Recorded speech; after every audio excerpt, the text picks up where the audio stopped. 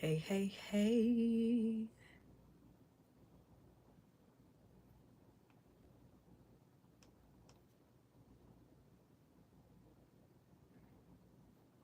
Today we are discussing how to thoroughly wash your hair in the shower. So, might be a little show and tell here, so I can go ahead and get my point across.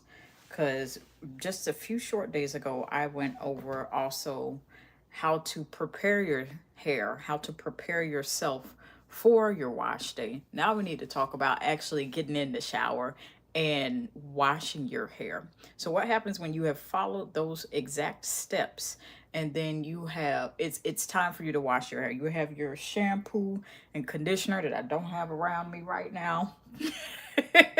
You have your shampoo, you have your conditioner, you have detangled your hair, and you've it's got debris in it, and that's the purpose of you washing your hair.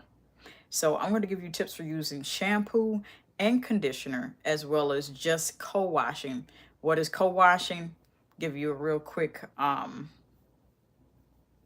education lesson here. What is co-washing? When you take conditioner and do with your hair, wash your hair with conditioner. That is called co-washing. I'm also going to let you in on something that has helped me keep my scalp itch free for good. So I guess we had to head to the lab. So walk with me. Walk with me. Walk with me. You know, that remind me of a song. Okay, so in the last video, I expressed that you should detangle your hair. So I trust that you will have a wide tooth comb. Your hair is either looking like a small afro, large afro, it doesn't matter because hair length is hair length.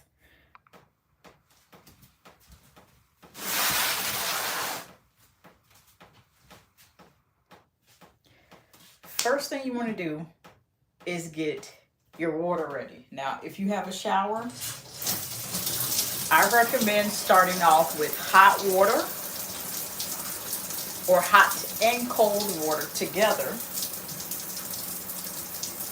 and kind of get it lukewarm. For me, I personally like hot water, and they do recommend. Now, I'm not a licensed cosmetologist, but I have been licensed to braid hair. They do recommend, if you're coloring your hair, to rinse with cold water. Either way, I'm not a fan of it. So after you're done doing that, and I just turn it on purely for a demonstration.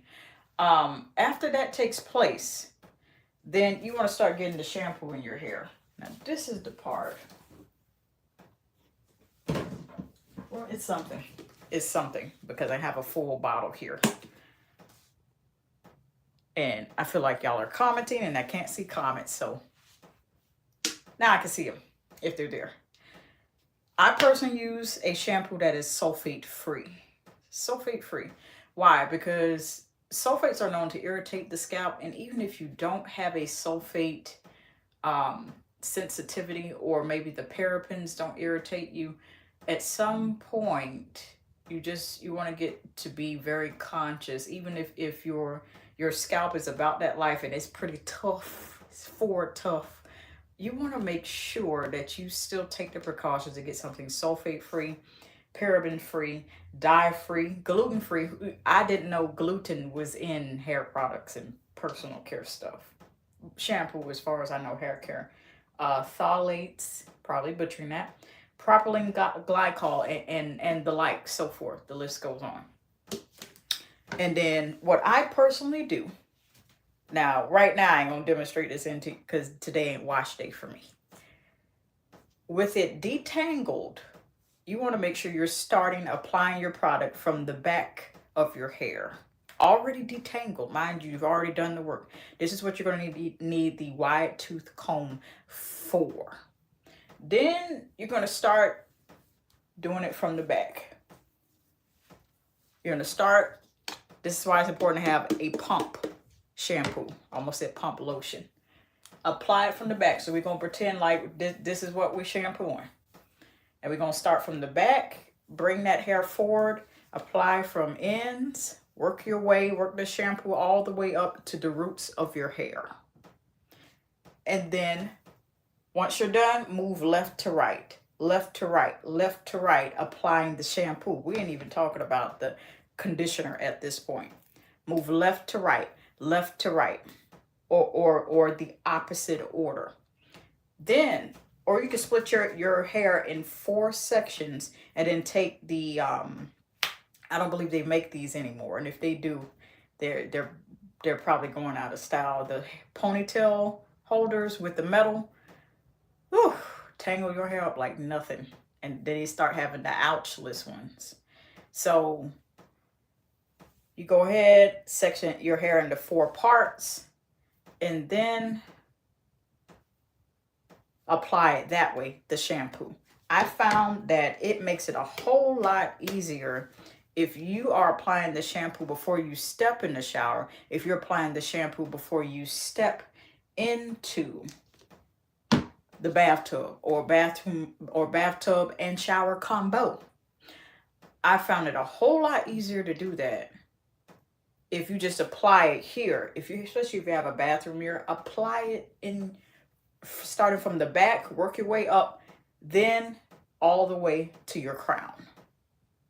Then once you have that like that, then you can go and step in the shower, run that water, and now the washing process begins. Now, with the shampoo already in your hair, I'm just going to demonstrate here. You want to start massaging your head on each side. And you want to make sure that with the shampoo in your hair, and you're stepping in the shower or bathtub already with your hair saturated shampoo, because you did that first, it also eliminates you wasting in the shower floor or the bathroom or the bathtub floor too. Oh, excuse me. I might be missing myself another glass of lemonade. You want to massage your hair with both your hands. This is where you don't have yourself preoccupied with, oh, I got to do my shower routine first. You can shower after. Do that. It's very relaxing. Looks very relaxing because it is. And just do this on each side. And then you start going through particular sections that it tangles, and you start working your way from ends to the root of your hair. Ends to the root of your hair. And you want to massage like you're giving your whole scalp a good scalp massage, a back rub before your scalp. And you just do that. You do that. Now, I'm not trying to do this much because this is just lace. And then what you want to do with rinsing, I typically rinse out with hot water. But you can do lukewarm just to make sure you don't burn your scalp. Now, after that, you go in with conditioner. This is shampoo. I can't find it. I believe I'm out of conditioner. So all I'm left with is shampoo bottles. Go figure. Life of a natural hair girl. If you know what I'm talking about. Then with conditioner, you do the same thing once you have used shampoo, if you're going the shampoo and conditioner route. Then you want to make sure you have a pump for the conditioner. If you don't, if you have those flip caps, then, whoop your hand a couple times. Not like you're going 21 rounds with Mike Tyson. Don't do that. That's going to hurt. You squirt that conditioner in your hand, and you do it in layers. If you notice, my tips for hair care kind of similarly relate to body care tips too. Hi, Taylor. Thank you for sharing. I notice when I'm shampooing that's when I have the most definition in my curls. I can't get them to look or stay that defined after. Hello? It's something about product. I think because the conditioner is meant to weigh the hair down, which is what causes it to define itself, because it has nowhere else to go but down, because all that product is pressed down, shaken together, and running over your hair shaft. Yeah, I think that's the explanation for it, at least from what I've observed. Conditioner, you want to put a squirt in your hand, at least a quarter size amount and larger, and then you go by section. Again, the same way, applying from ends to the root of your hair. I'm demonstrating with this how to do it because today is not wash day for me yet. And then you start massaging your hair with the conditioner, and just be careful that you don't get the conditioner on your scalp. And then you just simply rinse. Now, rinsing for both shampoo and conditioner is a little different. I recommend with shampoo, do a good thorough rinse 3 to 4 times if you're going to go and follow it back up with conditioner. 3 to 4 times, max 4. Then going with the conditioner and then rinse that out, unless it's leave-in conditioner. Now, what do? We're going to pretend this is a bottle of conditioner, even though all my conditioner is out as a natural hair girl. Yeah, I'm not going to even say it's a struggle. It's a lifestyle. For conditioner, if you're only co-washing your hair, meaning, what is co-washing? When you wash your hair with conditioner only. Now, this is the anti-itch scalp remedy that I've been using for some time. Yeah, I'll say that. Treat the conditioner, apply it the same way as I was instructing about the shampoo. Always start at the back of your hair, move left to right or right to left, whatever it is in line with your dominant hand that you have, and then work your way, or either part in 4 sections, and then still start at the back and then work your way up to your crown. You have conditioner on, a little different. If you want to make sure your scalp is itch-free, now this only works if you have high porosity hair. Porosity has more to do with, does your hair hold product?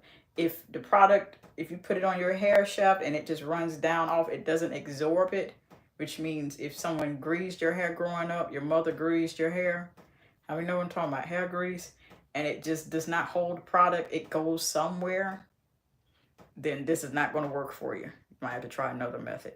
But if your hair holds product for a long time until your next wash, this is going to work for you. Conditioner of choice, doesn't matter. Oil of choice. The only oil I wouldn't recommend is coconut oil, because it tends to turn back solid quickly. Olive oil, grapeseed oil, jojoba oil. Might want to check the jojoba oil. I feel like that turns to a solid too. I got some homework to do. And then mix it with your conditioner prior to applying it throughout your hair. And then you sit and put a shower cap on for a few minutes. I got videos of this I'll put up.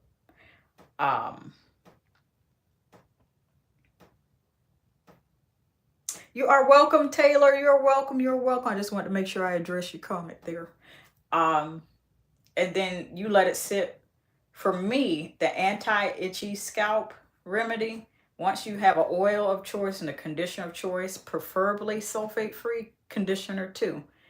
Get yourself a good shower cap, good pack of 3 to 4, so in case you want to do this on a regular basis. I have slept overnight with it. The longer you keep it, the better. But this works, keyword, for high porosity hair, if your hair holds product. Which means you put in a leave-in conditioner and it conditions it. And it keeps it conditioned until you wash it. If it doesn't hold product like that, or you're not sure, this may not work for you. You may want to run this by your stylist. And then next day, I come and wash it out. Hair is smooth as a baby's bottom. Hair shaft smooth as anything. I had did it so many times consistently in one particular year in the past. Using a conditioner of choice and an oil of choice, the hair shaft went from it being split ends to totally repaired smooth. I'm like, wow. That's awesome. That's awesome. And I'm like, I got to get back there. Not that I have split ends now, but I need to get back to that level of consistency with doing the anti-itch remedy, because it did more than just help with making sure your scalp was moisturized without having to constantly reapply the traditional old-fashioned way. But it did a lot of work on its own, keeping my scalp moisturized for when I didn't wash as often as I should. Life, other things going on where I became so busy till the wash routine wasn't as often. That's another tip I want to give y'all. Plan your wash days, or your wash days will plan you. Yeah, you heard me correctly.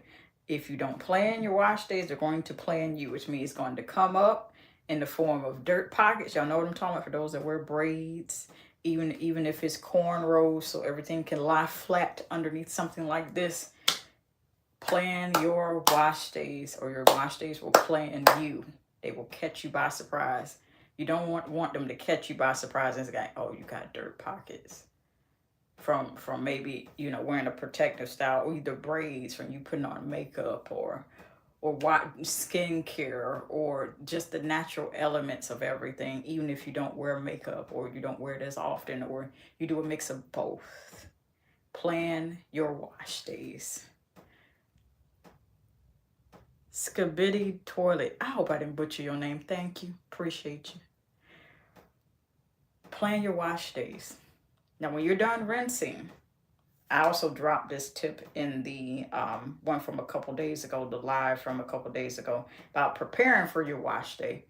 You want to make sure that you have at least one towel on the floor, one towel you know you're going to dry your hair with, and then one for when you get ready to blow dry your hair.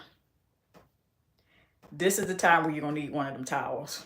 You're going to need to step out on one, even if you have those fuzzy, really nice faux fur, soft plush bathroom mats. You still gonna need a towel from the entrance, from the part at which you step in and out of your shower, in and out of your bathtub. You're still gonna need a towel down here on this floor. And you want to towel dry. You want to put the towel on your head as soon as you get out, and just press and squeeze, press and squeeze. Not rub vigorously, because we're talking about your hair, okay? And if it is fragile in any way, shape, or form, or if it is strong, either way, no matter the condition of your hair, you want to make sure that you're just patting dry, patting and squeezing. That's essentially, when you're squeezing, that towel, brand new, dry, clean towel, is soaking up all the excess product, all the excess water that you have now stepped out of the shower and or tub with.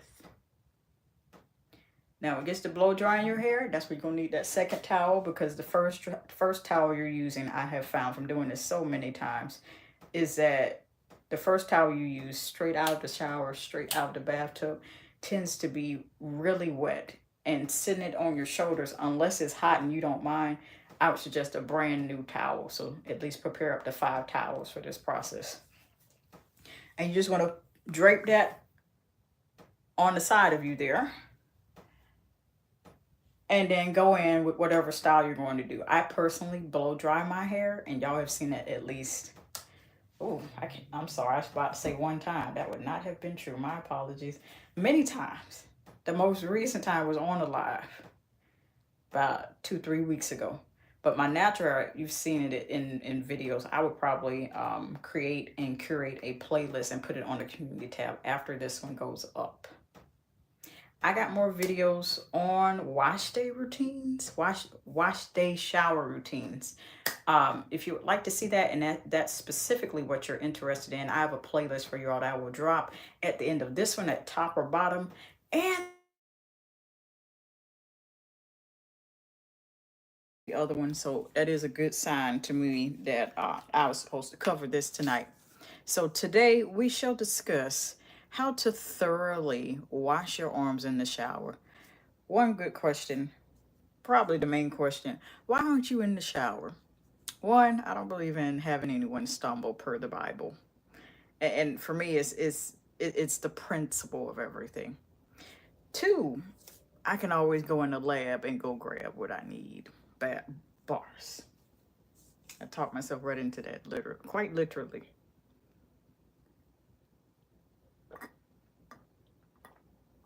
So if you see my other string and wonder why it's like stuck in a loop, come over to this one and you'll be fine. So I want to put another disclaimer in here, and then we're going to go on about our business. Not everyone knows how to shower, but this is a 2-parter. That's okay. And so someone like myself, I'd like to share how to do that. So the first things first, if you are not aware, if you're not familiar with me, I'll start there. If you're not familiar with me as to I call it the simplest shower routine structure. I will share it on my community tab after this live stream goes up. You want to start off building your shower routines exactly as the three categories of them building off of. That's how they build your fragrances. If any of these terms sound familiar, that's what I'm going to reference quite a bit, and that's what I'm going to reference a whole lot. Base notes, middle notes, top notes. What are your base notes in a shower routine? Your base notes in a shower routine: feminine hygiene, your soap, your body wash, whatever you do, you're washing yourself. That is not you moisturizing yourself. That is not body lotions. That is not body creams. That's not body oils. That's what we're talking about. That's your base notes of your shower routine. What are your middle notes? Now we're talking about the body creams, the body oils, the body lotions, the body souffle. Hopefully I got the pronunciation correct. Shout out to one of the YouTube family that left me that comment a few short months ago. Appreciate you, sister. Really do. And then your top notes are fragrances. Fragrance mist, perfume, eau de parfum, fine perfume, concentrated perfume oil, and the like. Now, the step to washing your arms thoroughly. And I'm going to go over which section of arms we finna go over and where to start. That belongs to your base category. So me personally, when I start to shower, I start off with my arms. That's what we're going to do. And so here we are, because it's hot, but we're going to be appropriate, okay? First thing you want to do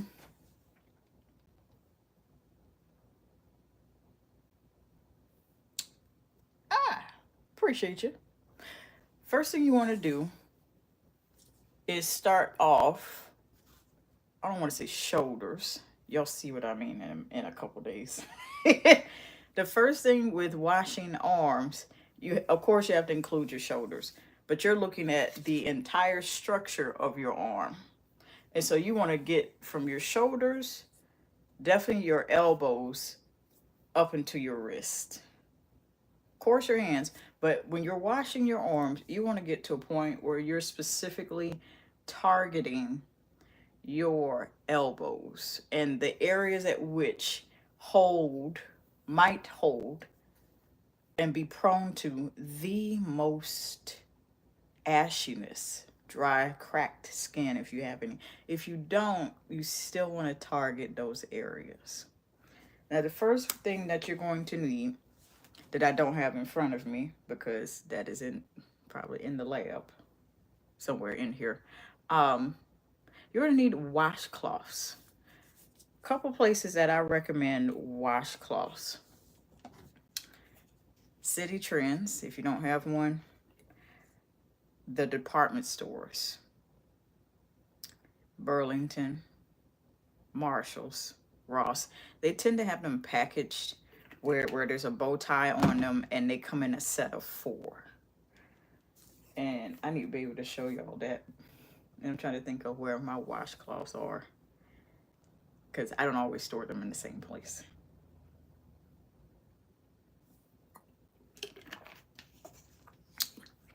Un momento, por favor. I'm going to be back.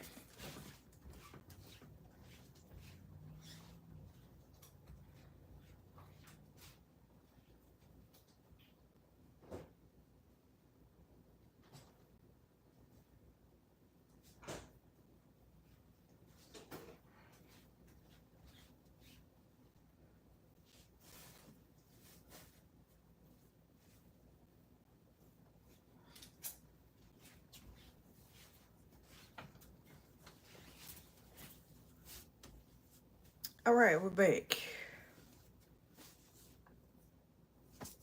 So we're going to pretend this clean tank top of mine is a washcloth. You want to make sure that your washcloths are plush. Most people say get the rough ones. What they don't understand is, one, if you're not scrubbing correctly, that's going to open you up to 1, irritation. 2, If you if you're using the same washcloth for your nether regions as the rest of your body, you could also be passing that back and forth. So I recommend having a separate washcloth. That's just me. Plus, if you buy plush washcloths, using this my tank top as an example, then eventually, as you use it over time, it'll become rough. Rough texture doesn't necessarily mean in washcloths. Rough texture, the rougher it is, does not mean that okay, the cleaner you get. Which reminds me of something else I need to discuss with y'all. But that we one thing at a time. One thing at a time. Make sure it's plush for your arms. And the thing is, if you have a plush washcloth, what will offset it if you're looking to exfoliate your skin, like, oh, I want to exfoliate. Maybe your arms are like mine, and you know you have acne scarring and stuff like that, and you want to kind of offset and exfoliate. Use the plush washcloth. Get you a very abrasive scrub if you could stand it. If you're willing to try it, Tree Hut is the highest on the roster that I could recommend personally. You take that and use an exfoliating scrub that's very abrasive. Again, using this tank top for example, you want to start off with your shoulder in circular motions, with or without a scrub. Now, with a scrub, you're gonna have to ease off of applying so much pressure like that. But no scrub, you start off like this. Now we're going to pretend like this is body wash. I'm going to put a few squirts, quarter size amount. Get your washcloth moderately wet soak combined with the soap that you're using. If you're using body wash, you're going to need a quarter size amount or more. One good squirt, work it throughout that plush washcloth. Again, using this as an example. And then you go in like this. And then in a circular motion, and you're working down to your elbows. Now, when you get to your elbows with body wash, I'm going to go over with how to do it with the scrub. You want to specifically stay in this area circular. Like this.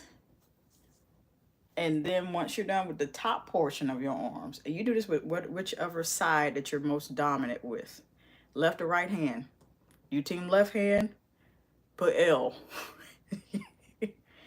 Team right hand, put L. Oh goodness, it's been a long day. Team left hand, L. Team right hand, R in the chat. Then you come and stretch your arm like this and get underneath your arms and do the underside the same way.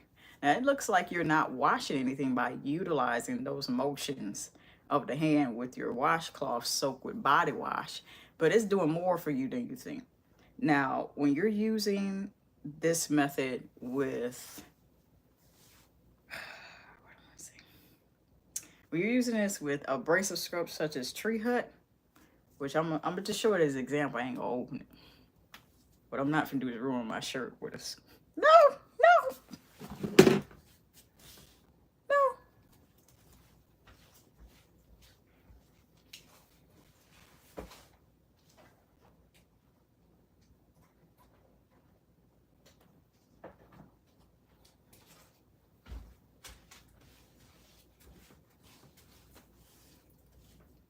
And we're back. So, pretending we're just dousing the strawberry in here. Strawberry Tree Hut. Been out roughly about a year and some change. Just in case you want to know. You're going to scoop out a guap, a large amount. A little bit more than a handful. Put that in the same way. But you press in those scrub particles into this plush washcloth, and now you have just transformed a plush washcloth into something that is now the equivalent of a rough washcloth. I've heard about the rough washcloth theory. I'm not totally refuting it, but I feel like if you don't know how to wash with it, and this is not shade, this is coming out of a place of love. It's best for you to start with softer, more plush, softer washcloths because the usage of that over time has the potential to become rough and get in there and get clean. You going in there, if you're not exfoliating, I don't really see the need for, you see what I'm saying? You got to make the connection there. Now, if you're going in with something abrasive like Tree Hut, you want to start the same motion, but lighter. So you see how I was a little bit more grasping things when I was going over the body wash example. Scrub, you want to go a little bit lighter, down the same motion, and then stop at those elbows.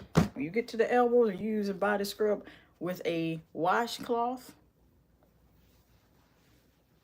stay right there. Now you can do this with your hands. I reckon a washcloth, because something like this, if you're using Tree Hut, baby, that's washing it out from under your nails, natural nails is done. Gonna be quite a task, and you need to make sure all of it is out from under your nails and crevices, just because Tree Hut is made with real sugar. And you get that stuff in your shower drain, and you don't rinse good, you don't clean it good in the crevices, ants is gonna be marching one by one, hoorah, hoorah. The ants go marching one by one, or 3 by 3, or 10 by 10, hoorah, hoorah. Yeah, they're gonna show up. Hey, you going there in the morning? Good morning.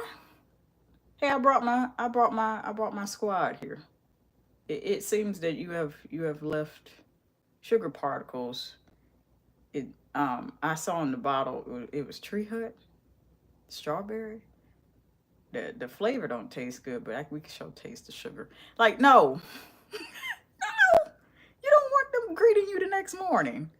Not ants. No, they belong outside. Yeah, outside. Focus on that elbow when you're using a washcloth, washing your arms with a body scrub. The more abrasive, the more you should focus on it. Good 5 minutes. Just like that. Now, it ain't gonna sound this smooth. It's gonna sound very crunchy. Yeah. But focus on that for a good 4 to 5 minutes.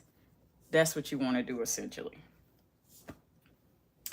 Now, what do you do when it comes to rinsing? See, I wish I had a bottle with spray, with water. All I have is fragrance mist with me. Now, when you're done with all that, this is the tip for body scrub. When you're done scrubbing your arm down on left and right side, vice versa, you want to make sure that in the shower, you're standing at an angle where it's running all the way down. It's going to do most of the work for you. If you turn on like really high, powerful stream, but with something like Tree Hut, you're still going to have to do some work because there's oil in it that kind of makes the particles stick a little bit more than the average scrub that isn't as abrasive, it doesn't have the same stick formula. Like it's wherever you put it, it sticks in crevices.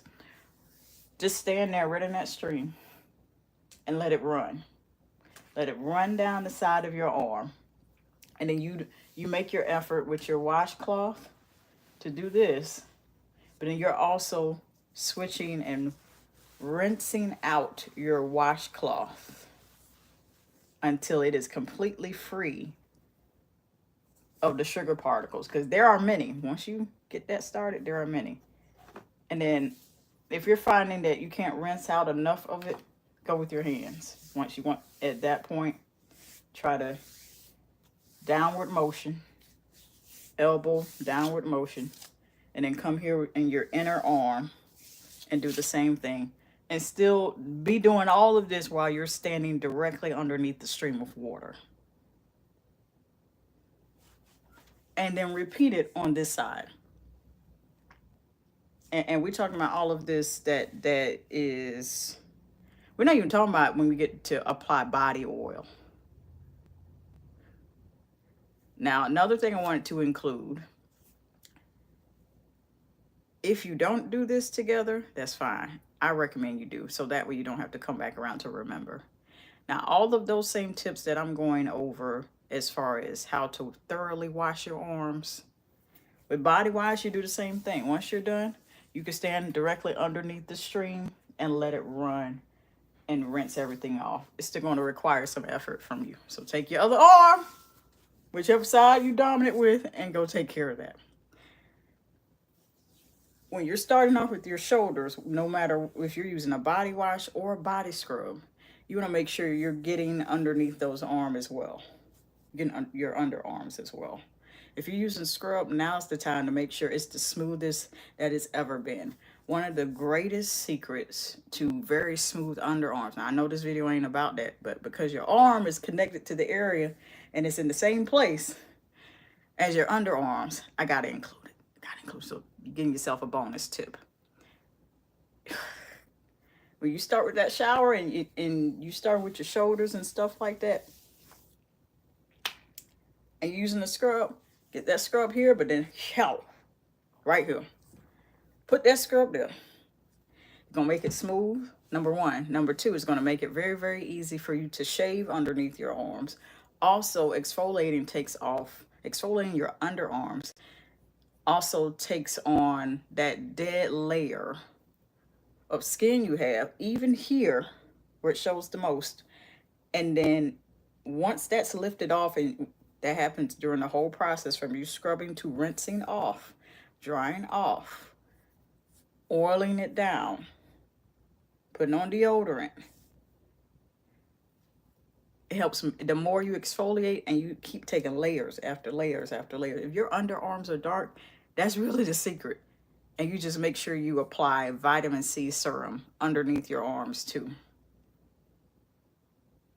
And just consistently do that week after week, month after month, year after year, like that. And then you're going to have smooth underarms that are lighter. Because they used to be, not, a little bit of the hair coming back, and we could fix that. But that shows you that ain't been that long ago. But the more you do it, the lighter underneath your arms is going to get. And that's from me just solely exfoliating with different scented Tree Hut scrubs, and that's or lightly exfoliated body wash. I affectionately call them body wash scrubs because they're a body wash, but they're not yet a scrub. They're just right in the middle, and decided to pour and include some scrub particles. One of the best body wash scrubs I can recommend is Caresses Shea Butter Brown Sugar, also affectionately known as Liquid Gold. And for the OGs, y'all know that used to be called Evenly Gorgeous, the one that looks literally like liquid gold, which is why I call it that.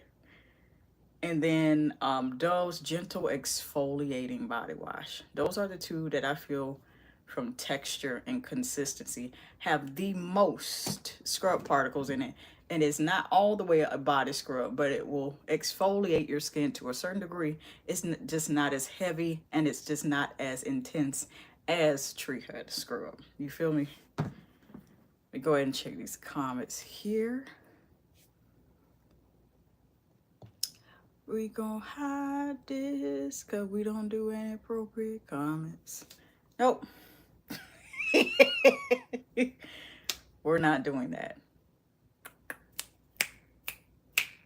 Not. If you would like to see more videos like this where I am essentially going over how to do the basics of hygiene, whatever that may be, you will just have to keep the bell on and subscribe if you have not. I saw about 3 to 4 or 5 of you watching. Appreciate you watching. Can you hit that subscribe button so that way you don't miss out on anything?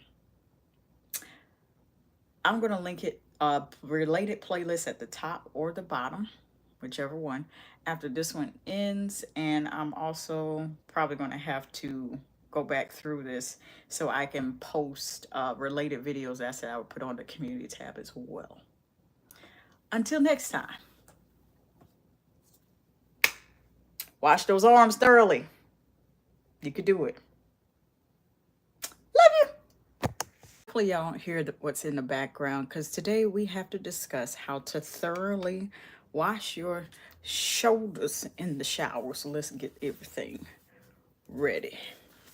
And never mind this, I've been drinking and that nice lemonade. Not the mix. Not that I have anything towards lemonade mix, but I like to fix it, lemon juice and a sweetener of choice. Yeah, that's what we're going in for. So today that's what we're going to be discussing. Now, first things first, since this is technically this is related to a shower routine. So I have something of the sort that will work for a demonstration. And we're going to use a couple of sheets of this to demonstrate what to do.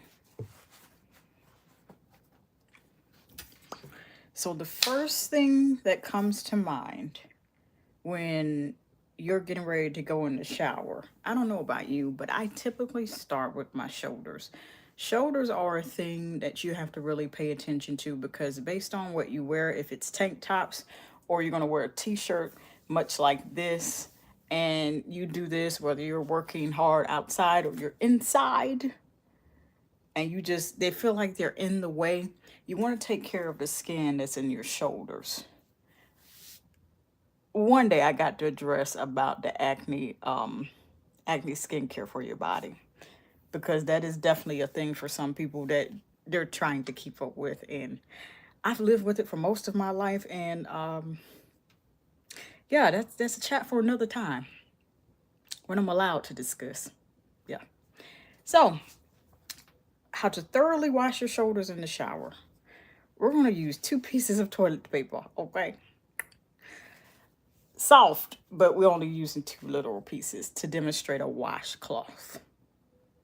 The first thing you want to do is wet your shoulders. You know what? We can do a real live demonstration here. We ain't got to be in the shower or the lab to do this.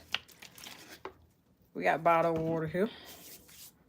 We're going to wet our shoulders here. Get them wet, wetter than this. Wet your shoulders. When you get in the shower, wet your shoulders. Now, this step I would recommend starting on washing your shoulders after you have taken care of, where can I find something to demonstrate this? After you have taken care of your feminine hygiene. After you have taken care of your nether regions, your private areas, you're using a feminine wash, almost said feminine deodorant wash. That's pH balance, that removes odor causing bacteria, free from dyes and parabens, sulfates too. So I don't think that says that on here, but yeah, this version used to have sulfates in it, and then they rebranded it, and so I have showed y'all the rebranded version and reformulated. See, that's proof to y'all. I'm gonna put this side by side. This was the old version of Summer's Eve. A little bit off topic, but I'm going to get back on topic. This has sulfate in it. This version did. The newest version, there's no parabens, and this sodium laureth sulfate is missing. No sulfates either. So they're paying attention. Anywho, feminine hygiene first. If you're a man, your nether regions, you wash your equipment too. Okay. Then go in with the shoulders. That's the most logical step, is to start bathing from head to toe. If you've already shampooed your hair, or your hair is out the way, it's underneath a shower cap or a waterproof bonnet, okay, get your hair out the way. Wet them shoulders. And now we must go in with our soap. This is demonstrating our washcloths. Not that I don't have washcloths. I just don't feel like undoing my washcloths. I like stacking them and folding them. You go in with this, and you start in a circular motion. Now, if you notice when I was talking to y'all just a few short days ago about how to thoroughly wash your arms in the shower, we're following the same exact step in here about your shoulders. Here. And you go all the way down. Now, the best part about this is, other than me using this as a demonstration, I don't want to get into my washcloths until I get ready to shower again, which will be very soon. When it comes to using body scrubs, you're going to treat it the same way. You're going to get yourself a little guapage, slap it in that washcloth, same circular motion, but with less pressure, the more abrasive it is. I've got to go in depth for that for you all, just because not all body scrubs are created the same, and then not all levels of abrasiveness of body scrubs are created the same either.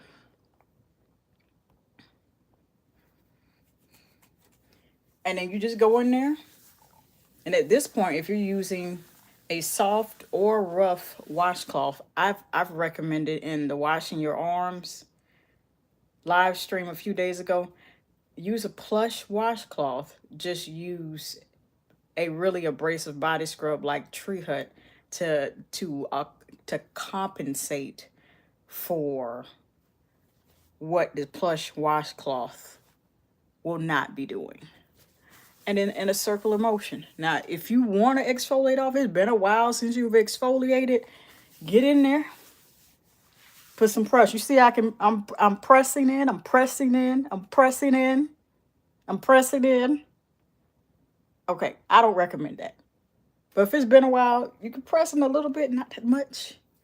Because your skin is one of the largest organs, not a medical professional.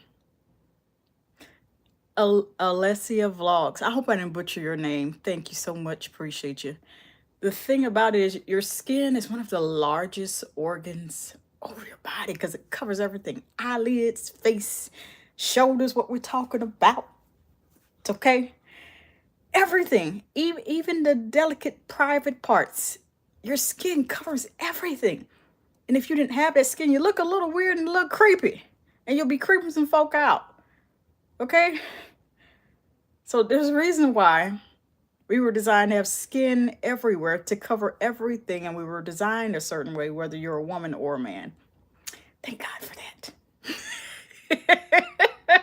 Because we would look really, really weird walking around with ligaments and joints and seeing what is underneath that you often see if you're at the doctor's, x-rays, so forth. It would look really weird to walk around like skinless. You see skinless chicken? We'd be looking like them. No.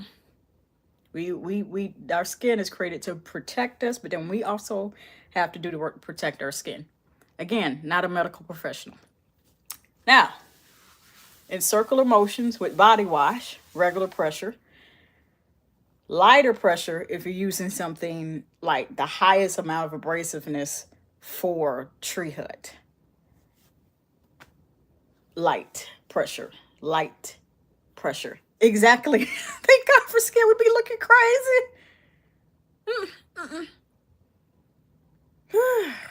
It's the little things that I start thinking about. I'm like, God, thank you for that. Thank you that we have skin covering it. We might complain about, oh, it's not even, and oh, we got scars and stuff, but there's still stuff that we could buy to take care of and maintain our skin. And that's where I'm one of the people that comes in and discusses and shares that with you all from my perspective. And you just want to get in there in those shoulders and do that. Now, 2 tips. Now, if you are washing with body wash and you have gone in circular motion to do that, it feels smooth now. I'm going to have to still get in the shower after this, but still, it feels smooth now. Smell good. After you're done doing that, wet your arm with body wash. You want to make sure that if it's thick, luscious, and creamy like Dove, or it sticks to your skin a little bit in the crevices, Dove also has ones like that.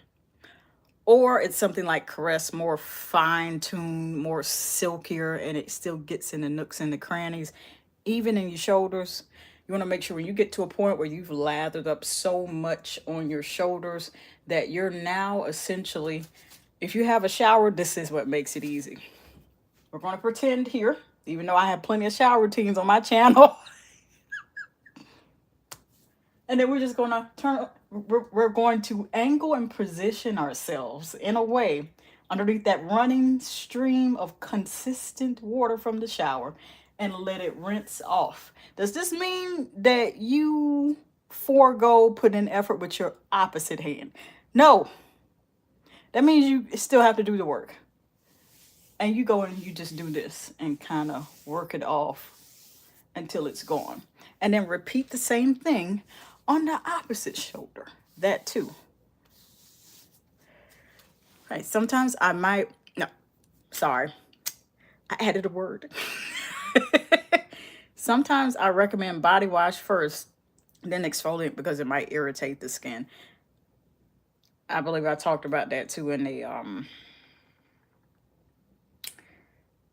did I discuss that in the one video?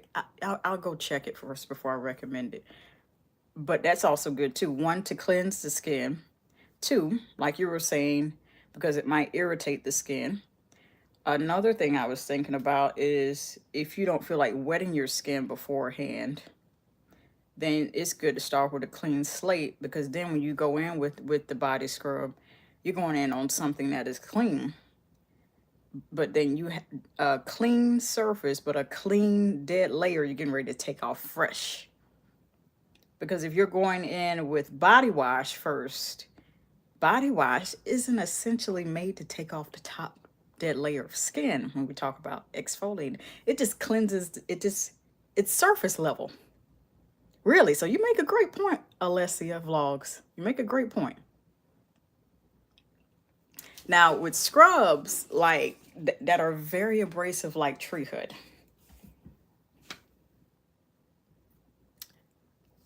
still position yourself. We're going to pretend, even though you've seen me on plenty of shower routines on the channel. I got playlist. Position yourself the same way. If you've been using a abrasive or semi-abrasive scrub on your shoulder, those particles are still going to be sitting there stuck. Tree hut, they're going to stick there. They don't really roll off. So there's pros and cons to that. Position yourself where it rinses off. And since the majority of Tree Hut's formulas at least what I have seen of their scrubs, no matter what scent, no matter if it has a little bit of scent, but it's more focused on maybe a specific benefit for your skin, they have an underlying layer underneath those scrub particles sitting on top of your skin. Oil. There's oil in the majority of them. Stand underneath that stream, let it run, but then use your opposite hand to brush it off. Now what you want to do following that, whether you are rinsing body scrub off your skin, whether it's abrasive or highly abrasive, middle abrasive, no matter the level, or it's a body wash you're rinsing off of your skin in terms of your shoulder, you've already rinsed. Now, I promise you, these are the only pieces of toilet paper I'm using as demonstrations. I don't want to get into my current stack of washcloths. Plush. Pat dry. This represents your towel. You're out of the shower now. Towel. Pat dry. Pat dry. Pat dry. And you want this to be the towel that you not only pat dry your shoulders and the rest of your body and your corresponding other shoulder. Pat dry. No rubbing this time. Pat. Pat. Pat dry.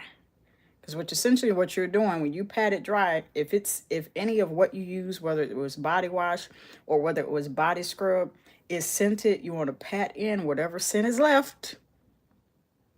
And any moisturizing oil to put in there, because most body care products, even if you're washing yourselves with them, they have some form, some level where they're high, low, middle, some percentage of oil. Especially those body butters, creams. Shea butter on its own is very, I don't want to say greasy, but it has its own natural moisturizers, which is why I love it. And it's great for hair. So, little secret there. Helps define it. Helps your scalp stay moisturized. It, in my community, grease your hair with it. All that great stuff. but pat your skin dry. Pat your skin dry.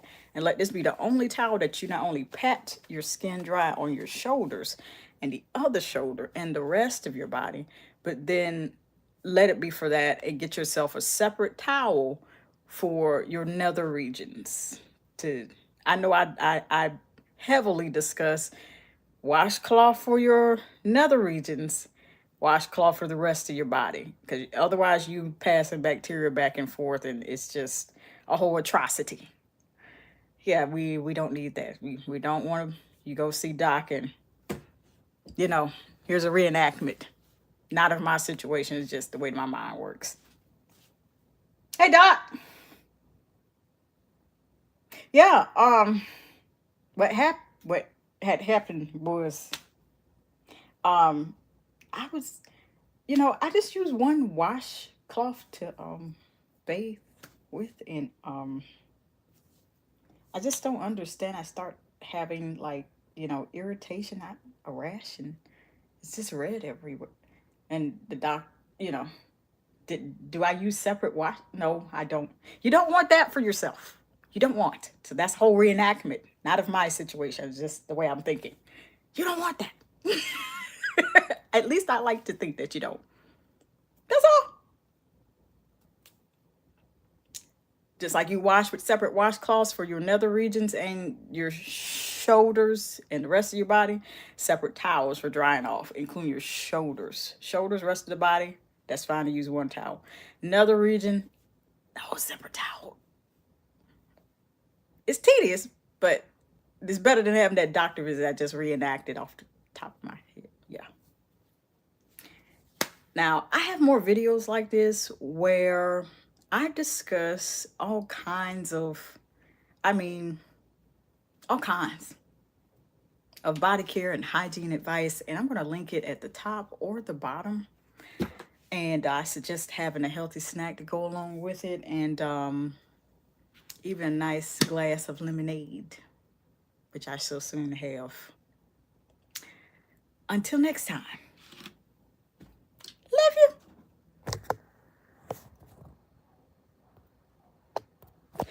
Thank you for stopping by.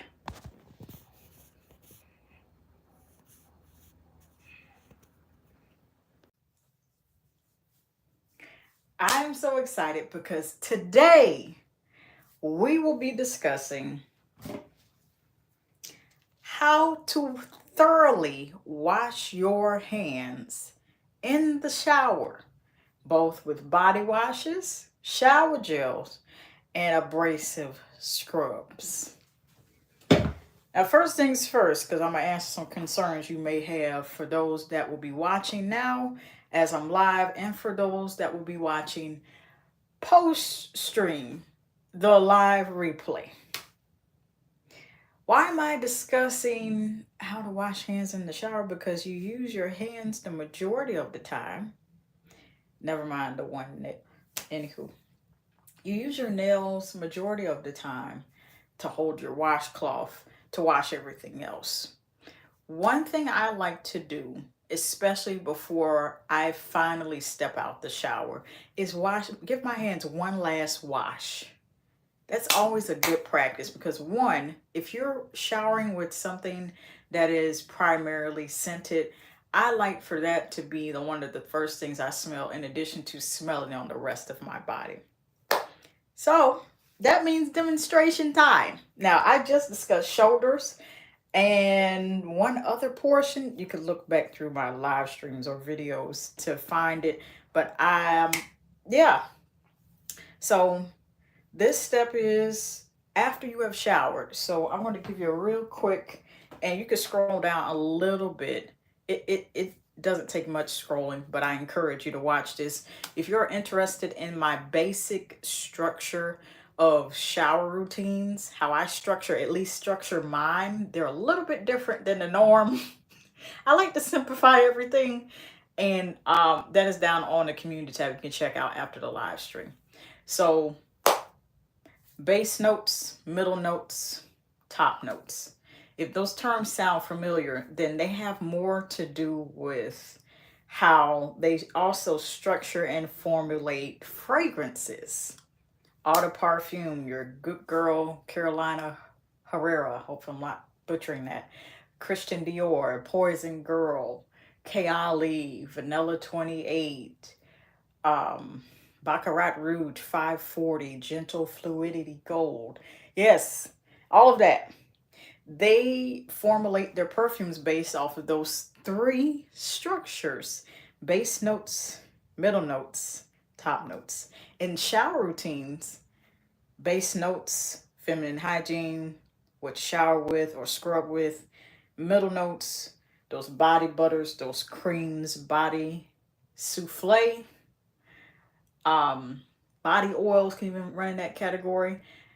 And body oils can also run in the category of top notes, your fragrances, your fragrance mist, perfumes, high end, perfumes, low end, bodycology, Calgon, scent. Well, nope, that brand doesn't belong in that top note category. Now, what do you do when you're about to step out the shower, step out the bath? Here's what I like to do. I know I like my hands to smell like whatever I just showered with, which is usually scented most of the time. I like to pick something, and I have this used as an example. This is Bath and Body Works Midnight Amber Glow. Bath and Body Works, I know y'all be listening to us. Bring this whole collection back, including the Glotion with those fine shimmering sparkles. Please. I know y'all listen. Bring this one back and keep it back. I heard you discontinued this one. Don't do that no more, please. Keep this one. So, Midnight Amber Glow. So let's pretend that I have already showered, which I already got to do that anyway after this live stream. I didn't think I would be doing another live stream tonight, but here we are. So after this one, I officially have to do it. So extra treat for y'all. So I have done my feminine hygiene, and let's pretend we've already done that. And so we're going to try to get it. Midnight Amber Glow. You know what? I'm going to start doing this. I saw, what is her name? Nydia? Screenshot. I'm going to hold it here. 10, 9, 8, 7, 6, 5, 4, 3, 2, 1. For you to screenshot. Okay. You can rewind it back just in case. Thank you for sharing. I am Shanae, and I do hope you thoroughly enjoy it. Midnight. I almost called this Midnight Poison. Oh, my Lord. Preppy girl. Thank you. Appreciate you. In case you're wondering what these, the Midnight Amber Glow fragrance notes are, they need this in the Eau de Parfum. Anywho. Smooth amber, caramel latte. I'm definitely picking up a whole lot of that. Vanilla bourbon. Anytime they bourbonize anything, what is bourbon? Alcohol. In fragrance, when they bourbonize anything, it gives it a more robust and stronger, more intense smell. Vanilla bourbon, pumpkin bourbon, sandalwood bourbon. Now, I've not heard of that. I'm just throwing stuff out here. Bath and Body Works, but just bring this back. That's all. Just don't discontinue no more. Don't do that no more, please. But we're discussing how to thoroughly wash your hands in the shower. So we've showered. Let's pretend we've showered, even though I got to really do it after this particular live stream.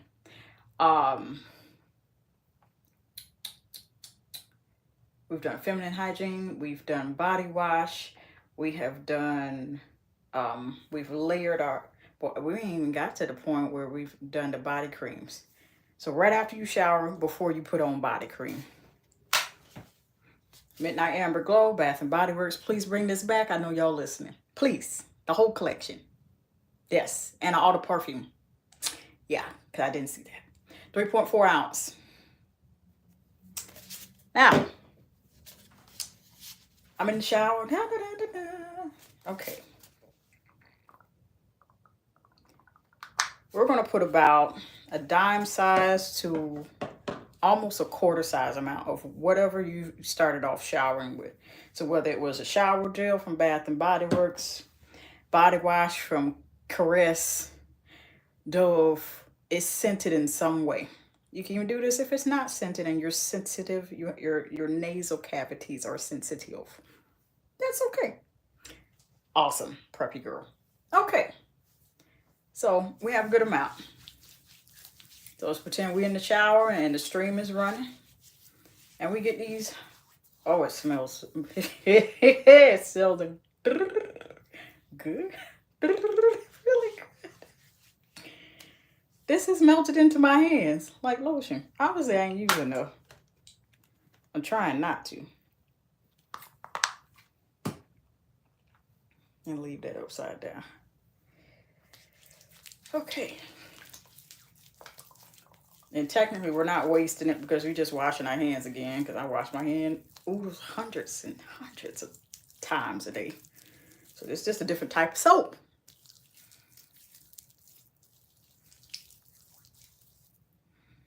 It smells very fragrant. You want to get this all in the nooks, crannies, and crevices. And Bath and Body Works formula of shower gels, at least. They get in the nooks, crannies, and crevices. You see how that's sticking to the skin? It's not running off my skin like it was prior to me working this through my skin. Right here. There we go. Okay. We got all our, what I like to call soap marks.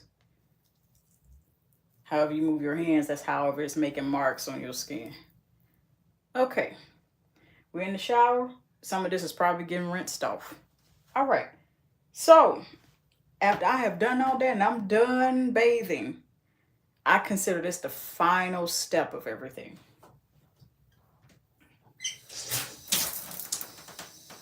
If you can stand it, hot water. If not, lukewarm. Hot is going to kill the germs because you got soap on your hand anyway.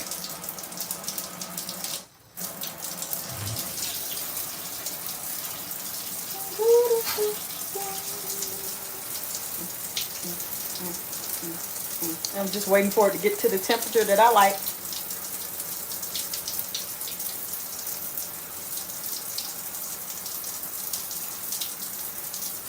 Okay. All right. So wet your hands.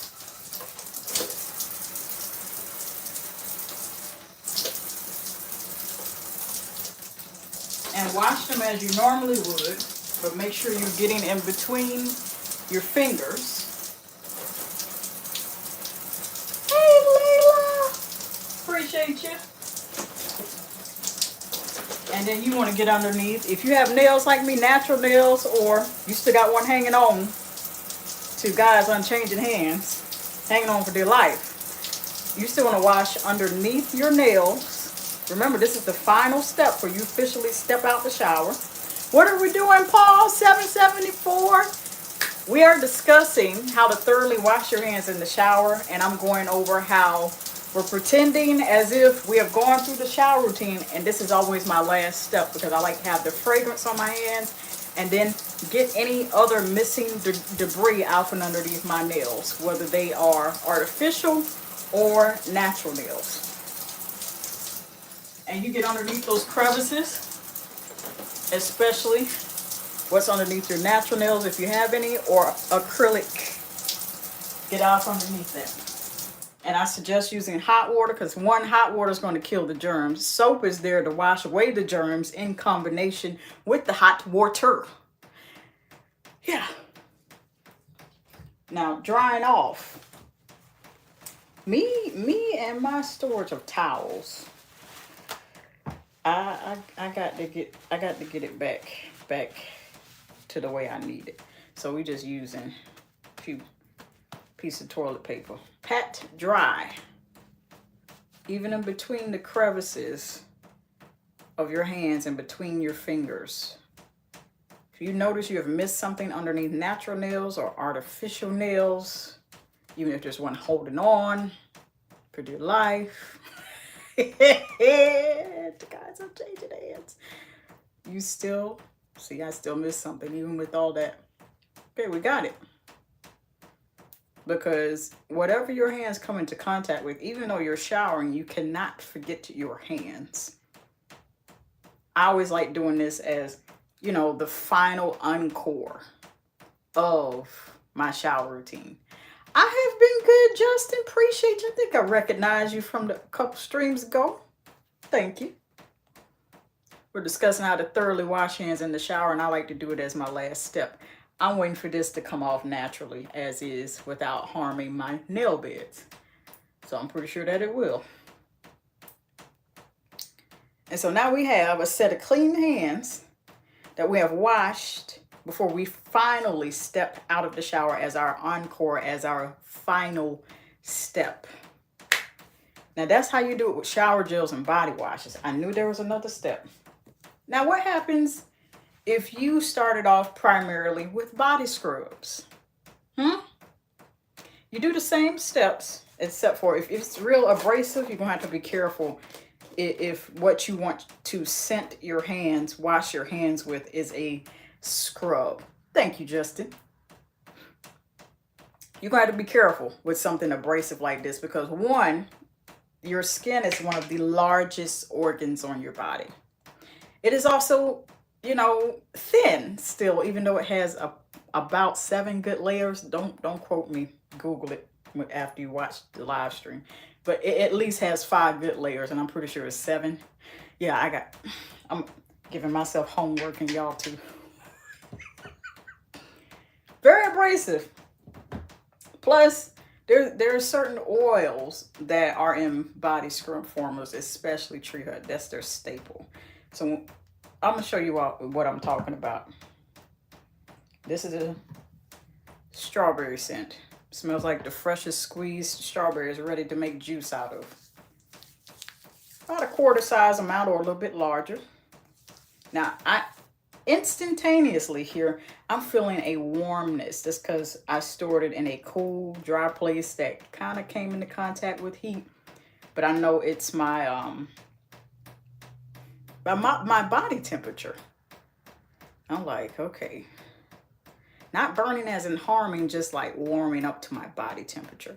Now, if you have something like this, you started off with, let's pretend again that we've gone through our shower routine. And this is the final step I like to do before I officially step out.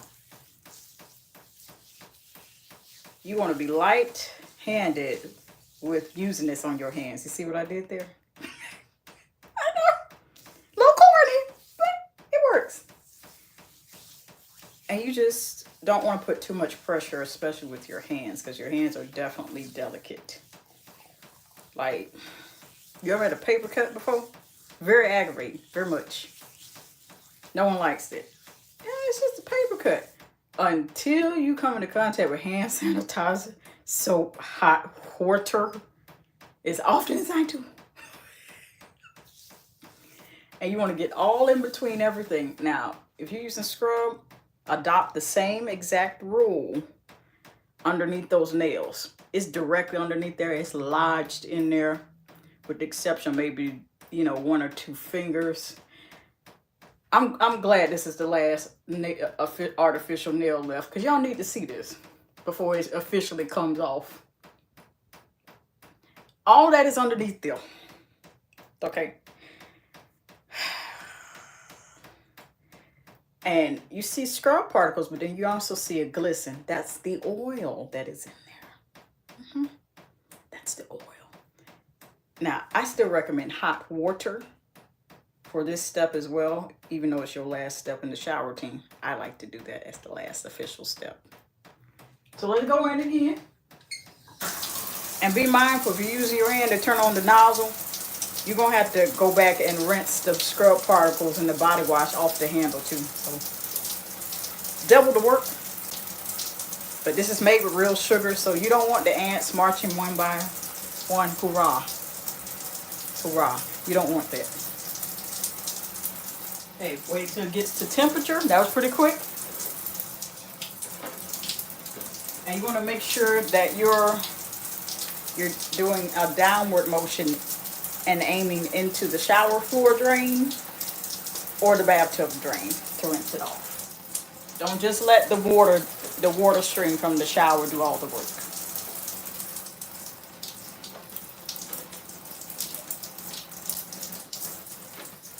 Go ahead and get that other hand underneath these nails. I did it a little backwards. I did the scrub last and the bath instead of the body wash first. Shower gel in this case.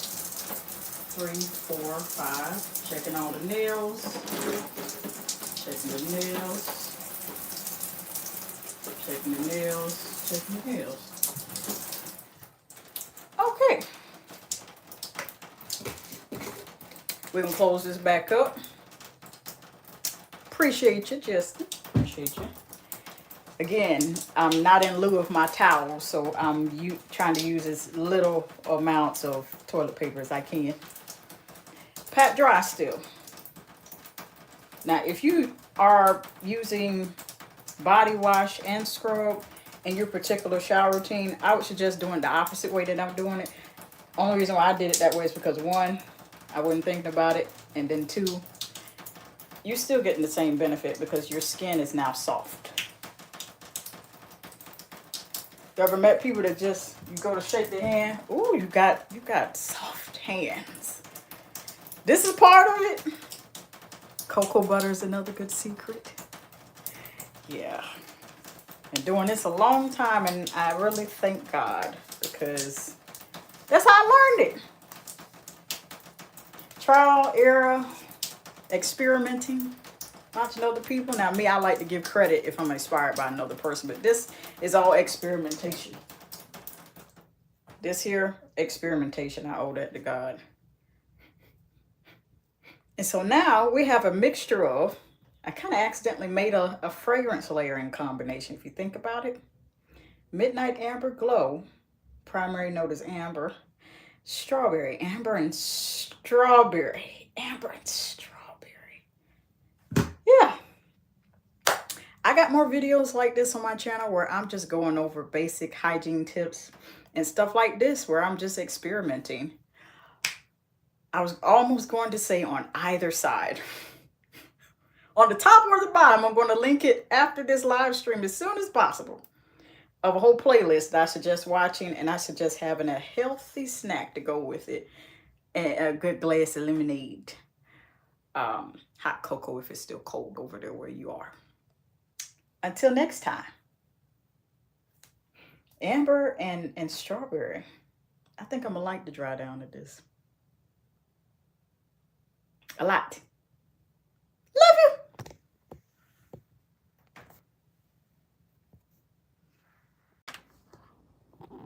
In today's video, we shall discuss, for the OGs that know, how to thoroughly wash your legs in. So I saw where I left off before. And so we got to chat about the legs. So I might be moving around a little bit. So if you have not seen the previous videos, I'm going to give you a quick review of that and what that is like. So when it comes to showering, I adopt the principle of showering in an exact structure of base notes, top notes, middle notes. If those terms do not sound familiar, they have to do with how they build fragrances. If it does sound familiar, those terms have something to do with building of fragrances. That's why when you see, what does it smell like? Well, top notes are this. That's the last note they put in there. Middle notes, that's what they put in after the first set of notes. What are the first sets of notes? Base notes. That's how they build fragrances. And so, by the grace of God, I've been given the idea to build my shower routines. It's much more, it's a simple way. So when it comes to legs, that is still falling in the category of your base notes of your shower routine. That's still falling there with you bathing yourself. So for ladies, this is after you use feminine wash. For men, that's after you wash your nether regions. So take it how you will. In that regard. So when you go to try not to fall here, legs. When you start to shower your legs, I would heavily suggest that you have already washed your private nether regions first. First thing being is because if you're a woman and you use feminine wash, then you're going to want to get that out of the way first, so that way it's not streaming down your legs. Kind of inevitable, but as long as you're washing there and treat it as if you're shampooing your scalp, then and just make sure you hurry and rinse it away quickly. Quick. Let's pretend like we already done that because I had my shower today, and scent of the day is Dove, coconut, and jasmine, I believe. Yeah, and peach and maple syrup perfume oil. Yeah, that's fragrance of the day for me. So let's pretend we're already there. So you want to do one leg at a time. You can either start with with the side of you. If you're right-handed, go with what is comfortable. If you're left-handed, go with what is comfortable. One leg at a time. Reason being is if you were, and I'm going to include the tips for using body scrubs. Let's see if I could find one for you all as well. When you are washing your legs, it is important to go one at a time because one, you want to concentrate in the areas that are one, have dirt. Two, even though it doesn't look like dirt, you need to get everything. And you need to start from the thigh area down. That way, if you're standing in a shower, now this is different than if you're in a bathtub, but if you're standing in a shower, you could stand within range of where the shower, where the shower, where the water is aiming at, that strong stream of shower water, and you could just let it run down your leg and into the drain. Easy cleaning. Does that mean that you get to be lazy with rinsing off your legs, even if the body wash is what I like to call running for its life? No. I still encourage you use your loofah, use your washcloth, use whatever you're bathing with at that time, use whatever you're showering with at that time to go ahead and even if it's your hands, just go ahead and brush that off as you're standing underneath that direct shower stream area where it's rinsing off. Because you're going to kill two birds with one stone with that. You're going to get it to rinse off all the product, and your hands is getting anything that the stream of shower, what that isn't getting.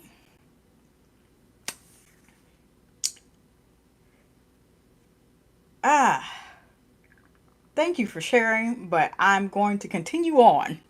That is not shade. All right, so once you're done with washing thoroughly your one leg in the shower, you've started off with that, which is what we're discussing. Then we are going to go ahead and start off. We're going to go and get the other leg, whichever one that is. So if you're right-handed, you start your right side, then end on your left side. It really doesn't matter. Just as long as you start with one leg on one side and get the other side of everything. That's what you need to get. Do the exact same thing with your body wash. Now I'm going to tell you what to do with bar soap too. And then stand underneath that shower stream. And then take your washcloth, take your shower loofahs, and then still you're essentially doing this. So I'm using my arms as an example to tell you what you do with your legs. Because I've done so many shower routines, and literally the only thing that you will see in my shower routines is my head, shoulders, knees, and toes. You might not see the kneecaps depending on the camera angle, but you're not seeing anything in between that. So that's for everyone's safety, and you're here to learn. That's all. Now, what happens when you're wanting to either prior to shaving or after shaving? I suggest both.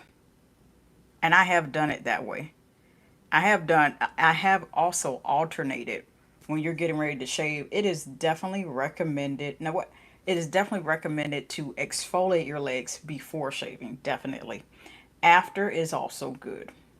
So if you're going to be washing, in this case, exfoliating your legs thoroughly in the shower, And this works for the bathtub too, because for those that don't know, and maybe I need to post that video on my community tab, the bath tips, because I started out loving taking baths. Nothing wrong with it. Now I'm a bigger fan of I'm team shower after being on team bath for so long. But I'm not all the way out of love with baths. But we'll get there. Now, if you're getting to a point where you're like, okay, I'm not using body wash in the shower this time. I'm not using body wash in the bathtub this time. But you have to stand up at some point to work the product throughout your legs. That is absolutely fine. So one thing that you want to essentially do is take a quap. I believe this is the part where I need to grab the scrub. Oh, and I shall be back.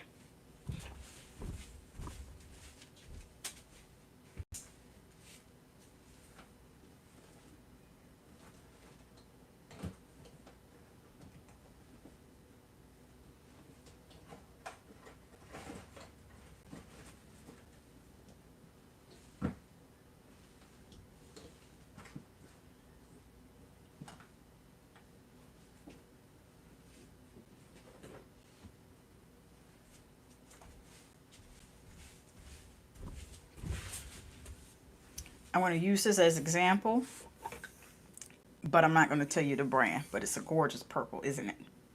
Okay, I'll be careful not to tilt it down because the label will show. Go ahead and get yourself a guap. I know you're asking yourself a question. What is a guap? So essentially, when you're grabbing a large amount that is either quarter size amount, if you could put 4 quarters in your hand and directly put them in the motion of a square, that's considered anything that size and up is a guap, I like to call affectionately. Go ahead, put that in there, and then essentially slap it at the area. Now for your legs, for your arms, I would say your elbows is the most prone to becoming ashy. For your legs, get them kneecaps.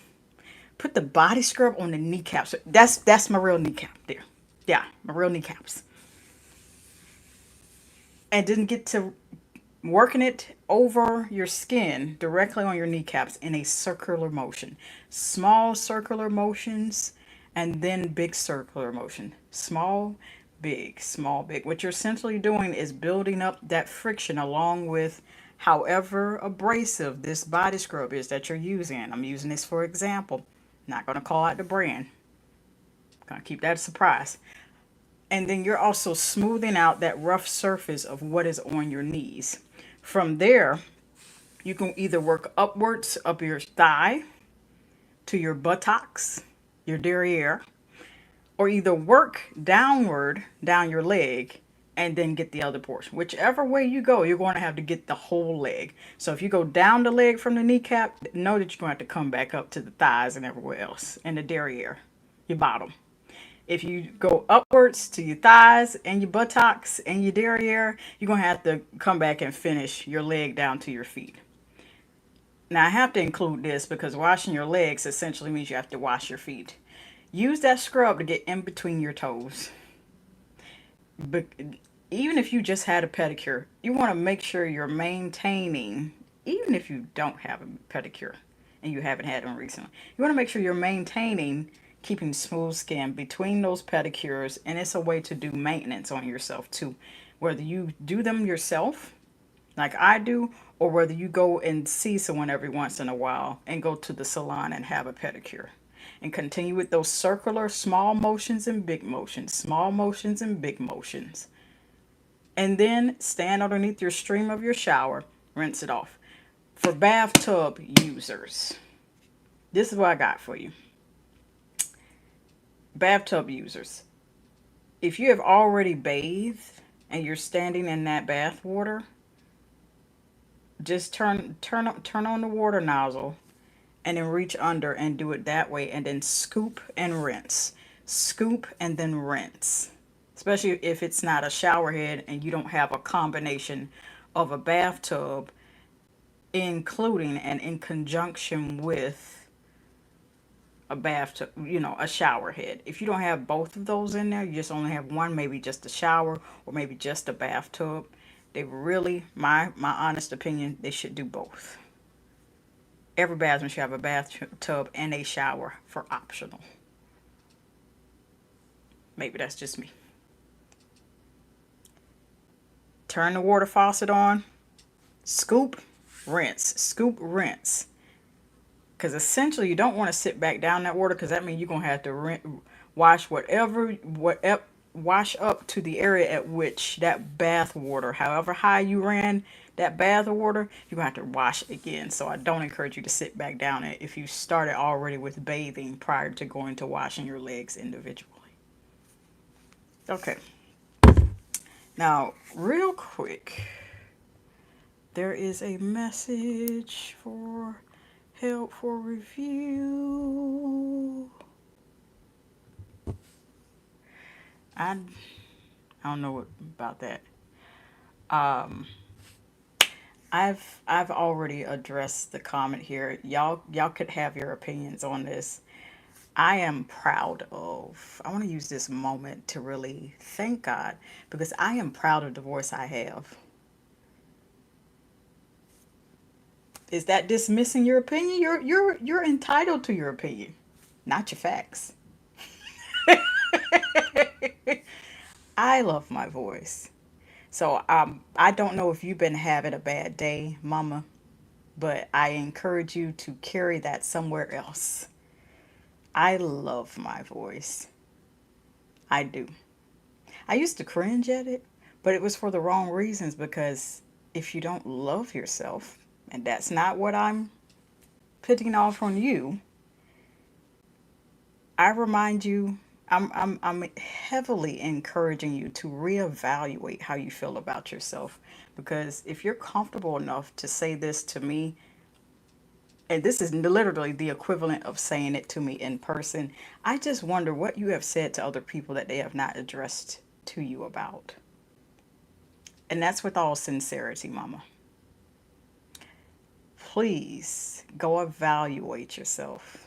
I heavily do encourage that. I love my voice, my husky voice. God gave it to me, and that's great. Not everyone's gonna like it. Is it going to stop me and make me doubt myself? See, I understand what is behind those type of comments. I understand totally. I need you to be comfortable with yourself. It's given that. And with all sincerity, a person that did not care enough to address this real quickly, because we're going to get back on topic, lightning speed, like Flash, like the superhero, they would not address you. They would block you. Now, yeah, I'm still contemplating blocking you. But I'd rather encourage you to evaluate how you feel about yourself, because your reflection is showing, mama. Love you. Anywho, so we have gone over washing the legs with body wash, washing the legs with the body, well, scrubbing the legs with thoroughly. Bars of soap. Do I have something I can utilize for an example? Okay. So bar soap. Bar soap's a little different. So the nature of bar soaps, and I believe those came out first. Check history, don't quote me. Bar soaps, I believe, came out before the body wash, and then we had all the everything else following after that. Cool. Your favorite Shibano. I hope I didn't butcher your name, baby. How are you?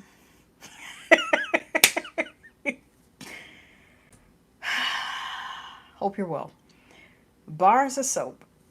The nature of bar soap is to essentially rub this through your hands, rub it underneath a stream of water, whether you're just doing just solely a water faucet and it's just bathtub, or a shower stream. Work that through your hands as normal. Whether it's Dove, it's Dial, it's Caress, whatever bar soap, or another favorite of mine, Yardley. Actually, probably the safest and best for your sensitive skin. I'm just saying. I could recommend it because I got at least one review of it on my channel of the activated charcoal, which I feel like would work really great with men's body chemistry. I have no idea what men's body chemistry is like fragrance. I'm just saying activated charcoal seems like a very manly smell, but if you know what to layer it with as a woman, you could still pull it off. I'm just saying. Work that bar soap through there. Get it wet. And still keep that bar soap in there. When the lather starts, get to a point where you pause, grip that bar soap, and take the hand that still has the lather from the bar soap you just worked up with both hands and distribute it to one leg at a time. And then stand underneath the stream of the shower and let it rinse off. And then at any point you could use your shower loofah to rinse off the rest, to wipe off the rest. Wash plush washcloth, that too. Hi, Brody Jr. For those that are just joining, let me refresh the room. Today we are discussing. My OGs know what I'm talking about when I talk like that. Today we shall discuss. We're going over how to thoroughly wash your legs in the shower. So we've gone over body wash. We've gone over body scrub. Right now I'm talking about bar soap. Now, you have to be careful because with bars of soap, if you get the lather really great and you're trying to get a lot of lather out of it, please be careful and to make sure that you don't drop it. We know we shower, I will assume that it is just you showering. Okay. I will assume that it is just you taking a bath. Bath and bath. Yeah. Anywho, take your time so you're not dropping the soap. That's not a joke. I'm very serious. Because if you're just really trying to get a good lather, don't get mad about it. But you also want to be mindful that wherever you drop it when you're in the shower or bathtub, you have to almost expect that when you drop it, it dents itself. Just make sure that their shower floor is ready for that, so it's not totally destroyed and in pieces. Okay, at that point, I question how long you've had the soap, and that's another discussion for another time. Now, when you get out of the shower and you have either used body wash or you have used body scrub and you've exfoliated your legs, you've shaved, if you shave your legs, or either use hair remover cream, Veet, Nair. You want to get rid of the hair, use the Nair bars, or either you use a bar soap. You thoroughly rinsed. What I heavily encourage out of that, perfume oil. And I know I should have some. Un momento, por favor. Bam. This is my center today. Southern maple and peach. Smells almost very close to cobbler. Before you lotion them legs up, oil first. This is my suggestion. Oil first, then lotion. It's ramping up to be summertime, so I suggest after you use the oil, okay, make sure that you're using a body cream that when you use it, it says it's really moisturizing, it has hyaluronic acid in it. When you apply it, it kind of dries and absorbs really fast and it feels like you didn't put it on, because that's going to be a great combination in conjunction with this perfume oil. And this is alcohol free, so they're out there. Perfect combination. You're going to have smooth, shiny legs every time. They're going to look really nice. For the men, get yourself some good lotion. Dove, Nivea.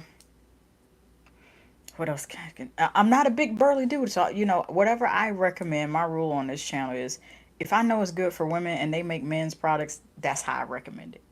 So if I get to use it and I've not had a good experience, I'm not going to recommend it to the gentleman. That's just how we roll here on this channel. I got more videos like this on my channel. Bougie wife, Bougie underscore wife. Hello, how are you? Good evening or morning or afternoon, wherever you are.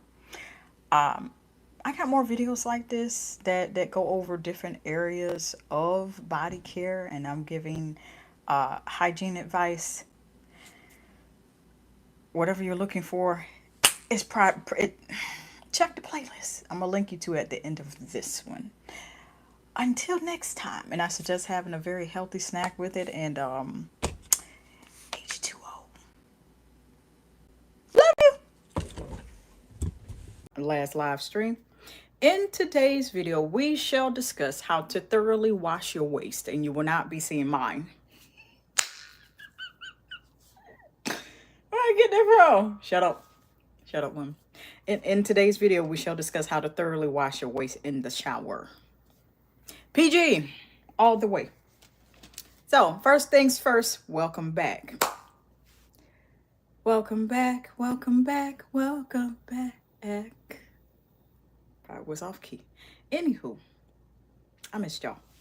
So this continues everything from the last time we had a discussion.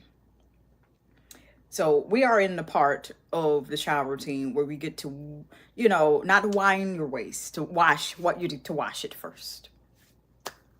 So if you are at this video and watching this video, it is assumed that you've already washed your nether regions, you've already washed your arms, you already washed your shoulders, and now it's the waist. Now this is a little different. I'm going to go on the record by saying I am the biggest fan of loving yourself exactly the way that you are. So if you got some little lumps and bumps and you little thickums in the midsection, don't worry about it. If you're still trying to learn to love yourself in that area, then I heavily encourage you to keep working on that. Keep working on that.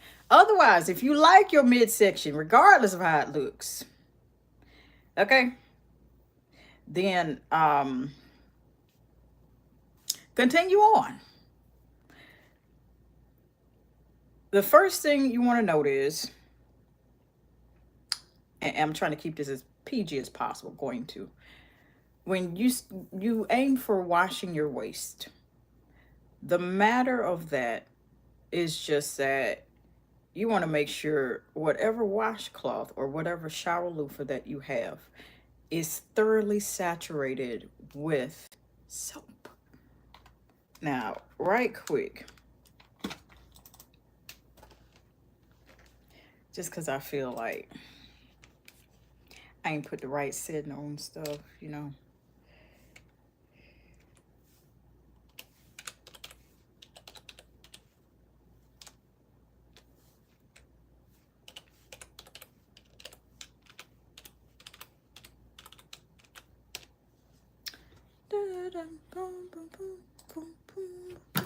Let me stop humming now. I don't have copyright.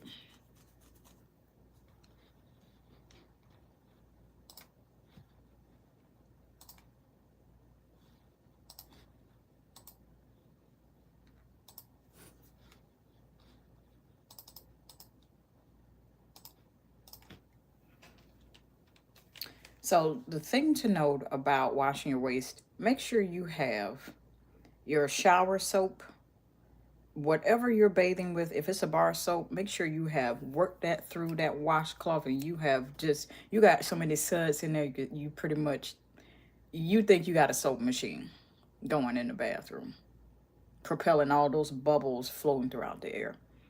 Same thing with a body scrub. You want to have that thing loaded with so much shea sugar scrub till it's unreal. Now, I'm not saying be wasteful.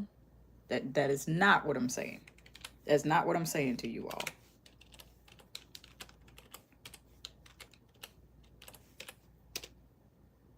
But you essentially want to make sure you have enough product. That's the point of me making those descriptions.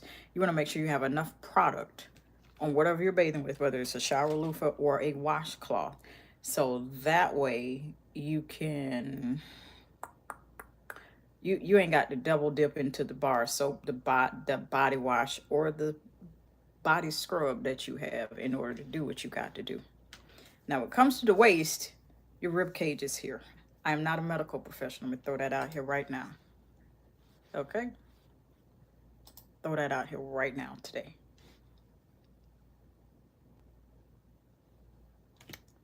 Definitely not a medical professional.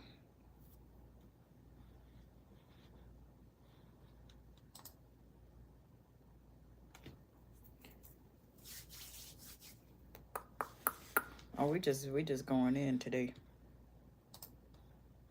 I feel like I have it on the wrong setting. It looks like you have it on the wrong setting.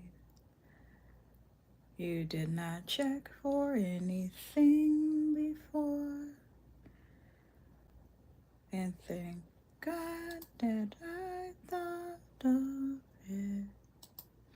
So I can go and change it once more. And this is how I know it's not up. I can always edit this type of stuff out. I'm like, somebody, y'all have seen it by now. The thing to note about washing your waist, have that thing loaded up with product. Body wash, body scrub, body wash, body souffle. Whatever the matter is. Load the thing up, baby. Load it up with soap. You want to start here, just underneath your, right along your breastbone. Again, not a medical professional. You want to start like that. And then start in those areas in circular motions. You can start on one side and focus on one side for that midsection, and then start on the other side, or you can do both. If you're going to do both, I'm going to need you to get 2 washcloths, or either take one hand and do one side and pass it to the other hand and do it on this side. Just because I have to change the privacy of this video, and I forgot to change it to public, does not mean anything. Just like I thought. Just like a thought. Just like a thought. All right, we in business, baby. Okay.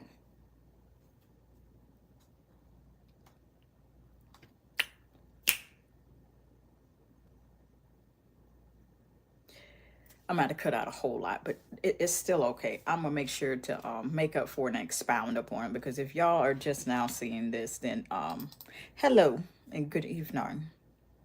I forgot to put this public, but we're going to keep going because this ain't stopping nothing. It ain't stopping nothing. It's not.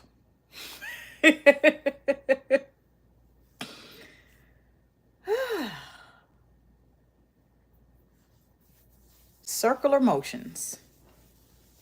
We are discussing how to thoroughly wash your upper body, waist.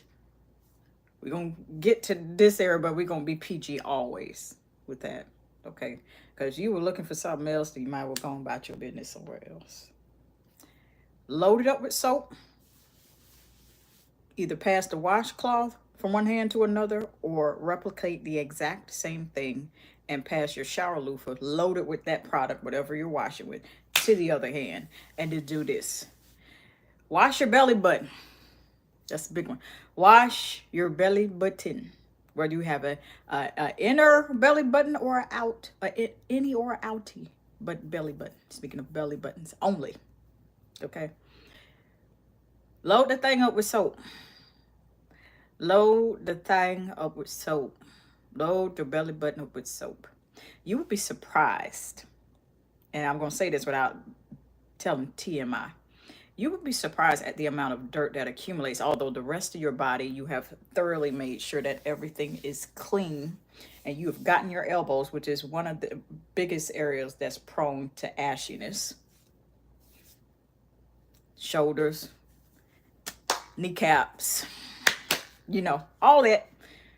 But your belly button, you'd be surprised how much lint and dirt and dried up dead skin cells, which I'm gonna get to a point. Will load up in your belly button, and you wonder. Don't ignore that area when you're showering. Don't ignore your belly button area. I know we're talking about how to thoroughly wash your upper body in the shower, waist, and so forth. Wash that belly button, please. There's so much dead skin just sitting there and sitting there, and of course it's from birth, and it's just sitting there and it's just sitting there. But what I'm gonna need you to do is pay attention to that area. In fact, start off by exfoliating. If you've never really paid attention to washing your belly, but now's the time to do it now. I'm not judging you. I'm not here to judge you. If this is your first time here, welcome. Welcome. Nearly any discussion is welcome. If you forget it, if you're familiar with my channel, then you already know what time it is. You already know I discuss any and everything up underneath the sun. It's just the delivery doesn't have to be vulgar. At least that's my full belief. But my job is to make sure that you fully understand what it is about soaps and varieties of soaps and varieties of applications. And yeah, by the time you're done learning from me, you will have understood. That is my hope. That's my mission. Certainly. Ooh, I just accidentally put that in low power mode. Okay. Yeah. Now, since we're discussing upper body, and I thought this thing was titled, "Do you know how to wash your waist?" I was like, let's just do the upper body. For the ladies, for your sisters, you're trying to take care of the sisters.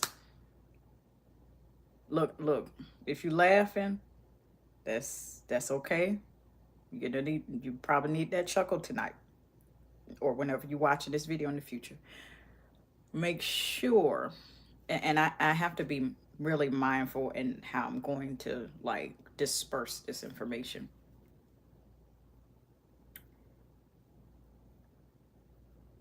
Soap is a different thing when you're washing your sisters, okay, as a woman. You call them sisters, cousins, whatever. You make sure you're washing the whole area at which it is. And underneath, breast sweat is a thing, and it is annoying as a woman. Very, very much annoying. I don't like it. The best thing to do, wash thoroughly underneath your breast. This is the tip for the ladies. Underneath, because it's still the upper body. Wash underneath your breast, your rib cage, very thoroughly, because you'd be surprised, just like the belly button, underneath here is how much sweat is accumulating there. Now, if you still sweat once you get out the shower and you have thoroughly washed underneath this area in particular, you want to make sure that whole body deodorant is a thing. Let me just spit that out. Whole body deodorant. Before that, this whole body deodorant became a thing. Before Lume started the trend. Clinical deodorant, and just amass a little bit underneath there. I would say be mindful as to what ingredients go in the deodorant that you choose to put here, as well as underneath your arms, okay? Because just like how skincare works to absorb through several layers of your dermatitis, your epidermis, not dermatitis, good Lord, help me. Epidermis. That also counts for the rest of your body. So whenever you put on a product, it's not just going on topically. It is going on your skin and absorbing through that first layer, that second layer, that third layer, that fourth layer. And I think we are born with a total of 7 layers of our epidermis. Clinical deodorant.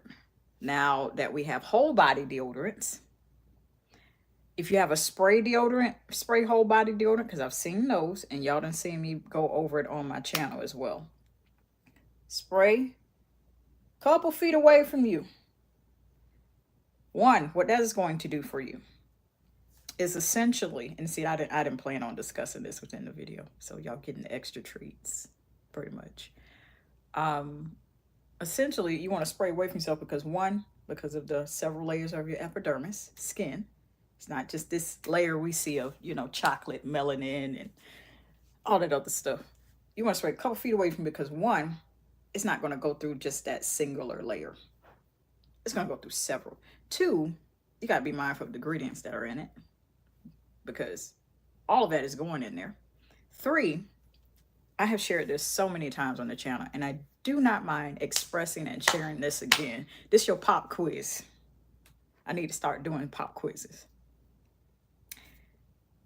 And this works with any topical products that I know of. Body care, body scrub, cosmetics even. But essentially, I'm going to stay in the fragrance arena and body care.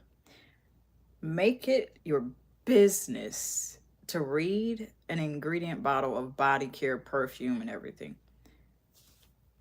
This is how I had to learn. Now, I forgot who I learned it from, so I'm shouting you out even though I don't know who you are. How you forgot how much of a particular singular ingredient is in something. Whatever is listed first is the most of it. So if it says fragrance, it has the most of that in there. As you continue to read one ingredient after the other, fragrance, perfume, alcohol do not. I'm probably butchering that, that's fine. As you progress onward, the further down you go, the less of that particular singular ingredient is in that item that you purchase or you're thinking about purchasing and so forth.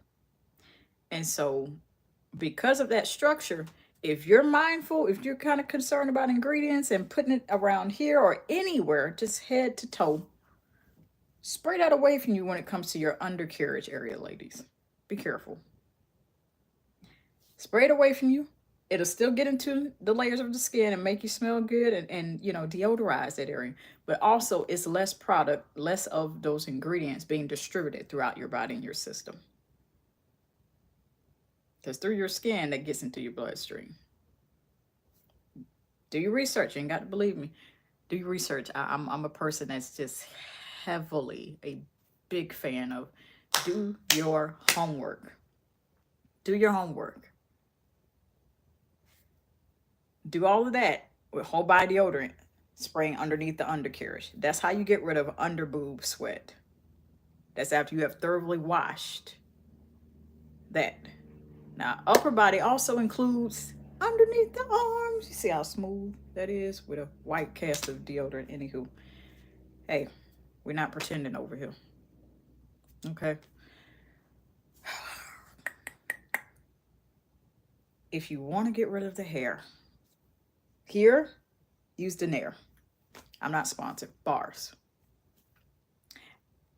Make sure you exfoliate first. Then go in with that. Now, you could do it the other way around. The only thing is, depending on your body chemistry, if you go the hair remover cream route first, when you go in with a damp washcloth, rag, whatever you want to call it, it's going to feel really, really smooth. But it's also going to feel like it's going to start sweating immediately. And you're going to feel like, oh, goodness, what did I do? Did I do something wrong? One, no, you didn't. Two, hair holds bacteria that creates the funk of underarms. You don't want your arm, what you do not want is to be walking around and your underarms smell like corn chips. Not in a good way, the stale ones. That ain't cute. That is not cute, sir or madam. No. Get rid of that hair first with that Nair or that Veet. They have sensitive skin formulas. I always recommend what they recommend on the bottle when it comes to those things. Patch test. Always patch test. You think you've been using something for years and you go in to use it this particular time, like, I needed to re-up and stock up. And you like, I don't got the patch test. You're making yourself really susceptible to a possible allergic reaction. And you need to be careful. That's all.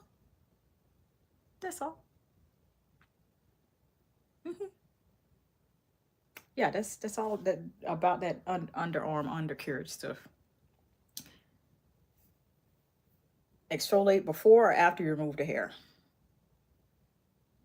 I have done both and seen really smooth results. So do with that information what you will.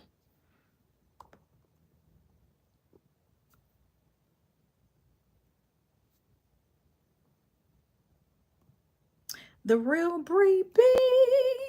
Thank you for sharing, Mama. I see. Thank you, first of all. Says I've been using Nair ever since I cut myself really bad with a razor. That's the thing with me too. Like razors,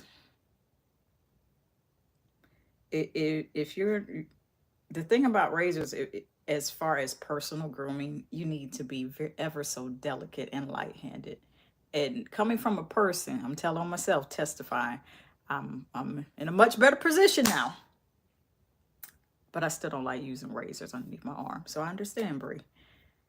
If you're a heavy-handed person with products, and take this with a grain of salt, do your own research.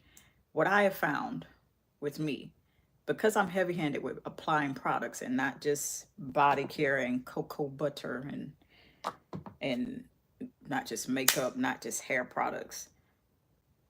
I'm heavy-handed in that. It also made me pay attention to how I was heavy-handed handling razors underneath my arm, and something so delicate as your face. And your face has, I believe, has the thinnest amount of skin.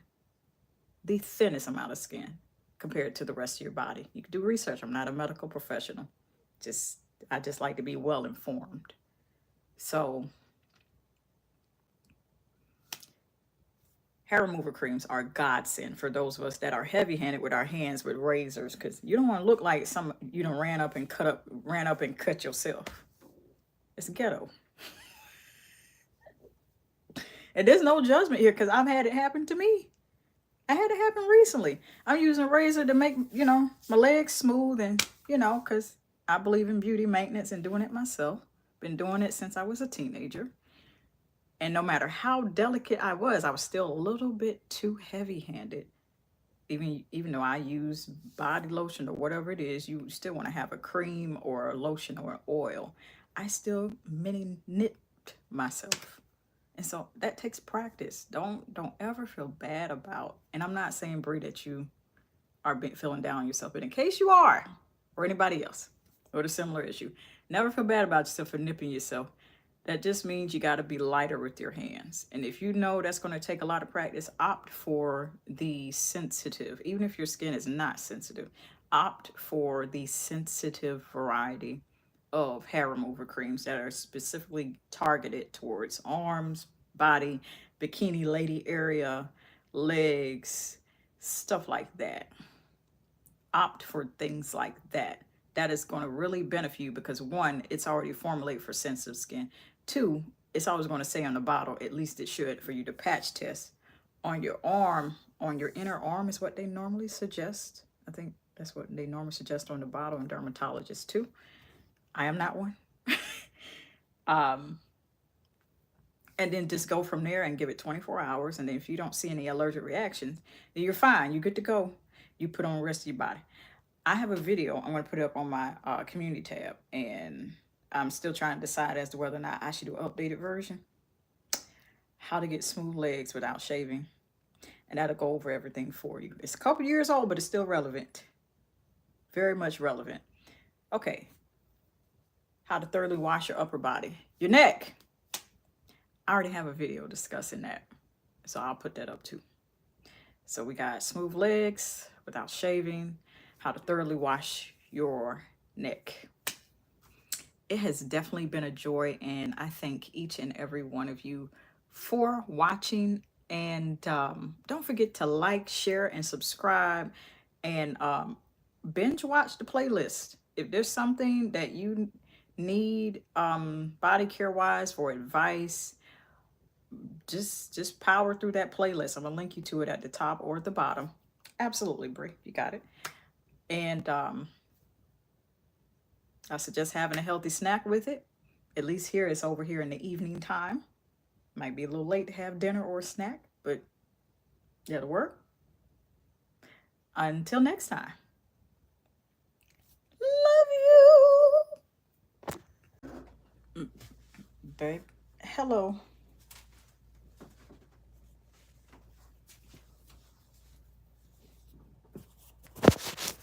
All right, give me a moment, because today we're talking about how to thoroughly clean your lady parts. Thoroughly. I'm gonna be back. That's what we're discussing today. How to thoroughly clean your lady parts, like thoroughly. I did not mean to go live this early, but you know what? It's better late than never. Yeah. So, in our thoroughly wash series, um, I always like to note that if you're looking for different areas of the body that I probably have already covered, you might want to check those out. And I'm going to link you to a playlist anyway, full of that at the top or bottom of this live stream. Anywho, I'm not going to hold you any longer. OGs know when I say that what I mean. So, in this stage of it, when you're washing your lady parts, you want to start off with something that is, now this is my number one favorite. You don't have to go with Summer's Eve. I'm just using this as a prop, you know, as an example. Okay. So normally my shower routine falls underneath. We wash first. I treat my shower routines exactly how you know, perfumers, that's considered, making a perfume is considered an art. So just like perfumers have the art of top notes, base notes, and middle notes, I treat my shower routine the same way. So we're still in the section here of the base notes. Those are the notes that go in first. Shower routine that I like, the structure I like to do, like to wash first. The first place I go in is my lady parts. We need a good feminine wash. Now, since we are specifically discussing, we're going to stay on topic tonight, okay? Unless y'all have questions pertaining to that, and I don't mind addressing. You want to treat washing your lady parts, ladies, as if you are shampooing your scalp. Your lady parts is just as delicate as the scalp, as the skin on your scalp. Oh, y'all know what I'm trying to say. Just as delicate as your scalp there. Just as delicate. It's just a different area. And so when you see that people are saying, please don't use regular body wash on your lady parts, that's for a reason. There's a reason why there's feminine wash. It is specifically formulated and it is specifically designed for your lady parts, for your nether regions. Now, I got to say this because while I'm not vulgar, I am to the point, and I tend to use medical terms, although I'm not a medical professional. Okay, that's all. Yeah, so I'm giving you the disclaimer. If you're squeamish, go on about your business. You've been warned. The reason why I have started using the medical terms is that we grown. I'm in my 30s. Okay. We've got to get using those terms, because the way that I grew up around all the wrong, derogatory, very degrading terms to refer to a woman's vagina, a woman's private parts. And so once you learn the medical terms, you think, oh, that's corny. No, that's actually what it's called, because if you have to go to the doctor and you have an issue, you still got to tell the doctor what's going on. The doctor still got to tell you the medical term of what is actually wrong. And even if it's not wrong, you need to be familiar with the physical anatomy and of your body, internally and externally, just so you can know what to refer to. And you have to know. Even if nothing is wrong, you need to be very familiar with your female anatomy, ladies. You need to be very familiar with that. Oh, we going in deep. Pause. I realized that could have went way left. See what I did there? And pointed left. Yeah. That's the most important thing. You want to use a feminine wash. I'm gonna give you two options to go. So if you're not a fan of Summer's Eve, you're concerned, you're afraid, that's fine. Here's what I want you to do. Feminine wash. If you don't care about the brand you use, including Summer's Eve, go on about your business. But I advise you to check the ingredients. What I've been teaching from the get-go is that look at your ingredient list. Whatever you see, the first 3 to 5 ingredients, maybe even stretch it even further, the first 5 to 7 ingredients in the ingredient list, make it very, very intentional to read those first 3 to 5, 5 to 7 ingredients. Whatever you see in there that's listed as the first 3 to 5, that is the highest percentage of that particular ingredient. And as you go down the list to read all the way down to the bottom, then that means the amounts are gradually decreased. So the last ingredient on here is fragrance, which means it should have the smallest minute amount of it. You feel me? Got it? No? Okay, wind it back. Rewind it back. This is going up on the channel. All right. Alrighty. Okay. Now, if you want unscented, I have been seeing from Summer's Eve, in case you don't care or you want to stick to one brand, Summer's Eve has fragrance free. I cannot recommend it, but I'm just letting you know I've seen it. Fragrance free. I feel like there's two fragrance free because they're both designed differently. There's one for athletic girls or stuff like that, and you like get out there and, you know, be adventurous and stuff like that. And I might have to add that to my repertoire. You know, just like go out there. You like to travel. You like to. It's good that there's a formulation for that. So you can go with unscented or scented. Once you figure that out, let me name the brands of feminine wash. Summer's Eve, Vagisil, FDS, Honey Pot I don't really fool with, and that's a whole nother conversation for another time. What are the other brands? That's all I can think of right now. I have already discussed, and that's in a completely separate video, and I'll go ahead while I'm thinking about it now. After this video goes up, I am going to put up feminine deodorant suppositories on the community tab and go into depth like that, because just like what I'm talking about, how to wash your lady parts from the outside, you also need to remember the inside. And I teach you in that particular video how to do that. And the same disclaimer I give in that one as well. So a little squeamish, then ain't for you. But I ain't using no hood slang terms for our lady parts. Because why? That ain't what they medically call. Okay? They're not. They're not. Anywho, first things first. I almost don't want to do this, but I got to demonstrate it to you. Yeah. Whatever, I don't care if it's Summer's Eve, feminine wash. We're going to put that small, minute amount. Might as well wash my hands with it after it's over with.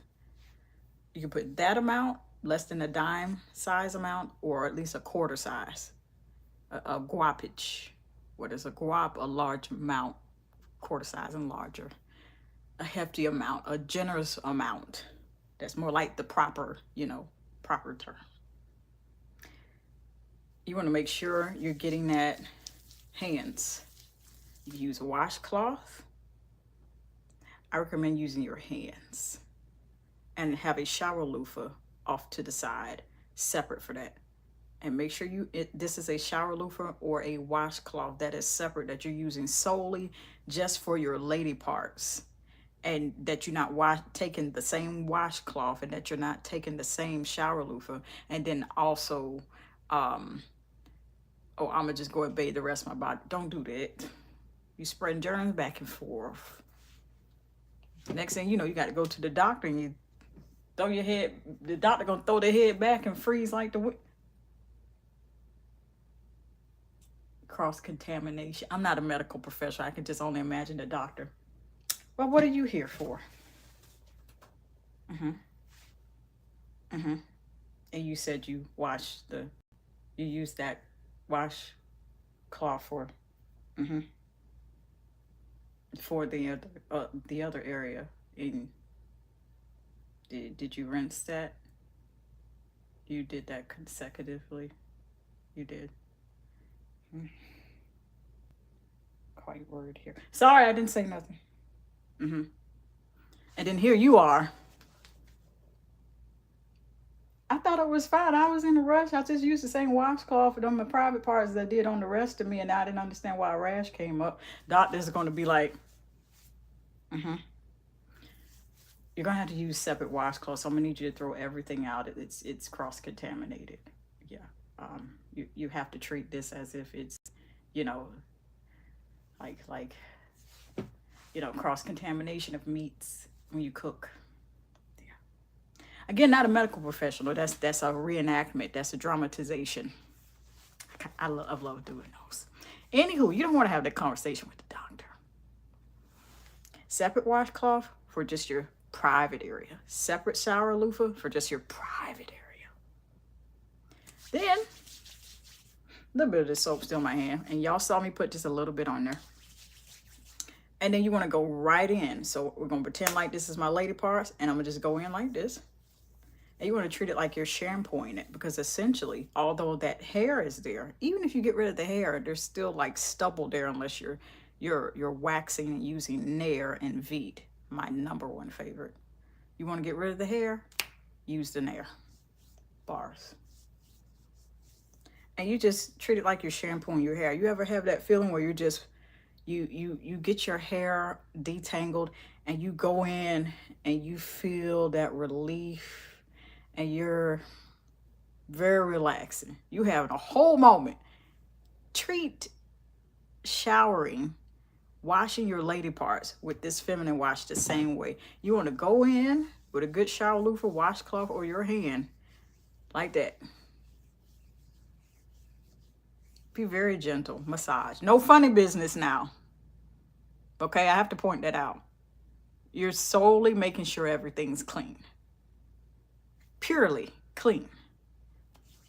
Get that in there. You make sure that thing gets sudsy and everything. That area gets all sudsy and everything. Now, when it comes to rinsing, if you have a shower, you have a standing shower, or you stand in the shower and you have a shower bathtub combo. You want to make sure you're aiming that shower head. Again, not funny business. You're aiming that hot stream in the direct area in which you have now lathered up down there for your flower. You do that. And you just use the washcloth or the shower loofah or whatever to make sure you're just squeezing it out the excess of soap until it's completely rinsed out.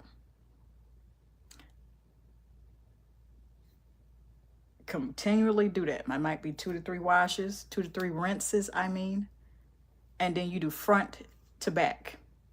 Now, application, you want to apply the feminine wash to the front and then the back.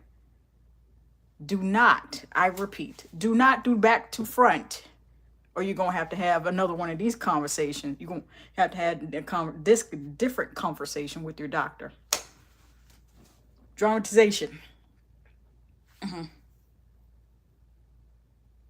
Did you wipe front to back or back to front? Back.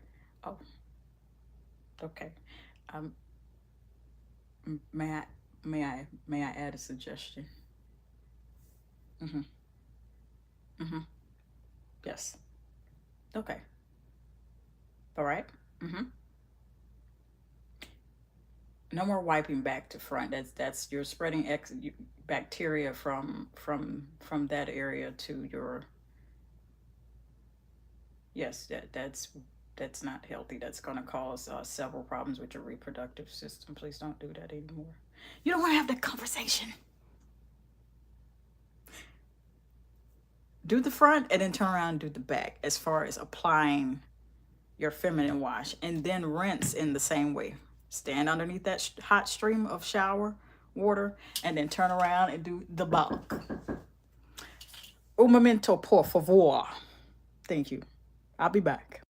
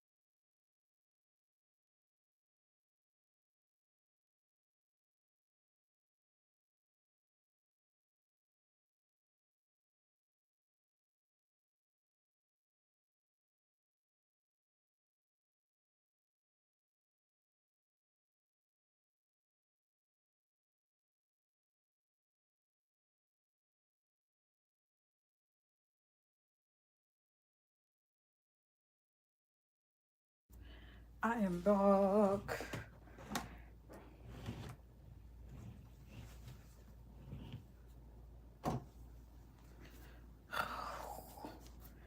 Okay, where were we? Okay, so we're talking about the doctor's visits. Don't write back to front, front to back. In fact, just do it separate. Take you one squeeze per hand, front, another squeeze back, and then delicately shampoo. Yes, I said that. With the same delicacy that you shampoo your scalp. That's how I want you to treat your lady parts. That's all. That's all. And there's more. Hold on, I got H2O.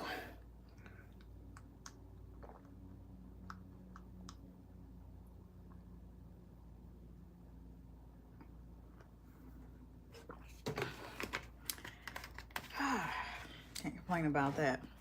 Have lipstick on and then it gets on your bottle you're drinking from. Okay.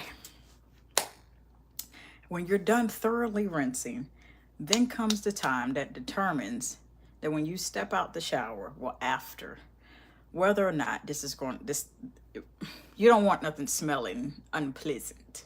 Okay. The next step is to get what is called, do I have it here? No. But I'm gonna tell you what it is anyway, even though I can't find it right now in front of me. I don't suggest using these all the time, and this is another reminder. I'm gonna put it up on my community tab. I would highly suggest either a fragrance-free deodorant suppository that is inserted into your flower, into your lady parts, and either scented or unscented. So whether you have a sinus sensitivity and you can't go with fragrance, you can't stand much of it or at all, there are fragrance-free feminine deodorant suppositories. That's take care of internally. The feminine wash is only for the outside. Okay? Right, class? Got it? No? Okay, rewind it back. This is going up on the channel. Now, once you've done that and you have your feminine deodorant suppository, I suggest using those either fresh off your period or leading up to your period. So it's kind of like a reset for you. But you don't want to forget to also make sure that you drink like you just saw me drink water, chug some water. Make sure you drink plain water because that's going to help flush out the discharge at which is totally natural unless you're eating crazy, which has a adverse react on how you're going to smell down there. Yeah, that's a whole other separate conversation that we need to have. So yeah, if you have at this point, if you have hair then you don't like hair, I suggest using Nair. Make sure that you specifically and only get the sensitive hair remover for your bikini area. Whether your skin is sensitive or not, don't take chances. Say it with me now. Don't take chances. Don't take chances. Don't. I'm laughing at myself because I mispronounced it, but that's fine. We're human. Don't take chances. Get the sensitive skin hair remover. If you're comfortable with a razor and you feel like you're light-handed enough to go ahead and shave down there, get yourself a good shaving cream. Skintimate is good. I believe Veet and Nair also have their own thick, luscious, creamy shaving creams for that. And you shave or either use a hair remover cream. Me personally, I use Veet or Nair. Get rid of that hair. Bars. Yeah. Now, if you have washed, there's no hair there, then you could skip that step of either shaving or using hair remover cream.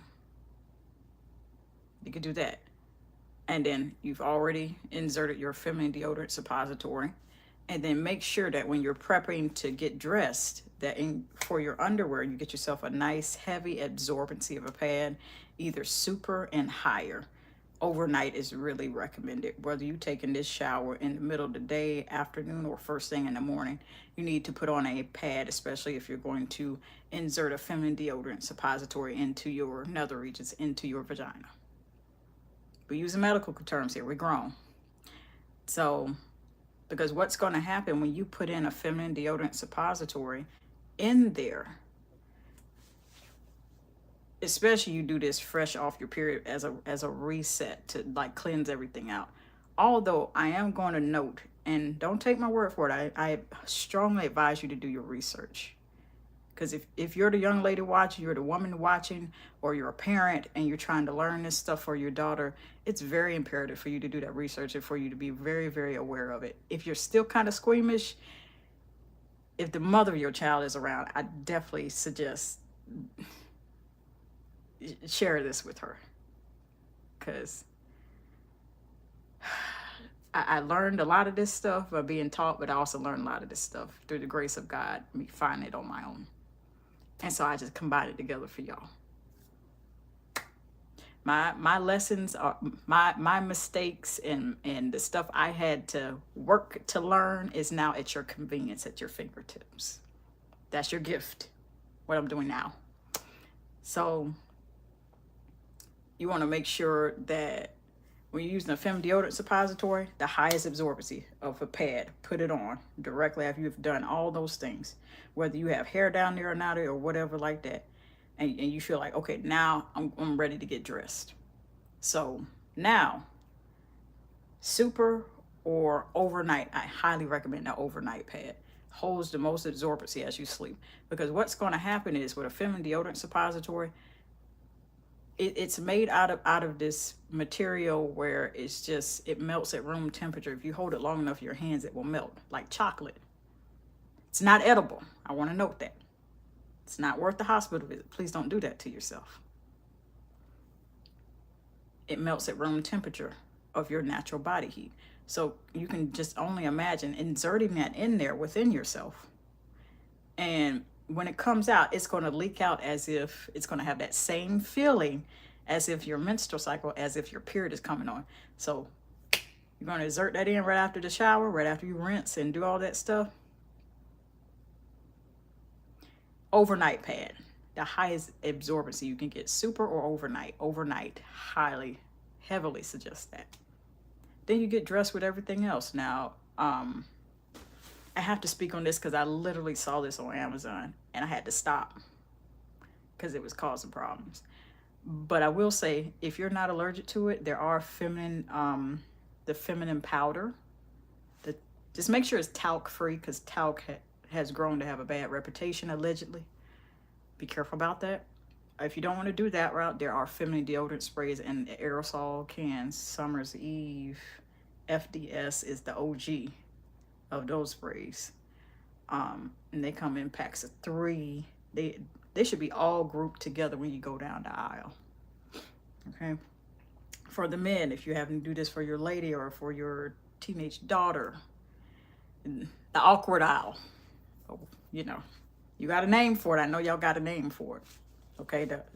Or just, you know, you ain't got nothing to say about it. You just got to go down the aisle and get the necessities for the ladies of the household. Yeah. Do that. Then you just spray down there. Front, back, thighs. Okay. We got to talk about that in a separate video. You know how hot, incredibly hot it has been the last few days. Anywho. And then it seems like it's a bit much, but it's going to make sure that you're as fresh as possible. Wipes. You can use that before you officially put on your underwear with that overnight pad to catch the leakage of that feminine deodorant suppository that's going to leak out. That's a whole routine. By the time you get dressed and you're ready to go, you're looking great, you're feeling great about yourself because you feel fresh. You know, ain't nobody, how it go? I ain't trying to get a copyright strike, but you so fresh and you so clean. Yeah. I have more videos on this channel where I talk about feminine hygiene and body care tips in general. And I'm going to leave that top or bottom for you all's enjoyment. I suggest having a healthy snack and make sure you drink plenty of H2O.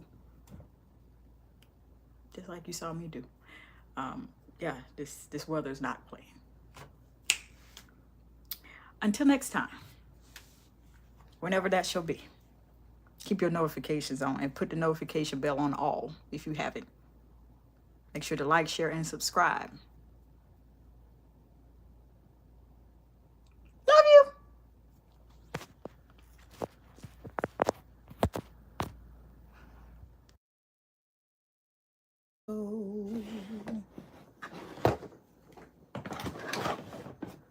We're going to get into a chat here.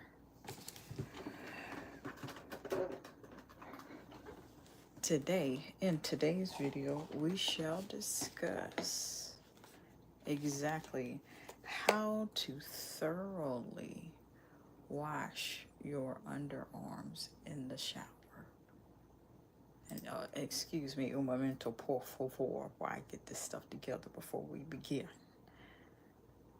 Yeah, and hopefully the lighting isn't too bad.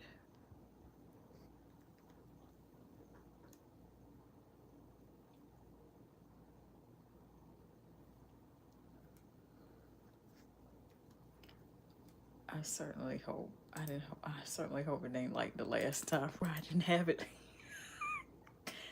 I didn't have the thing in public. I said, I can always edit this out if that is the case. Da, da, da, da, da, da, da.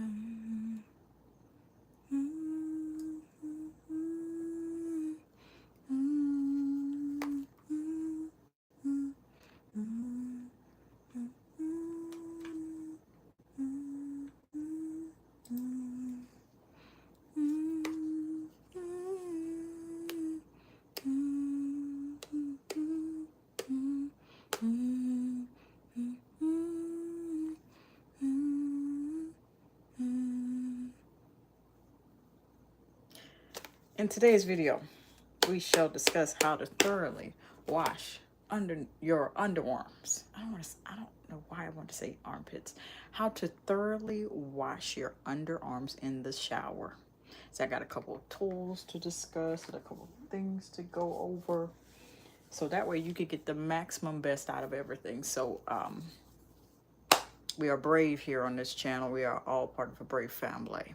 When I say we, I'm referring to me and then you all. So this falls in the category of showering in your first step, which my shower team is probably very different, but simplified more so than others. Doesn't make it any better or any worse. It's just what simplification is what works for me when it comes to a shower routine. So this belongs in the area of the base notes. Sound familiar? If you're new here, short story is perfumers use a 3-step method of developing their perfumes and formulation. Base notes are the first scents that go in. That's usually what it dries down to after a couple of hours. Middle notes, that's the second set of notes they put on top after the first set. And top notes, that's usually what you smell straight out of the bottle once you spray it. Base notes, a shower routine. That's feminine hygiene, using body washes, using body scrubs. Middle notes are using body creams and lotions and oils and all that good stuff. And then top notes is spraying my perfume and finishing up everything. All right. Now, this ain't my only fragrance of the day, but I'm just using up. I done put a big dent in it. This is discontinued, so if I tell you about it and it smells like the sweetest form of Fruity Loops, y'all gonna get mad because y'all gonna go looking for it and it's out of stock. I'm telling you, it's out of stock. Emmeline, hello, how are you? Hola, como estás? Bonjour. All right. Today we're discussing how to thoroughly wash your underarms in the shower. Let me make sure I have everything I need, because we're gonna have a discussion. Okay. All right. So the first thing to note, the way that you want to go about washing your underarms depends on 2 factors. Actually, it's one. It's just, you'll see what I mean.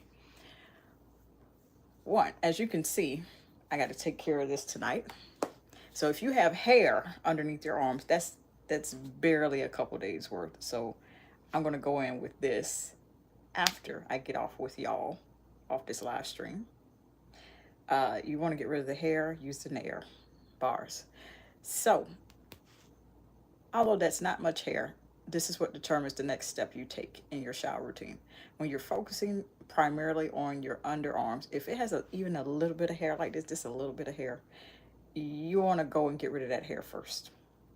Now, some people will tell you about exfoliating and using a scrub. Now, I have a scrub that uses demonstration. I'm just not going to tell you the brand of it because that's a chat for another time. A really like thick abrasive shea sugar scrub like Tree Hut. That was not Tree Hut that I just showed y'all. But you want something equally as abrasive. Why? Because underneath your arms is the layers of those are the, especially if you're talking about tweezing or shaving or using a hair remover cream such as Nair or Veet, something that is specifically formulated for sensitive skin, you could wind up with ingrown hair, so you got to be careful. One thing to combat that is use a abrasive scrub. This is the time you want to actually withstand it and just go on and get it over with, and use something as thick and abrasive as Tree Hut. This is almost as thick as that, but it's not Tree Hut. I wish they would come out with a purple one. Anywho. Get in there. You can scrub before and then go in with the Nair and take the hair off and then scrub after. I've done both.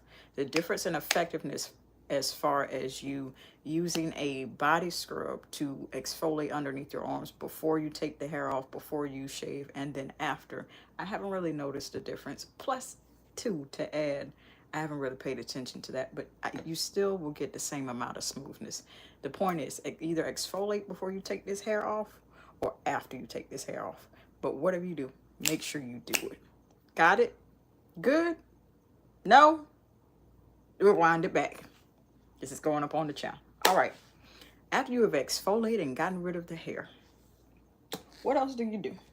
So I don't have body wash in front of me, but I'll tell you what I do have. Hold on.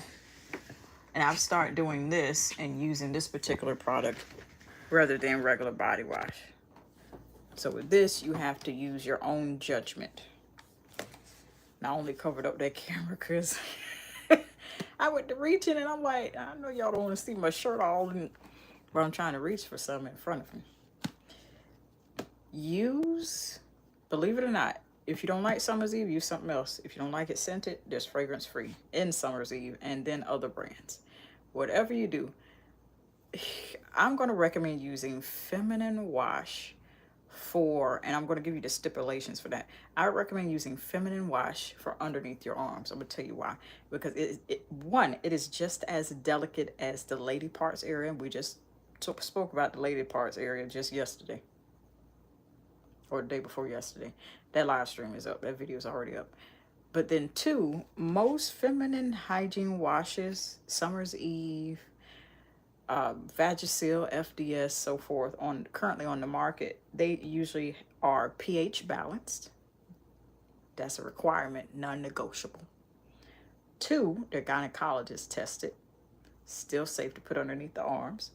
Three, most are aware of the dyes and parabens and are concerns about it. Most are sulfate and paraben free and all that other good stuff. And four, most of these feminine washes, whether it's Summer's Eve, Vagisil, FDS, Honey Pot, whatever, most of them are formulated to have odor control and last a long time, where it eliminates odor and leave you with that fresh scent, even if it's fragrance free. So I'm using this as an example. This is Summer's Eve Lavender Nighttime Daily Refreshing Wash. I found a very great difference once I started using feminine wash underneath my armpits as opposed to just using regular body wash. It was something about me using the body wash and maybe I would get irritated sometimes, or maybe I would have an adverse reaction, or I would have something else going on where it just felt like the body wash didn't belong underneath here to wash. And I still need to wash, but I also need something that is formulated for under something sensitive, because that, just like underneath your arms is sensitive, just like your lady parts, what we just spoke about not too long ago, is very sensitive as well. I've not had an issue with using feminine wash underneath it, and I found that it usually sets the greatest clean slate foundation for when I later go on and get out of the shower and I use a clinical deodorant. It's the best friend pair. It's the peanut butter. It's the peanut butter to the jelly as far as keeping the armpits fresh. You wash with feminine wash underneath your arms instead of a regular body wash. Then you go in with that clinical deodorant. Wham, bam. Thank you, ma'am. Two hitter quitter. I started saying one hitter quitter, and I realized I had two products in front of me. I'm like, nah, sis, you can't say one hitter quitter. You got two products up. Yeah.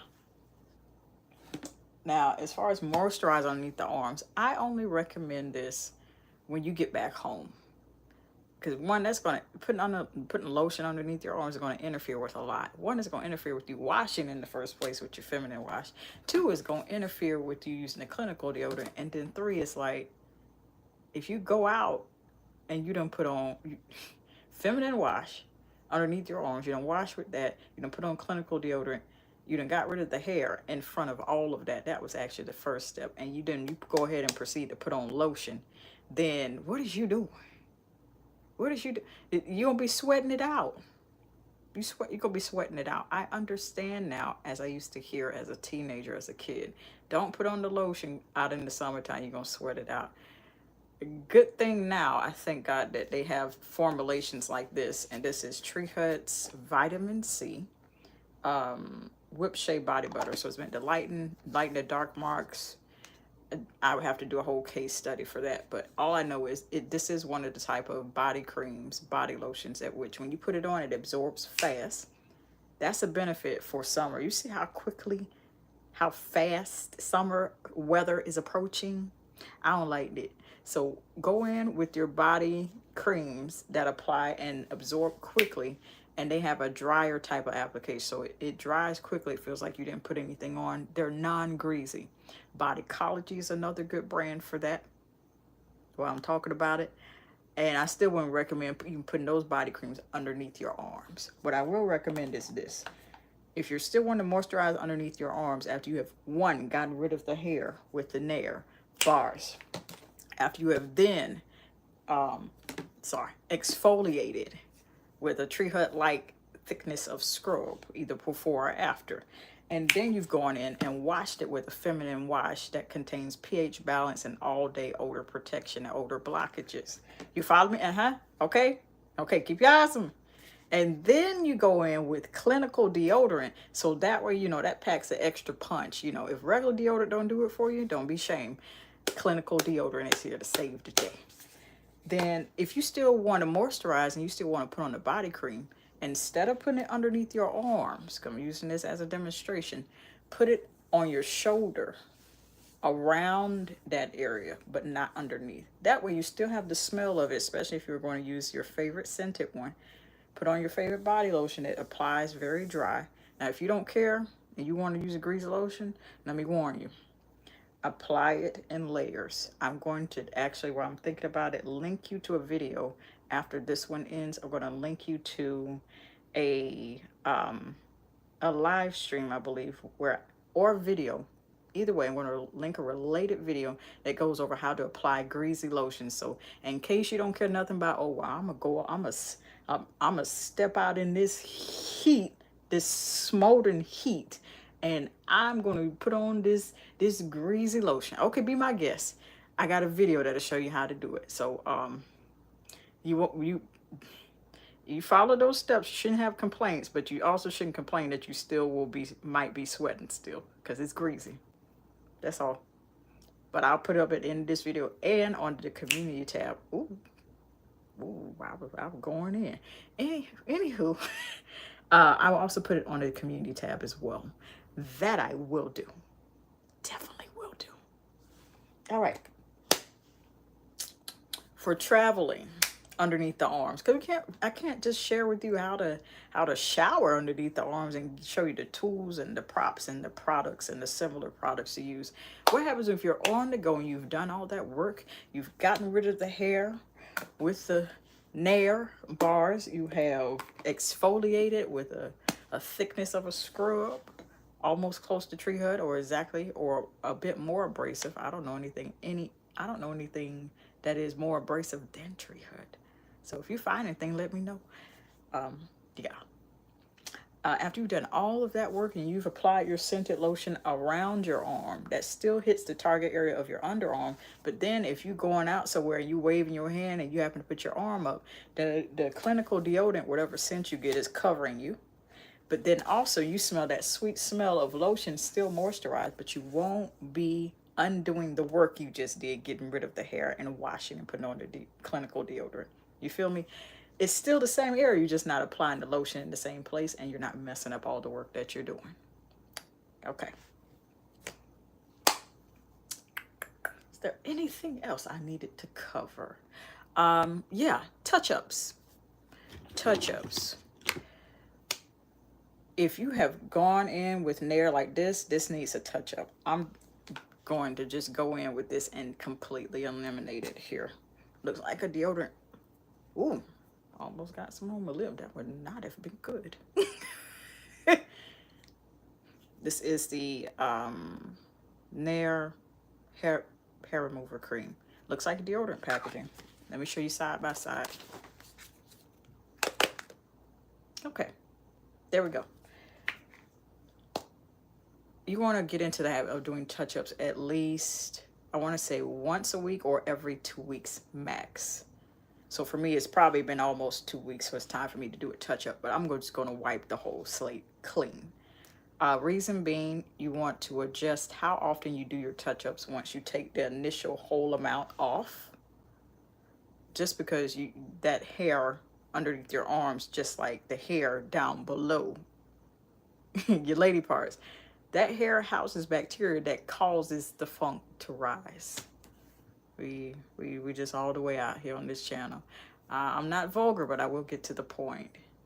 Yeah, grace of God.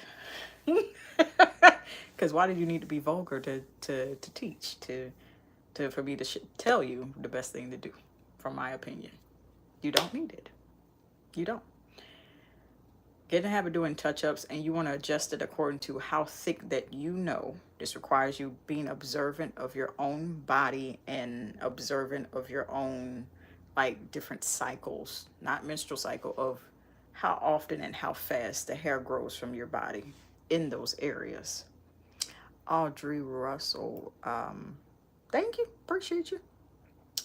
Now, if you know your hair grows pretty fast, you might want to adjust to doing that once a week, doing your touch-ups with hair remover cream or razors.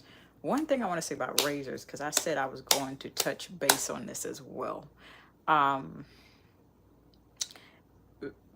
The best thing I would say, not a traditional razor underneath the arm, especially after you have gotten rid of it with hair remover or you initially did it with a traditional razor.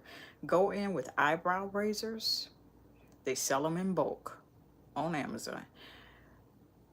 And I can't recommend the brand because I still have yet to test those out. But the regular eyebrow razors, those specifically designed for, specifically slated for dermaplaning, those are the best ones to put underneath your arms. You want to make sure that when you're going in for touch-ups, you use shave cream or an oil or even a shea sugar scrub. And you make sure you're very light-handed with it. If you're not light-handed with you using shaving cream and shaving razors specifically, you might want to look into using Nair or using Veet, and make sure you get the sensitive skin formula. That's a requirement. That's not negotiable, because even if your skin takes a licking and keep on kicking, I probably said that backwards, it don't matter.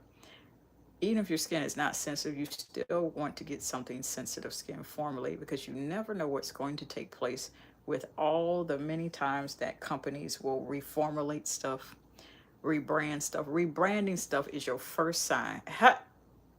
That's a red flag. They reformulated it. they rebranded it.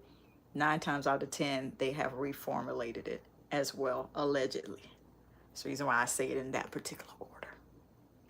So you're gonna make sure you're being very light-handed with getting rid of that with a eyebrow razor, with a dermaplaning razor. Those are specifically for your face and doing that. So if it is delicate enough and designed for dermaplaning on your face, I would opt to say that is the best thing to do underneath your arm for touch-ups, not the initial shaving process to completely wipe the slate clean. Another thing I want to address, because I'm pretty sure it's not me that has gone through this. If after you do all of that and you put on your clinical deodorant and you find that you sweat more just because all the hair is gone, I want you to put on the deodorant and then take a paper towel, now I don't have that with me here, and pat dry, and then apply that clinical deodorant again. That's something that you're going to have to get used to. Once you find that there's no hair underneath your arms and you apply it and it still feels like you didn't put any on, like it's sweating it out. Another thing you can do is switch to gel formulations that dry up fast. If the invisible solid here causes a problem, you can do the one that it's an invisible cream, like it still comes through the little holes at the top, but it's not a solid, and it's like a gel, but it's just a white cream formulation of a deodorant, and make sure it's clinical. And then those usually tend to dry really, really fast, and then you could put that on, and that should help combat you put on deodorant after your underarms are smooth as a baby's bottom. That should help. I can't tell you the feeling I felt when I first realized that was happening. Like, all the hair is gone. I should not be sweating after I put on deodorant. Like, everything's fresh, ready to go, clean slate.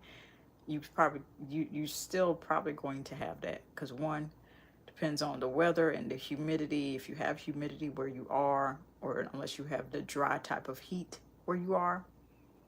I can think of a couple states I can call out. I ain't finna call them out, but you know who you are. And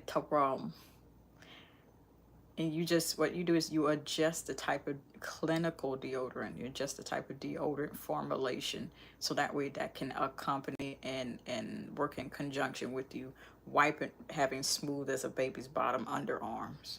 Because then you would think you would not sweat after putting on a deodorant. After you've just washed, feminine wash, you've exfoliated, and it's smooth, not a lick of hair.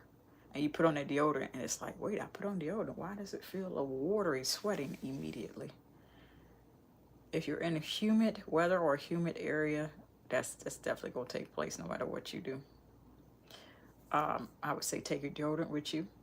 One thing I haven't seen, and I recently made this comment in one of my previous, just a couple days ago, vlogs, just window shopping for hygiene. I said, Publix as a matter of fact.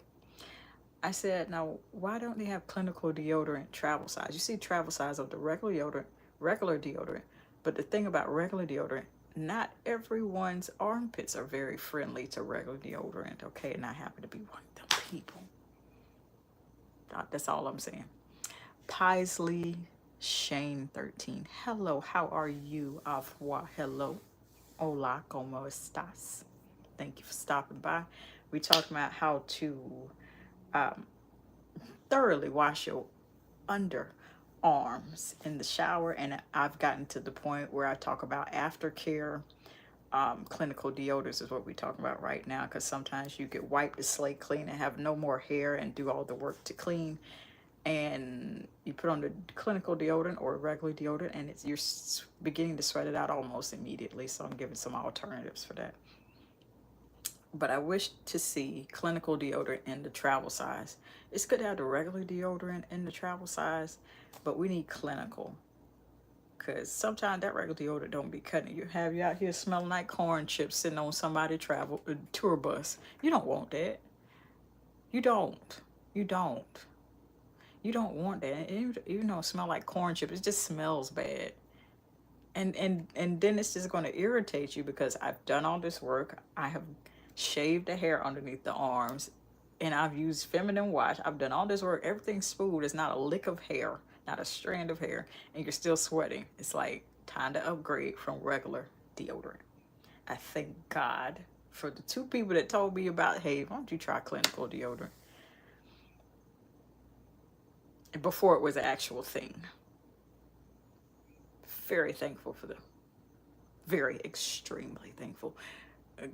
Because every time I even think about switching back to regular deodorant, you know, because sometimes you might have stuff on hand in your little stash or whatever, or your stash, and it's like, oh, regular deodorant. That's usually, you know, you should still keep that on hand, but just like for temporary usage, like, okay, you don't have anything else, and then you're immediately going to get back to the house within 24 hours.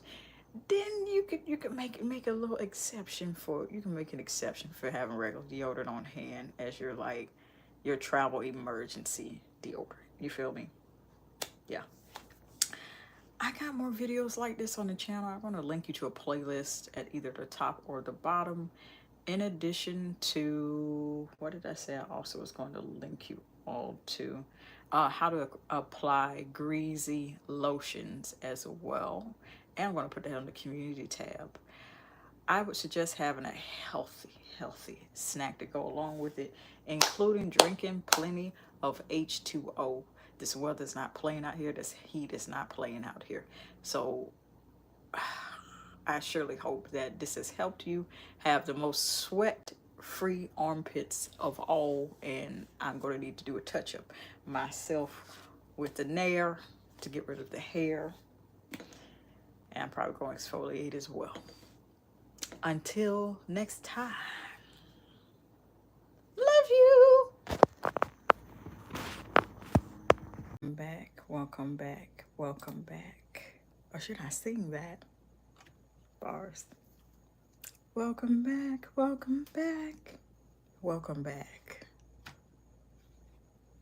Today, in today's video, we are going to discuss how to thoroughly wash your feet and toes in the shower, which includes aftercare. So let's go ahead and get into this.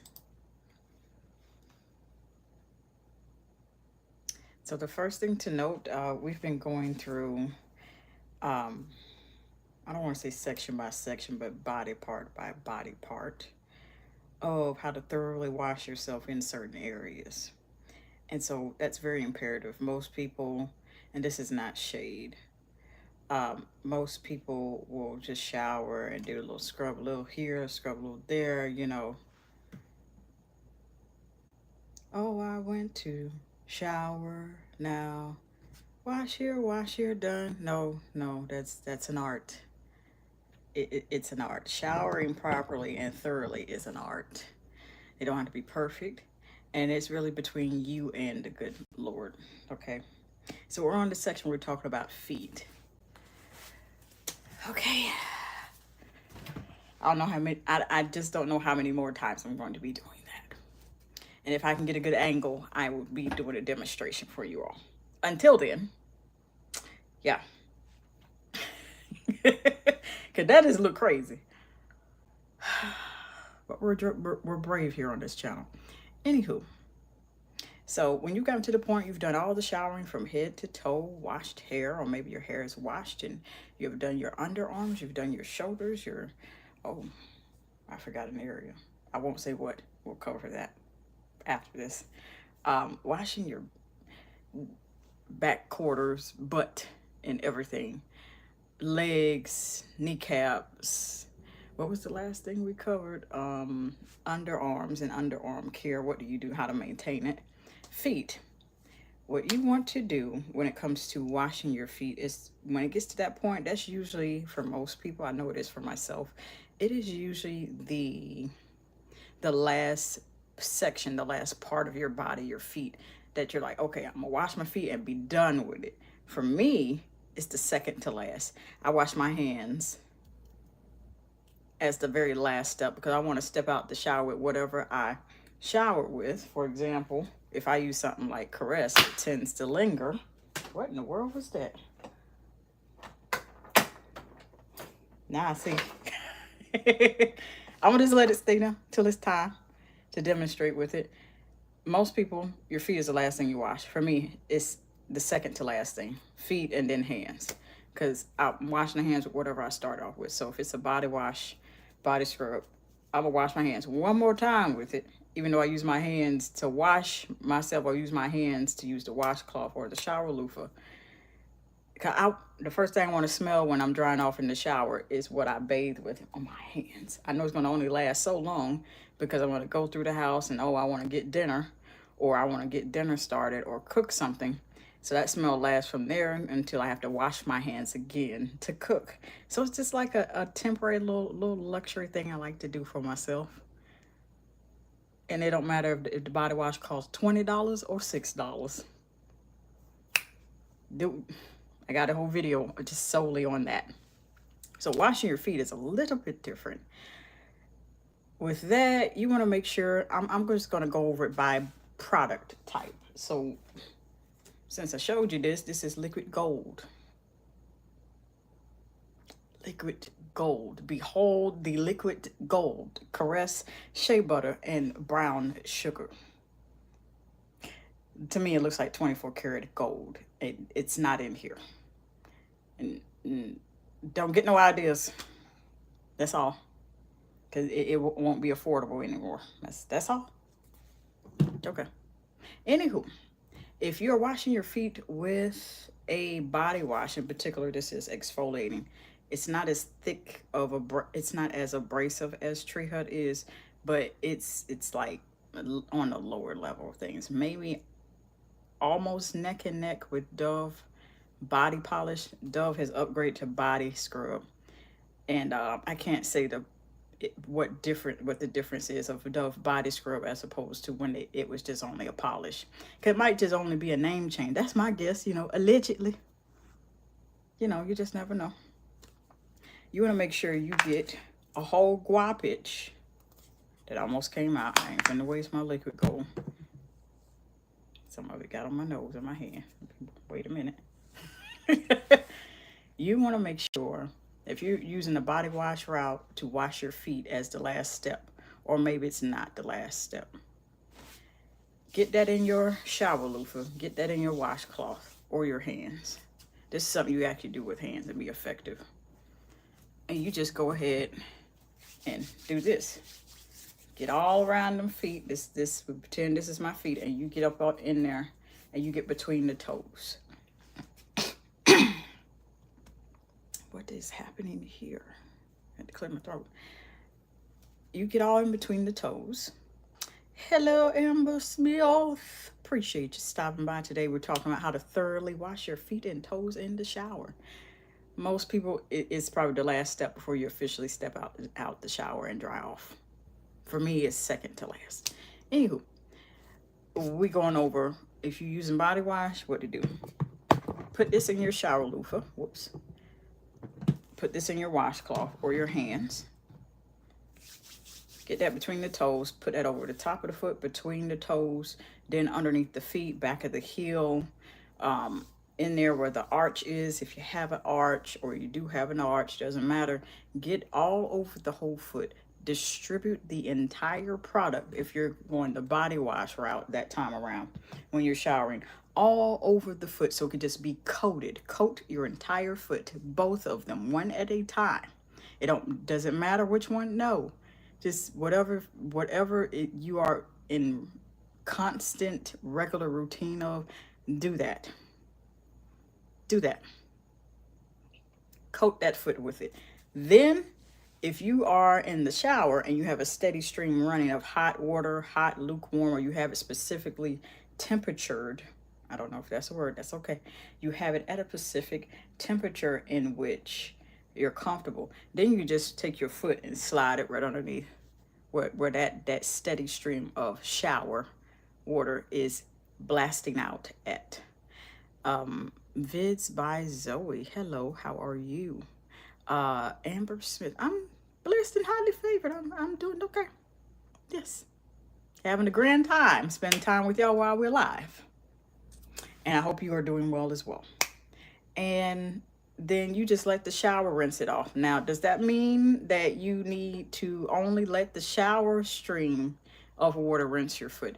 No, because if you're using a body wash that especially kind of clings to your skin, it gets all in the nooks and crannies. It's not one of those runny type of things. It's not a running body wash. And the OGs know how I feel about running body wash. I'm sorry, I just noticed Amber and Zoe were talking back and forth. I'm sorry, I thought that was me. It's okay. Then, you know, I'm not the biggest fan of running body washes, but for some people it works. So it's okay.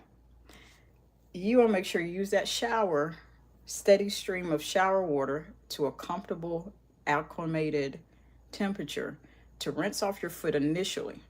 But then you take and pick up and you going on and go on with the washcloth, the shower loofah, and get the rest of it off of your foot. And then repeat the same thing on the next foot. Now, what happens if you're not using a body wash? Perhaps you're using something that is, I get my stuff here from using, for example. You're using, this isn't a Tree Hut scrub, but it represents the abrasiveness because it's almost as thick as Tree Hut. What if you have happens when you're using a body scrub on your foot, which is excellent, by the way. Using Tree Hut on your foot.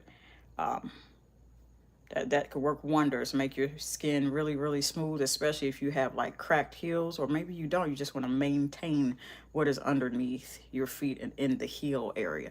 Back of the heel, underneath, in between the toes. You take it the same thing and you grab a guapage. No, you're asking a question to yourself probably, especially for those that will be watching this back. What is a guap? That's my funny term. It could also be known as a large amount, a generous amount. I see those terminology. I see that type of vocabulary and terminology used on bottles in the directions. Use a generous amount, or guap, I like to personally call it. Whatever it is, grab yourself a generous amount of that scrub that's kind of close to Tree Hut. Grab that, distribute that throughout your hands. Put that on your foot the same way. The top, in between the toes, underneath the heel, arch, back of the heel, side of the heel. Get everything. That's going to be, one, that's going to be very uncomfortable doing it with a scrub. Two, it's going to be worth it. Three, you still want to rinse it off with that steady shower stream of water. But this time, you got to use a washcloth. Because with that's made out of real sugar. You don't want to be going to sleep like, you know what, I don't feel like I'm gonna just do a little lazy rinse on my feet. And then you wake up with ants in between your toes. That's not cute. That's not cute. Amber Smith, I'm not sure if if that question is for me, but we are 1,700 plus strong. And I appreciate each and every last one of you. Yeah. So you want to make sure you're thoroughly washing scrubs like Tree Hut or scrubs that are similar to that type of texture, consistency, and thickness and abrasion and abrasiveness. You want to make sure. This is why I'm stressing it, because I've had it happen. It's either the ants going to wind up between your toes, or you're going to do a really nice rinse and then the ants are going to show up. Or either, if you don't thoroughly rinse these type of shea sugar scrubs out of your shower floor, the ants will show up there the next morning. I done had that happen. Learn lesson. Only took one time. They was like, they greeted me the next day. Hello, good morning, team. We're in this crevice where you left this down the shower drain. You didn't rinse it all the way. Just, you know, tell me you didn't rinse the shea sugar scrub out of the shower without telling me you didn't rinse all of the shea sugar scrub out of the shower drain. Yeah, they were in every nook and cranny. They don't miss. Like Steph Curry. They don't miss. They don't miss. They don't miss. Tree Hut. Because I just got home from Target and got Tree Hut. Yes, I got a playlist full of quite a bit of their scrubs I've tried in the past if you want to try those. In fact, I'm going to drop that playlist after this live stream is over with. If you'd like to take a look, that's direct on my community tab. If you want to check that out. And you want to just the bottom line is you're going to use a body scrub to get your feet really smooth on the top, the side, in between the toes. That matters too. Because soft feet is soft feet everywhere. In between the toes, everywhere. And then you're making sure you rinse it out toe jam because, you know, I don't know whether toe jam is formed from probably lint. You could wash and still have it. That's why you got to rinse thoroughly. All in between there, use a separate washcloth for that area too. Yeah, that's why I'm stressing it. Rinse thoroughly. Thoroughly. In fact, every time I talk about a body scrub, I say you're going to have to do some work to get that off your skin, because tree hut is the type, and similar type of formulas like that, they tend to stick to your skin. They have an oil-based formula where you'll see the oil underneath, but the scrub will stick on top. They'll literally be sitting on top of your skin topically. Not a dermatologist, not a medical professional, just from a lot of experimentation.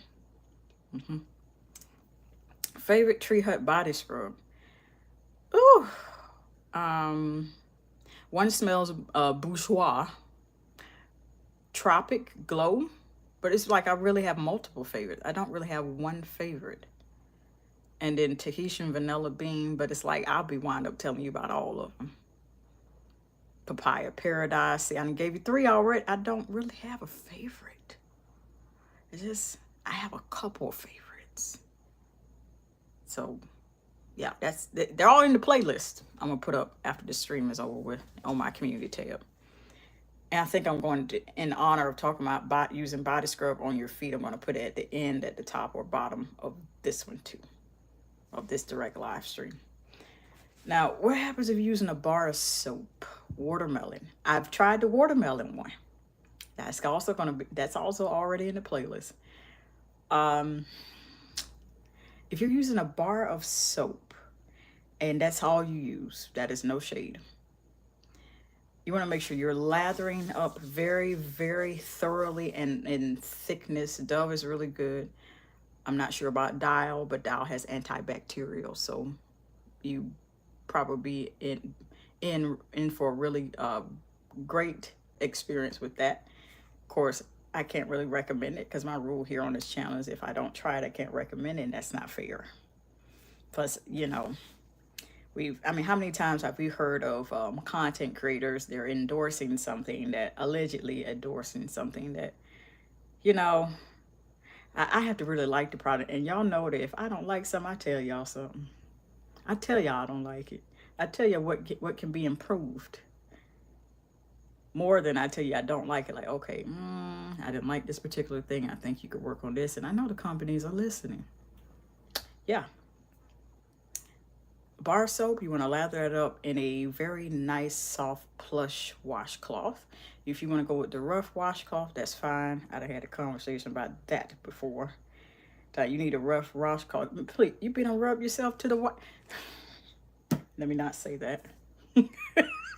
Let's just say you're gonna need Neosporin if you keep using a rough washcloth, thinking they're gonna make you really clean. When in reality, you just have to learn how to lather and wash very thoroughly, and treat your skin with care, and not rub a hole in yourself. Pause if need be. To the point where you need Neosporin and you have scars, and then you have to go and use vitamin C. Why did I want to say vitamin C serum? Vitamin C serums to repair what you were too careless to just stop doing and practice not doing. That's all. And a lot of times maybe it's what people were. We need to have a conversation about this. So I'm gonna get back on topic. A lot of times it's how people were raised. They raise you to scrub hard, and that means cleanliness. No ma'am, no ma'am, no sir. And you wonder why you have irritation and redness all the time. That's another conversation for another time. It does not need to be needed.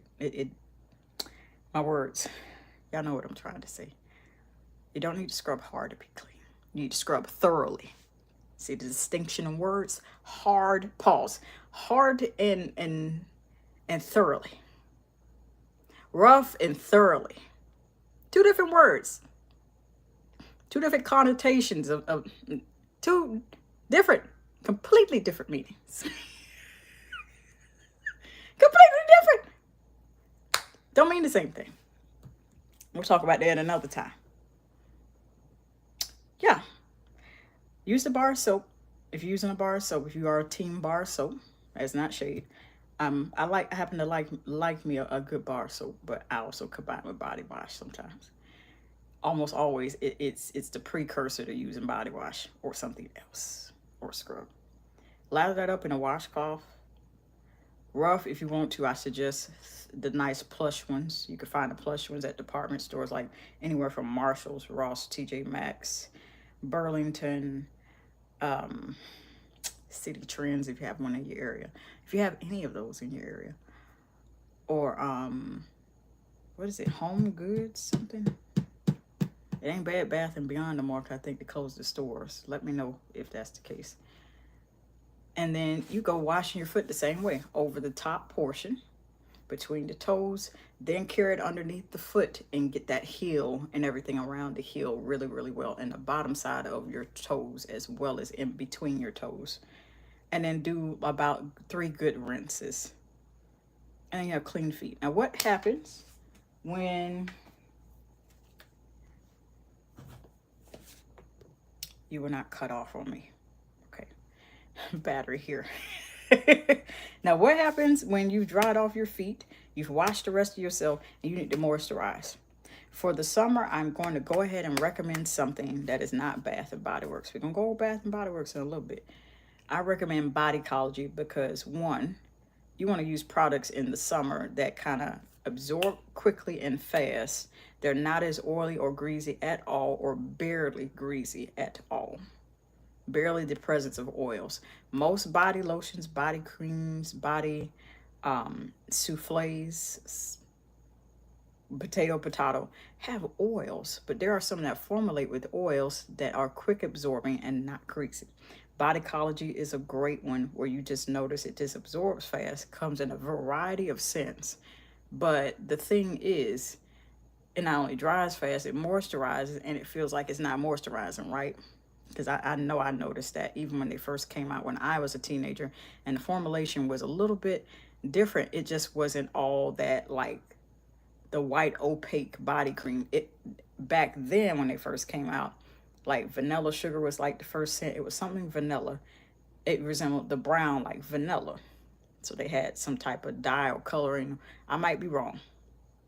Nowadays it's just all the stark white opaque color. It still applied the same back then versus now. It's just a bit greasier back then versus now. So you want something that applies quick, dries down, put that on your feet. And for summer, if you're wearing sandals, one of the worst things that can happen, well, not one of the worst things that can happen, one of the most aggravating things that can happen, you put on greasy lotion on your feet and your feet are slip and slide in sandals. And you done got it down there from the corner store or boutique and your feet just sliding. It's going to make you regret putting greasy lotion on your feet. So go with something more dry based like Bodycology. Definitely do that. Now Bath and Body Works, they have theirs that this has fared well. Has turned a little bit in color, but if you know how to store them really, really well, they will lead to a great payoff. And this is the perfect demonstration. This is the Ultimate Hydration, their hyaluronic acid and shea butter body cream. This is Pink Pineapple Sunrise. Very tropical, perfect for this time of year, for the warm weather, depending on where you are. And you see how that absorbs really, really fast. Now, it looks very hydrated. What is in my hair? Look, don't. I be wondering how these little flies be getting here. Like I'm not barbecuing in here. There's no grill in here. I don't like you right now. I'm not going to spend the time getting and swatting you. Ooh. Now you see, and I can get that out if I want to, but it's like, it's okay. Come on, escort him right out the house as soon as I see you. I just applied it about a good minute ago, and you see how now it's not as glistening. That's Bath and Body Works formula with the Ultimate Hydration, the shea butter, and the hyaluronic acid. You still have the scent that's there. I'm still smelling that, but it's not greasy, but it's still getting the job done, moisturizing your skin. And that's the perfect type of formula at which that you need for the type of weather right now that's warming up, that's heating up. Put that on your feet. And what I need you to do is apply it in layers. I got a video on how to apply thick, luscious body creams that are formulated like that, that I will also put on the community tab. So I got 2 sets of homework after this live stream is over with. You feel me? Okay. You don't want your feet slipping and sliding and you good sandals and you on vacation somewhere, or you just going to the store. You ain't on vacation yet. Maybe you're just going to the store. You don't want that. You really don't. I'm telling y'all from experience. I forgot where we were going, but I had on the sandals and I put on the lotion and I thought I was being slick, and I thought, okay, it ain't finna bother me. I was bothered. I was bothered to the maximum. After that, I thought very carefully about putting greasy lotion on my feet ever again, and I was not aware of these type of formulas back then. I am now, so I'm sharing it with y'all.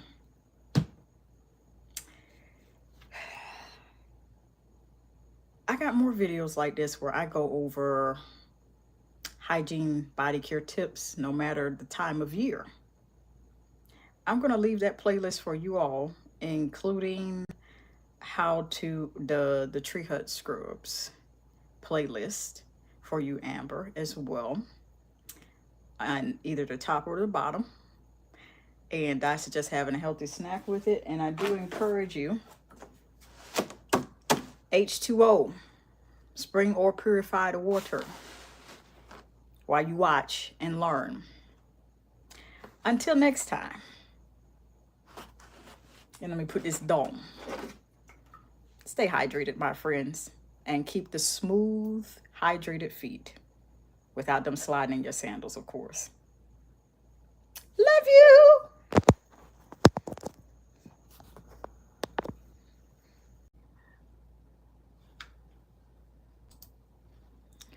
Welcome back. Welcome back. Welcome back. In today's video, we shall discuss, and I'm almost expecting the comment, ankles is wild. But today we shall discuss exactly how to thoroughly wash your ankles in the shower. That may seem like it's a bit much, but it is what it is.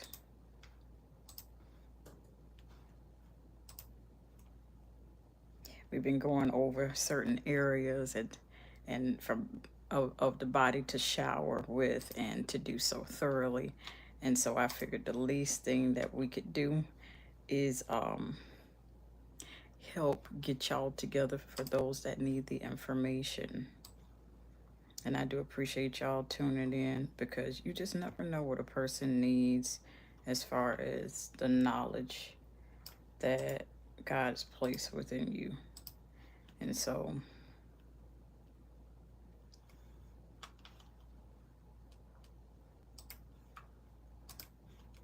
as I am led, I will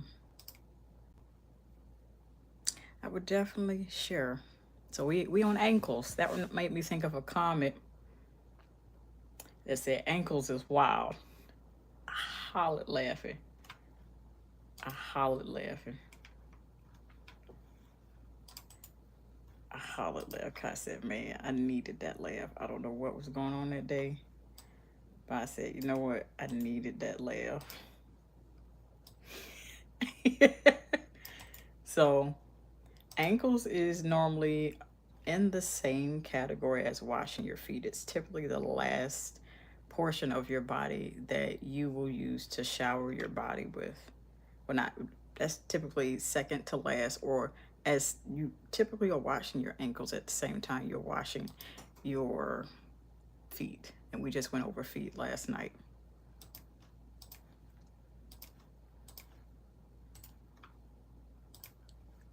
And we finna be going in.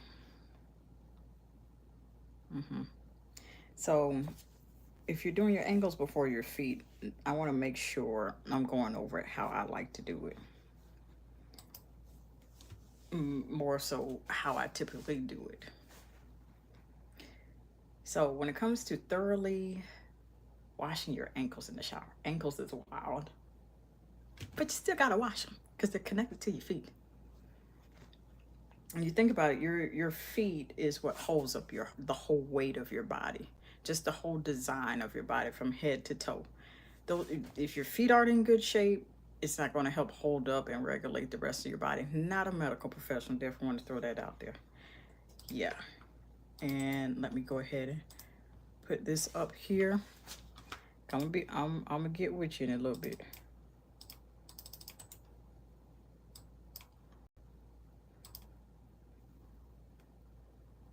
As soon as I figure out this.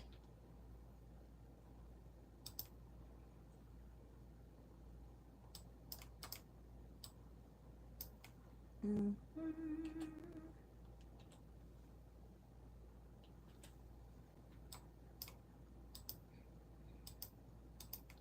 so your feet hold up the rest of your body. So you just can't possibly take care of your feet without touching the ankles, because your ankles is the cornerstone to holding up everything else. And I can edit all this out, me fiddling around and so forth.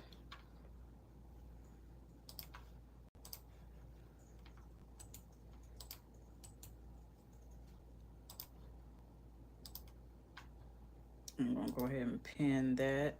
Anytime you would like to support me so we can continue doing things like this and continue spending more time together like this on the channel.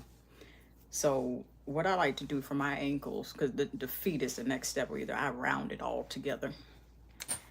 You want to go for the inner portion of your ankles first. It seems a bit tedious. Now, the part I like is when you go in using perhaps a body scrub that is either tree hut type of thickness. This is not tree hut, but it's kind of close.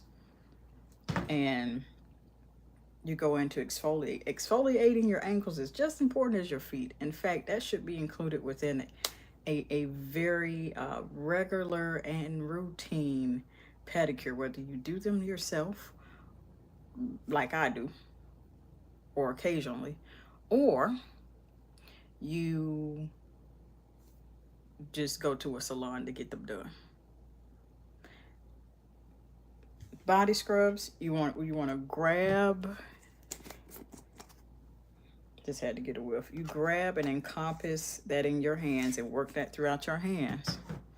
And you go for them ankles on the inner side, right where that little, I don't know what they call it, but that little area that looks like that's the joint of your leg connecting to your foot, your ankle bone. I don't know. I'm not a medical professional, so I'm using the best terms that I can.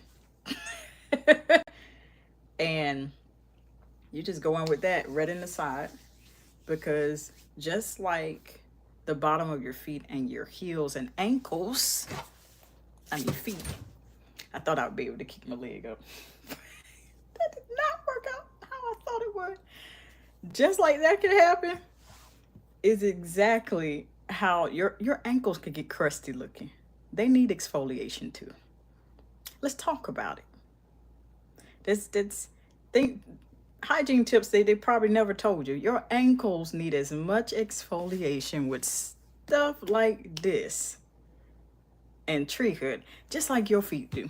So just like you can have crusty heels, you can have crusty ankle bone in the inner area. So you got to take care of that. Mash that together after getting a large, generous amount, or guapage, potato, and get in there. And you got to be careful, because that's exactly where it connects, as far as I can remember, for the human anatomy. And you just, y'all know what I'm talking about, that little area that connects leg to ankle to the feet. You get that area, and just don't be too rough with that. Please don't, because that's a joint. That's a bone area. It's a joint, not a medical professional. You do that a couple times, and if it's really abrasive, like tree hut or something like this similar, you take your time and apply less pressure, and then just do it. Let's pretend that this is this. You see, barely any pressure. Not this. That's going to cause a problem. You might not break your ankle bone, but you're going to be hurt if you be too rough. So this is also a matter of being light-handed versus being heavy-handed. Light-handed, heavy-handed. Light-handed, heavy-handed. Light-handed, heavy-handed. And then you go in and then stand in the shower. This is where it's going to benefit you. That steady stream that is coming down, it's going to rinse off that area where you're just specifically exfoliating your ankles. Ankles is wild, I know, but it's needful. It's necessary. It's necessary.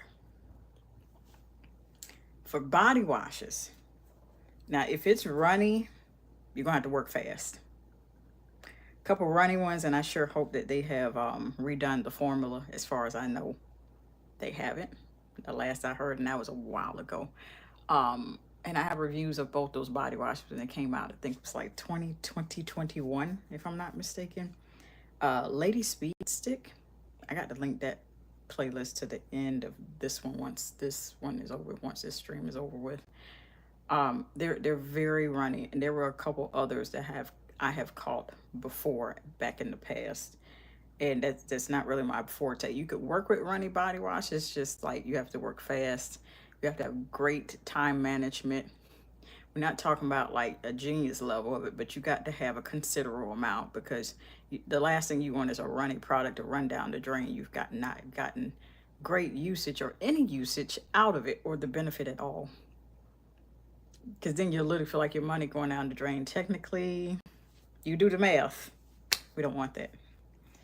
So what I would advise you, if you're washing your ankles with runny product, runny body wash, even runny scrubs, or scrubs that they're flaky and they're not like Tree Hut where they're like bound together with the ingredients. Gotta love cosmetic chemistry. They're not bound together with those ingredients. They're more like natural-esque.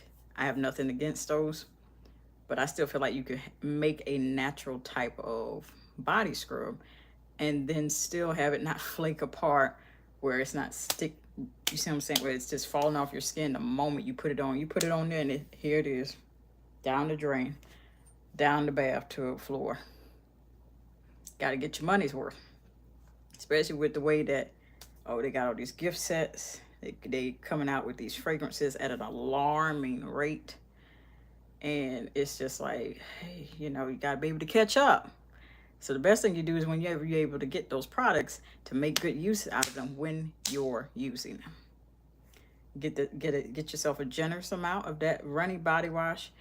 With the runny body wash, here's the key that's going to help you save the most money. So all your body wash won't be going down the drain if it's runny, if it's the runny type, like Lady Speed Stick or something similar.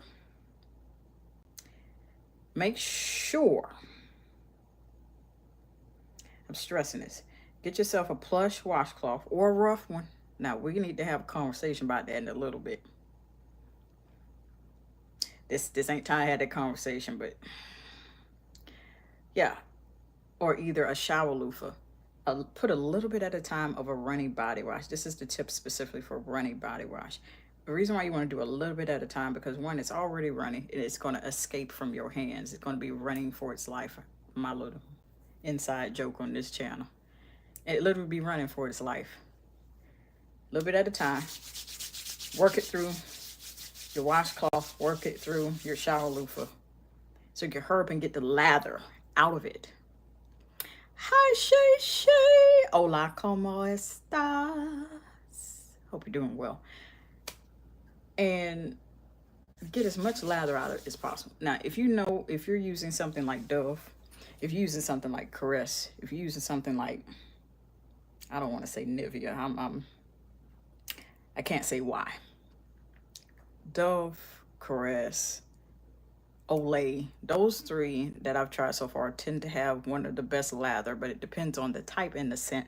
If it says ultra moisture or anything like that, then more, 9 times out of 10, more than like it's gonna be thick, luscious, and creamy, and you're gonna have a deep, rich, almost Colgate shaving cream, the OG shaving cream that men used to use and probably still use. You're gonna have that level of thickness where it's very luxurious, and you want to play in it for soap. Those you don't have to worry about. You can put that directly on your ankles and get to work with the washcloth, get to work with the shower loofah, get to work with your hands.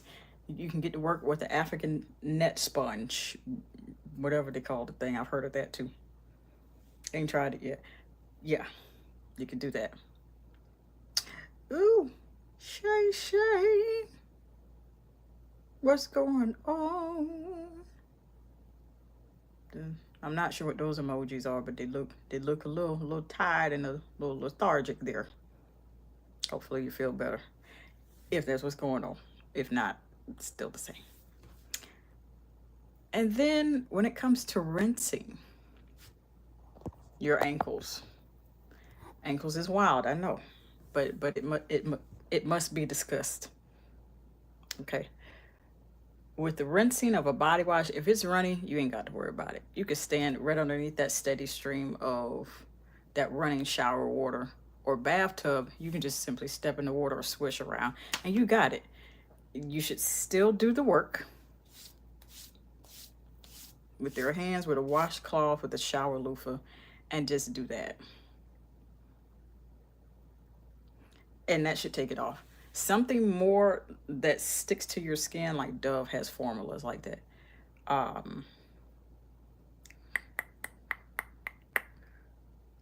And then Caress. And then Olay is really good. Those three in particular so far. I haven't found another brand yet that has such thick, creamy, and luscious body washes as Dove, Olay, and a Caress.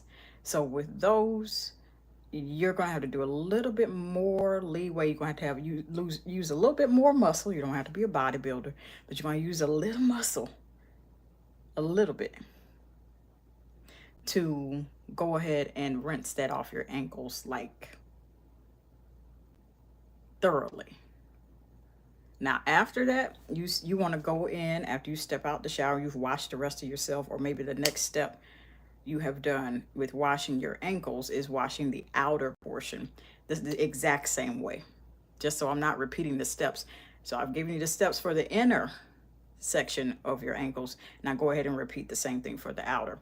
Once you're officially done all the way and you've washed your feet after, or whatever the last part of your body is that you typically wash before you say, okay, I'm clean, I'm good to go, you step out, you dry off. You got to moisturize those ankles, because that's usually the first sign and the first area that will show up for ashiness. And no one likes ashy feet. Summer is approaching. Summer is approaching. Yeah. Summer is approaching.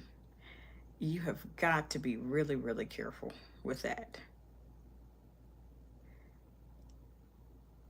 Just like your elbows will tell on you, if you don't do the work and exfoliate and put on a good lotion, your ankles will tell on you too. Team God, team good, team, well, team big, team. It must be autocorrect, I presume. Yeah,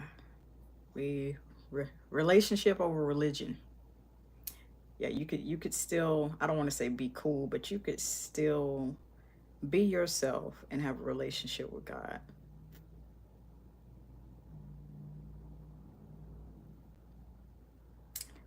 Have a lot. Oh my goodness. I'm sorry to hear that, Shay. How long have you known, if you don't mind me asking?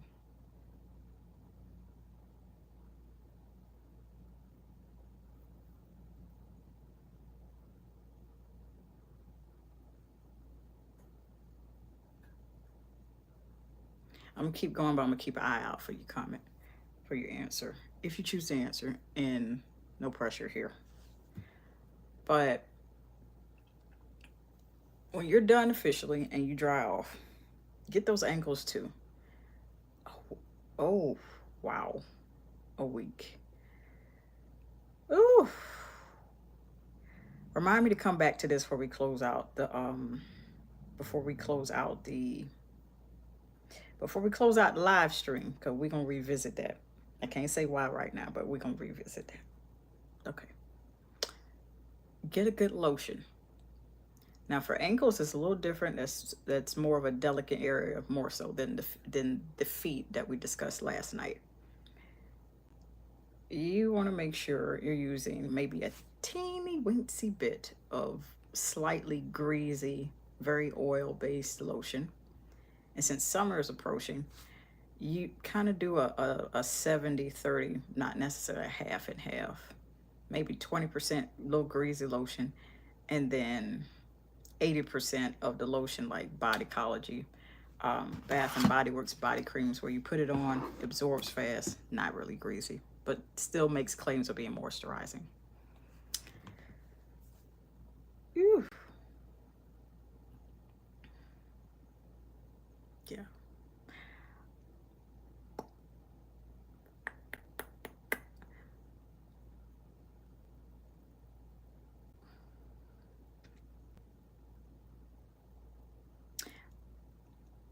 I'm almost about to, I'm not going to, you'll know when it closes out. So, Shay, my sincere prayer for you, regarding that God can do anything. He can do anything. And my hope and sincere prayer is that you get immediate healing, and that if you don't know him, that you get to know him immediately. All it takes is asking him to come into your heart and come in and change your life totally. That is my prayer. Gracious Father, grant that in Jesus' name. Amen. That's my prayer. I don't typically pray on cam and on live streams. I have to be led. Gracious Father, we lift up to you Miss Shay, regarding the matter that she's going through. They're saying that it's terminal. That's what they are saying. They are saying it is a week, but only you know our direct ending times on this earth. And we can do all things through Christ that strengthens us. And Father God, I ask that you intervene in her life and grant her a supernatural miracle, even if she never comes back to this live stream, and I don't get an update, which she does not owe me, but still I ask that you grant it to her anyway.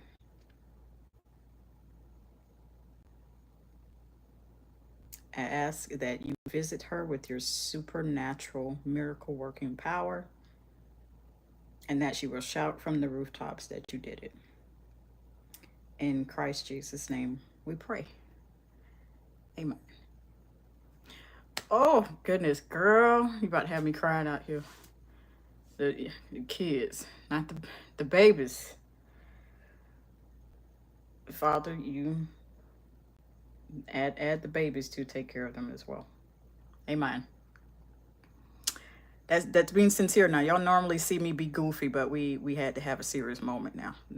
Time and place for it. So, and I was led to do that. So I got more tips on body care and hygiene. It was extremely nice to meet you, Shay. So whether or not I meet you again here, you don't owe me an update. You could feel free to share it on your own, totally. And my hope is, if I do see you across the platform again, that a miracle is done and performed. God can do anything.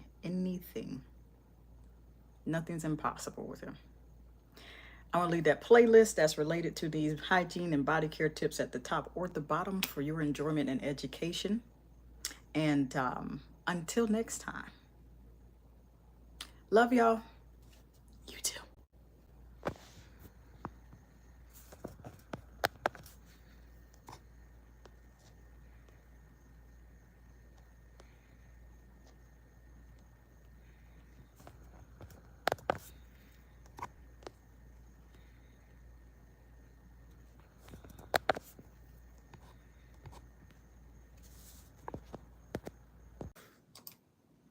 Definitely did, especially after the last stream.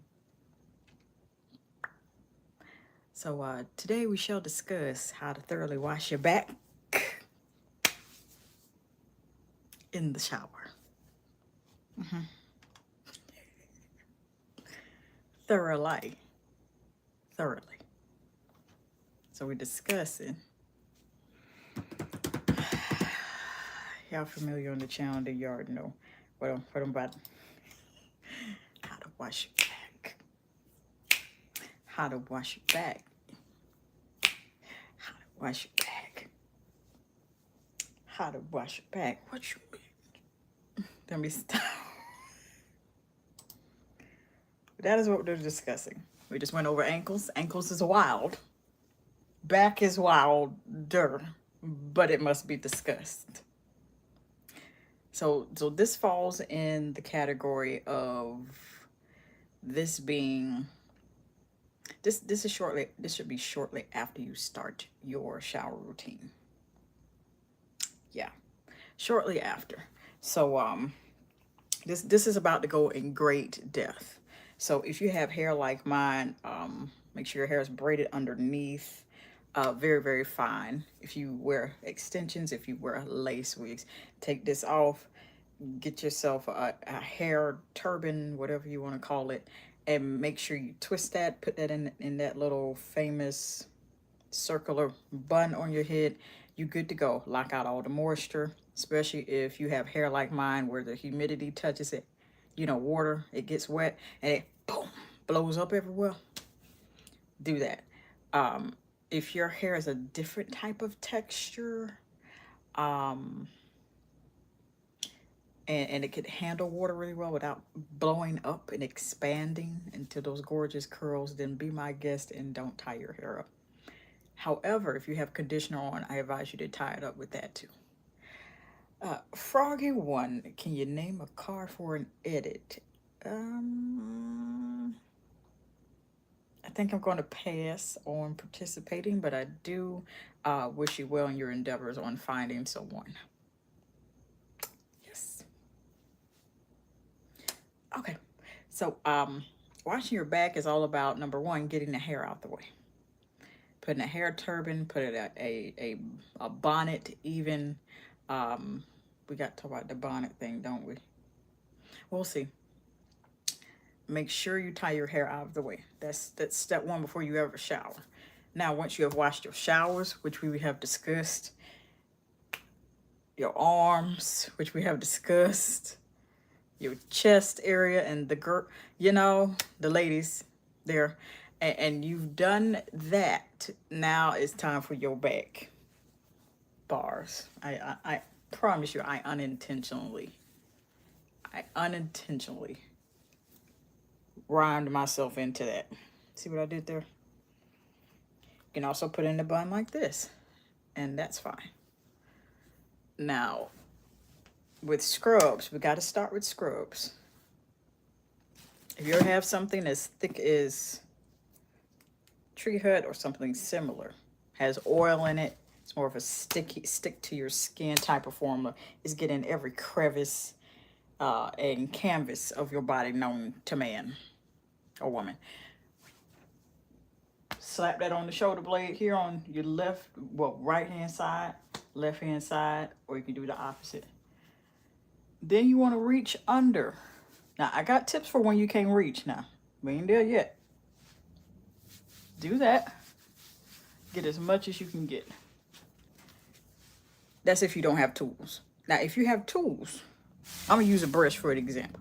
Let's pretend, and it's a hairbrush, let's pretend that it's one of those longer, elongated, very long back scratcher brush, dry brush, Because I've used one of those, but then I got aggravated with it because I wasn't used to it. And so that's just me. Now you can go ahead and go about your business and use it yourself. Pretend this is one of the back brushes. Slap the product, the scrub in there. It's gonna stick. It ain't going nowhere unless you run a whole bunch of water through it and then carry it over your back. Get in there and then do that.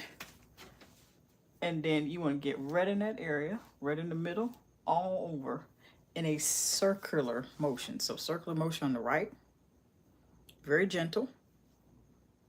And then on the left, very gentle. Now, when it gets to the lower back, you're going to want to be careful with a brush, or either get a washcloth that is still plush or rough. Because at this point, I'm using body scrub. You don't need to opt for also another rough surface to combine it with, which would be a rough washcloth. At that point, you're doing too much. At that point, you might as well be putting on 3 body scrubs at once and using the whole jar and aggressively pushing into your skin, and you don't want to do that. I got a video on how often you should exfoliate, and I met my limit rather quickly. And I'm not going to give the video away, but I met my limit very quickly, rather quickly. It's not fun. I started to see things I had not seen before consistently, back-to-back exfoliating, and back-to-back exfoliation without a break is not recommended. I'm not a medical professional or a dermatologist, but I'm telling you from experience, and that's going to be on the community tab after this video go up. Back-to-back without a break exfoliation in the same place, in a different place, is still not recommended. Or you rotate them, oh, I'm going to just do this side for a week, or this side for a week. You got to give it a break. Lip combo is so pretty. Black hair make it pop even more. Thank you, thank you. We will see if we will return back to the black, the chocolatey hair. We shall see. Thank you. Okay, so yes, make sure you're gentle. And back-to-back exfoliation, I'll put that video up very soon. But back-to-back without a break exfoliation, not recommended. I found out the hard way very quickly, and I'm happy that it was very quickly and that it had not been going on for an extended period of time. So if you notice I'm talking kind of vaguely, it's because I don't want to give the video away. It's already taken care of. It'll be available for you. Now, again, we pretending this hairbrush is a body brush. Slap that scrub on there. Circular motions in your mid-back, in the small, they also call it the small of your back too. Here.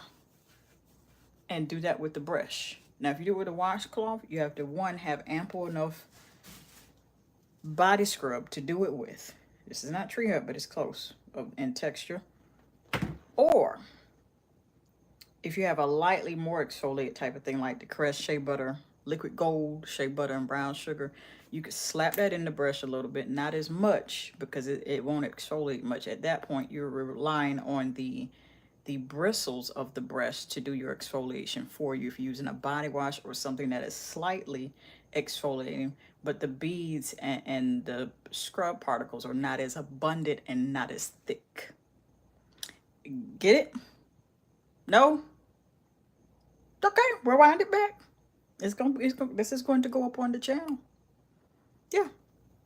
And you get in there and do the same circular motions from left to right or right to left, whichever motion and direction that you're most comfortable with, but keep the direction in a circular direction if you're using brushes, shower loofahs, or African net sponges. I could recommend using those, but not the African net sponge, but I've seen the material is kind of similar, at which is kind of close to shower loofahs, but again, it's like I don't like to ever break my rule. If I've never tried, it's not fair. It feels like it would be the same as a shower loofah, but I keep hearing that it's much better than that. So you're welcome to use that. I don't recommend it, so I'm sticking with what I know until I'm able to try it. Okay, there we go. So keep that circular motion, light on the hand, but a little bit of pressure. So what does that look like? Okay, let's pretend this is my back. Okay, got the product on it. Going to the left-hand side, right-hand side. If you notice, I'm applying a little bit of more pressure than I normally would, but I'm not. So you could tell because you can see the tension in my arm. You see I'm gripping it. And then you could see I'm pushing against my skin here on this side that we're using as an example of it being my back, for example. That's too much pressure, especially for you to be using against your back with a scrub or body wash or something that is lightly exfoliating, but not all the way abrasive. Let that go. Do you see that? I want you to watch that again. I'm applying way too much pressure. The arm is giving it away. I'm putting a lot of muscle into it. You're seeing my vein. You seeing it all? That's too much. I feel that the strongest reason that really highly abrasive body scrubs like Tree Hut and those similar were made is to make sure you can do this. I want you to watch that again. Taking the pressure off. I want you to watch that again. That's way too much pressure. You see that? Take that off and then do that. And then you even notice my grip here in this hand is a whole lot more lighter. And then because I pressed in so much, I don't know if you can see that, those are the brush marks because I pushed too much. That's going to be your back if you do that. That's going to be your back. Okay? Then you're going to have to go back, back, and forth. You're going to be irritated or you're going to be uncomfortable in some way. And I don't want that for you. So here, over on this channel, I'm going to tell you the truth. Okay? I'm going to tell you the truth. Tell you the truth. Don't do that. Please don't. Or it's not going to be a good time for you. And I want it to be a good time for you. You getting clean. No funny business. And then your back is free of all of that. Okay, now rinsing. This is a bit of an art. You don't have to be perfect. This is where you can kind of be sloppy. If you're in the shower, you can let that steady stream of water. There's a reason why. You use the steady stream of water from the shower. I can let this out now. You use the steady stream of water from your shower in whatever temperature you're comfortable with. Either hot. Those women are very famous for that. Semi-hot, lukewarm, cold, whatever. Whatever temperature is, keep that steady stream going. At this point, I can already assume that you already have the strong stream going. Whatever product is on your back, this is why it's imperative to have your hair tied out of the way, hair turban, shower cap, whatever, bonnet, whatever. This is why you need to already have it out the way. Let that stream run down your back and rinse off as much of it. Rinse off as much of it of the product that you can have it to rinse off, and then go in and clean it up with your shower loofah, clean it up with your plush washcloth, clean it up with the African net sponge if you're using that.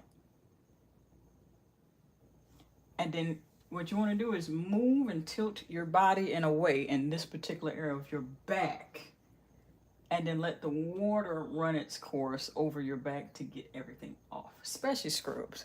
Those that tend to stick to your skin and get in those crevices. I talk about Tree Hut a lot, and I recently put that on my community tab. So that is for your enjoyment and education if you want to know what I'm talking about.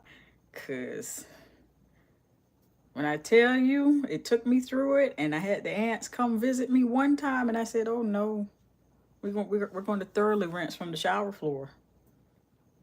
That's still my advice. And we're in year 5 of this channel. That's still my advice. Rinse thoroughly with those shea sugar scrubs. That's made with real sugar. Ants are attracted to sugar. Please rinse thoroughly once you're done. I know they got it in all the fun scents, but please don't play about them ants, because that's... Please do not do that. Please don't do that. Go in there one morning and it's like, well, hello there, darling. And you're like, don't talk back to me like that while you crawling over my shower floor. Dramatization. Like, who goes there. I did not ask you to grace me with your presence in my shower floor. I don't like you. Be gone.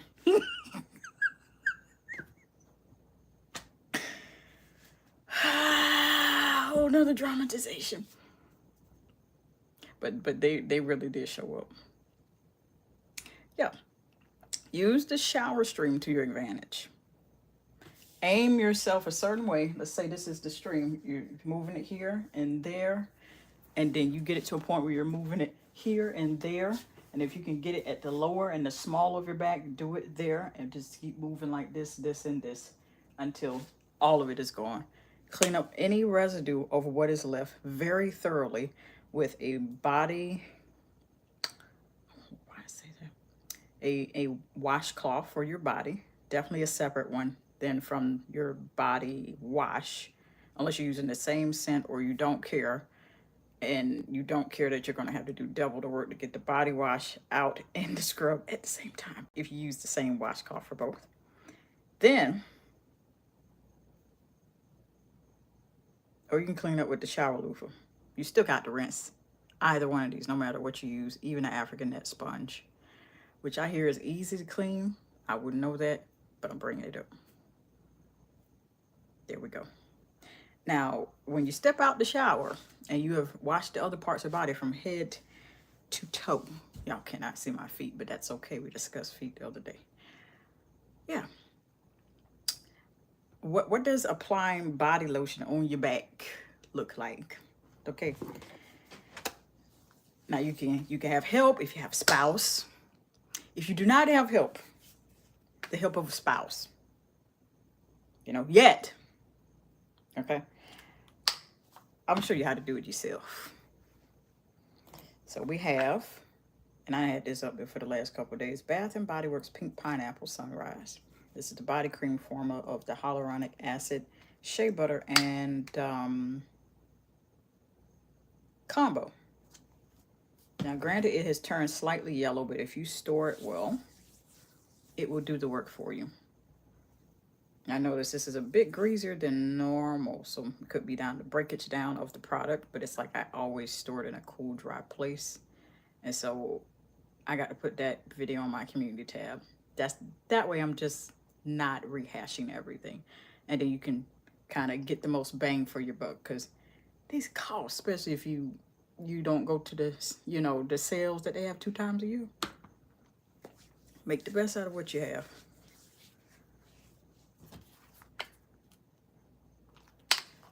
You want to do this, keep your hair out the way. Hopefully you've not taken your bonnet off, your hair turban, your shower cap. Tuck all that hair away. Already have it tucked away. Get that between your hands there. You can barely see it because it's just melting very quickly according to my body temperature. And then I'm going to just apply a little bit underneath here, even though I already got my scent of the day. And you want to apply it like this. My shirt is going to smell like it just a little bit. But the most of it I applied on my skin. And then do it this way on this end. Dab it on this end. To turn around and dab it on this end. And try to get it from here. And you see there on the shoulder blades. You're essentially using one hand to tackle the opposite side. I want you to see it. One hand to tackle the opposite side of your back to make sure you're applying everything. Now, sometimes you might not get all the spots. If you're concerned about that, Bath and Body Works and other brands also have, I wish they would bring that back though. They have spray body lotion. They call it something else, spray 24-hour spray moisturizer. I got a video on that as well. I got a lot of homework to post on the community tab for y'all because it keep coming up. You could use that and spray your body down. The thing is, if you get a spray lotion and you want to get that area in the middle of your back down to the small of your back on both sides, you want to make sure you're still going to have to pat it. Pat it in to absorb in your skin before you put those clothes on. Because you're putting on something really nice. Whether it's oil-based still. Shea butter on its own is naturally moisturizing and full of At least it feels like it's full of oil. It's already naturally oily and greasy feeling shea butter on its own. So, and you catch a whole lot of body creams that are shea butter based. That hyaluronic acid might be the thing that's causing to absorb really quickly. But that shea butter is going, you put on something nice that could get ruined by something oily. Be careful with spray moisturizers. Be careful with greasy lotions that absorb really quickly but still have a oil-based type of formulation. Be careful with that. Apply it lighter in layers. So what does that look like? That made me think of another video. Like that. Use a little bit at a time. And there we go. Healthy amount of shine. And then you come in. I'm just using little amounts like that. And you can do that with your back. Now, if you're in a rush, I'd suggest using the spray moisturizer or the spray lotion. And so you get in and out. But make sure you at least let it dry 30 seconds between application before you put on them good clothes that you don't want ruined by oil-based moisturizers or oil-based body creams. Yeah, definitely don't want that. And then I'm going to put in an extra tip for perfumes. I don't know how many people do it. I spray perfume on my back. Now, it depends on the ingredients. Now, I don't mind sharing this again, and we need to chat about that anyway. How it works with body care products, at the least, at least the first 3 to 5 or 5 to 7 ingredients. As you read it, the first product is what the most of it is in there. So I'm gonna use this for a perfect example. Here's the first few: water, glycerin. I'm probably getting ready to butcher these words. Caprylic triglyceride, isohexadecane. I know I butchered that. Fragrance perfume in parentheses, cetyl alcohol. Okay, I'm not going no further. As you can see, it has a lot of mysterious and non-mysterious and recognizable and non-recognizable or very, very intriguing ingredients. Okay, those first 5 means that I just read. Here's how I learned it. And I forgot who I learned it from, so shout out to you, whoever you are. Those first 5 ingredients, that is what the most of it is in the product. So those first 1, 2, 3, 4, 5, 6. Sorry, those first 6 ingredients, that is the most of what it's in here. As you read down further, if I read the rest of them, each ingredient running down to the bottom of the list means it's less and less of that in there. And so we have aloe barbadensis leaf juice. That's way at the bottom. So that means it's in there, but it's a small amount. I don't know how they came up with that formulation, but the ingredient list from top to bottom, the top is what is in there the most of. Then down running to the bottom is what a little bit of it is in there. Ever since I learned that, it's just like, it's been very interesting on selections of products when I go to restock, or if I'm just curious to try something for the first time, or try it again, or try it again since it's been reformulated. So very good thing to pay attention to. I always like to mention whenever I can. Definitely pay attention to that. So if you see fragrance, perfume, water, and alcohol, that's the most of what's in there. Everything following after that, there's smaller amounts of it in there running down to the very last ingredient in that ingredient list. Yeah, I'd like to share that much as I can. Check the ingredients. If you're gonna spray perfume on your back, be careful. You want to make sure you stretch your arm with the bottle, and let it mist on your back or back into it. Oh, the perfume mist. You never want to directly spray the perfume on you, because again, even if you have the ingredient list, and most perfume ingredients aren't posted on the bottle, Most of it is on the packaging or the inserts, if they come with inserts, all that stuff. You still want to practice that. Even with Bath and Body Works. And then let bygones be bygones. Let that dry. It's going to dry a lot faster if you do it that way. You'll still get a cloud of fragrance, and you'll get those wafts, those whiffs of fragrance of whatever you sprayed, perfume, body mist.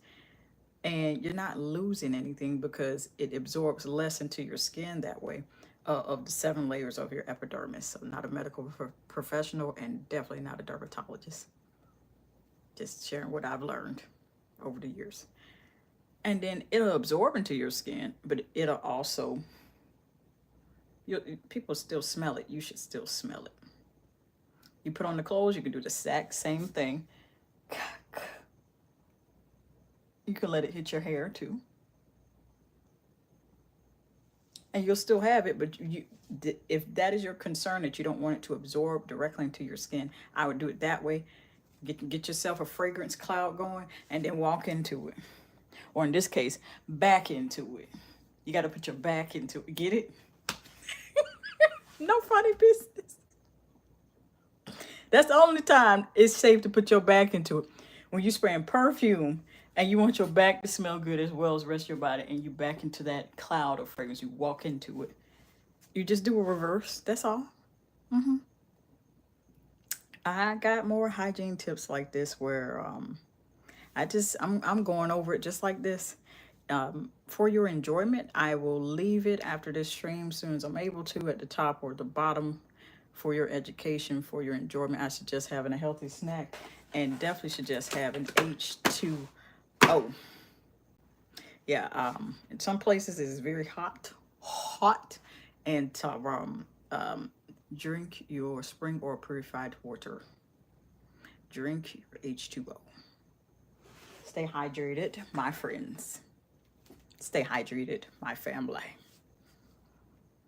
Until next time. So we got how to store your body care going on the community tab. And then we have how to put on body creams. And if I find anything else, that's going to the community tab as well. Until next time. Love you.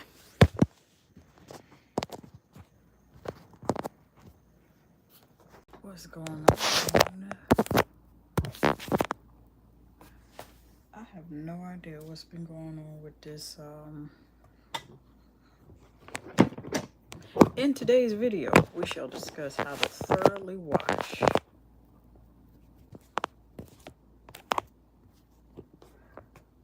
your elbows. I've been talking about it a lot. Now, hold on a minute here.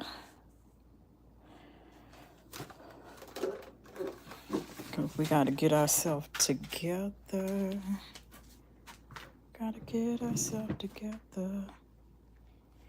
Cause I ain't got someplace to go. And I'm praying when I get there, I see everyone I know. I wanna go to heaven. Wanna go to heaven. Yeah, I wanna go to heaven. I wanna go to heaven. Yeah, I wanna go. How that note go? I know I'm butchering.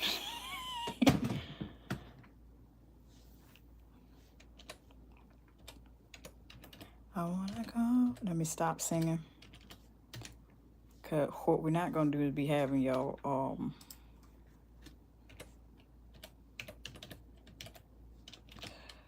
copyright straight. No. I wanna go.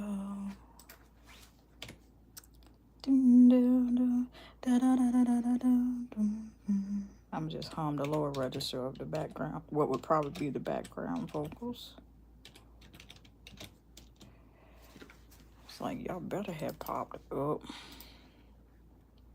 Today we're discussing how to take care of these elbows. Now we done talked about. Have we talked about the ashy elbows? I have to look. This is what to make the live streams what they are. Let me go ahead and share it. So the thing about thoroughly washing your elbows, that's an area you particularly want to focus on when you get there. Just only because, baby, they're the number one thing besides your kneecaps that are prone, the most prone to gathering dust of epic proportions.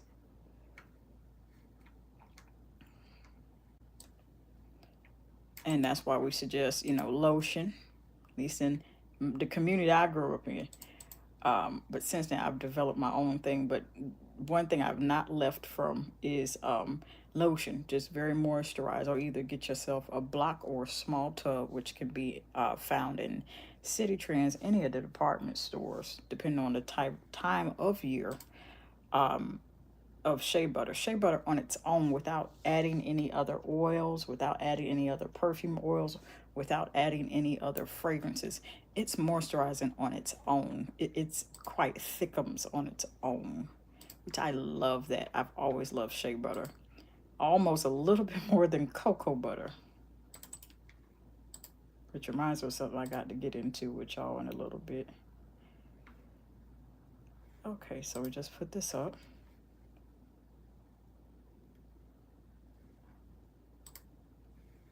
There we go. That is what I was looking for.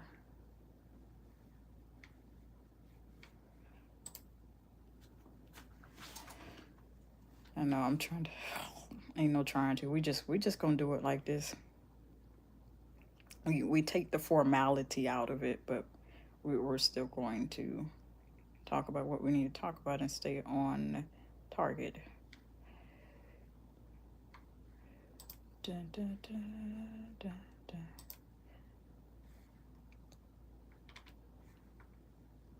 Da, da, da, da, da, da, da, da, da,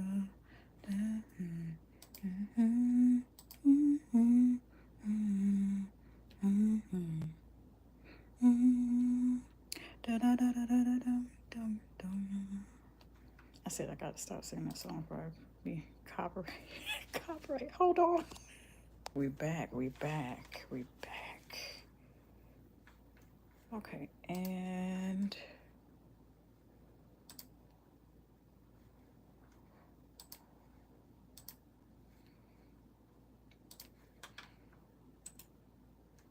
so when you're in the shower, this is normally what you take care of when it comes to just elbows, which is what we're talking about today.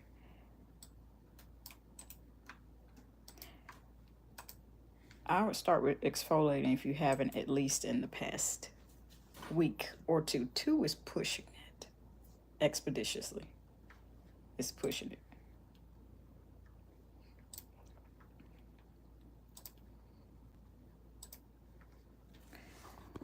Two is pushing it. Go ahead and get back here and get back comfortable. 2 is pushing it.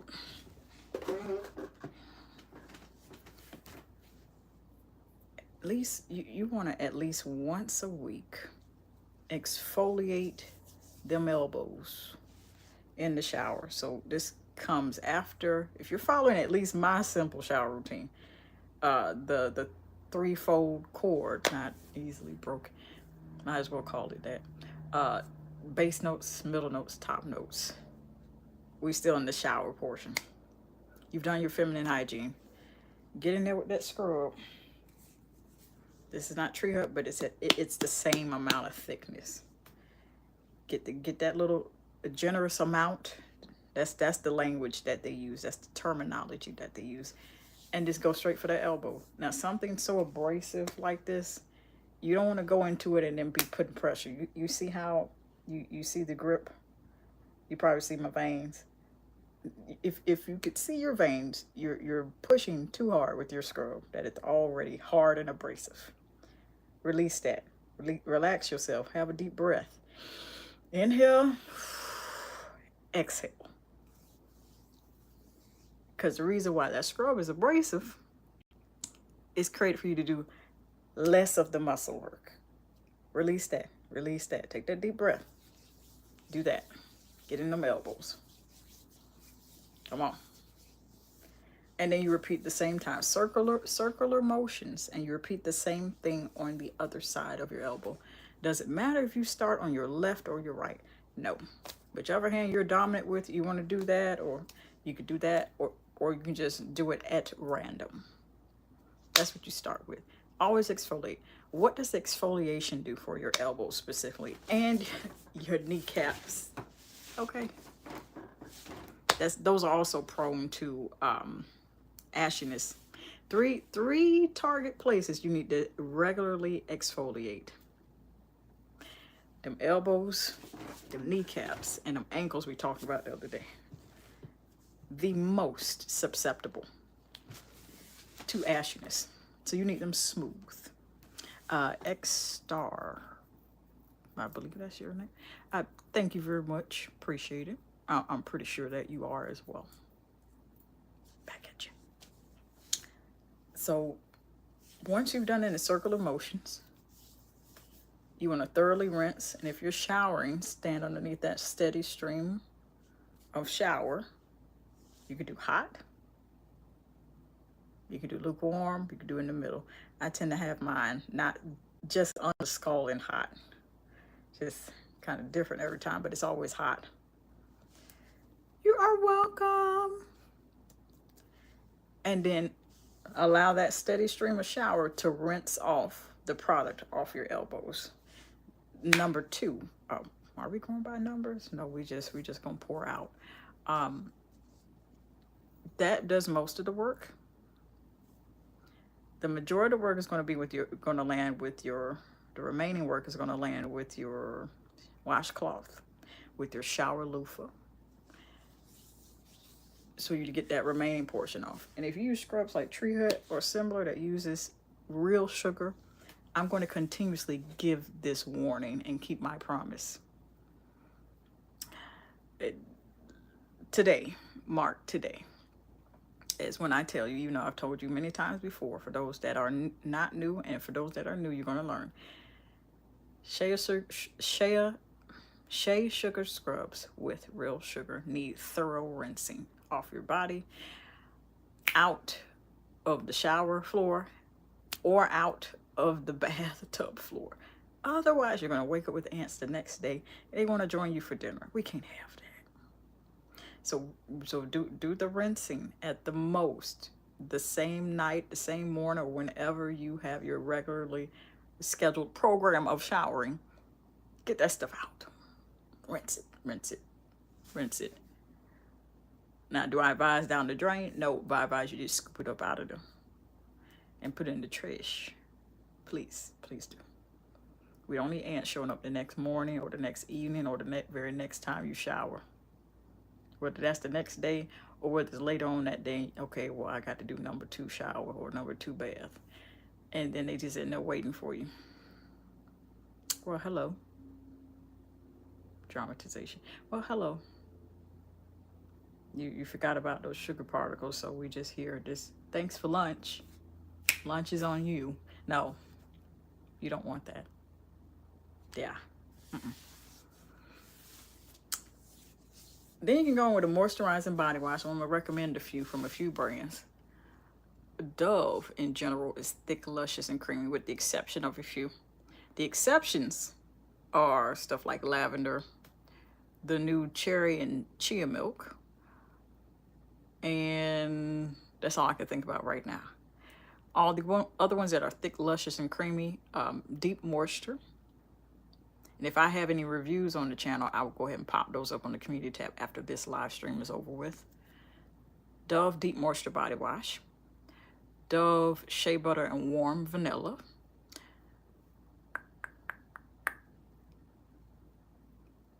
I know there's more. Olay, from Olay, their Shea Butter one that kind of resembles Dove Shea Butter and Warm Vanilla. Although I think Olay is just the Shea Butter one. They come in the regular size and they come in the maximum pump size. They've rebranded the bottle size and the bottle shapes and stuff, but they're pretty much the same. It's just they may be allegedly reformulated. So if you've been bathing with that a while and you notice they change the bottle, it'll be the same. No, it's the same scent. It's just different formula, allegedly. And so I heavily encourage you to do your research, do some testing, do a patch test with the old one if you still got a bottle of it, and then do a patch test with the new one before you officially get in the shower. Because no matter how much you think your skin is immune to this stuff, when they change formulas, that could change too. Like, perfect example. Do I have a bottle? Do I have a bottle?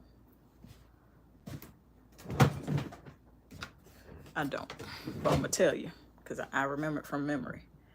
Now, y'all know how I was talking about, for those that know, I'm gonna still bring you up to speed.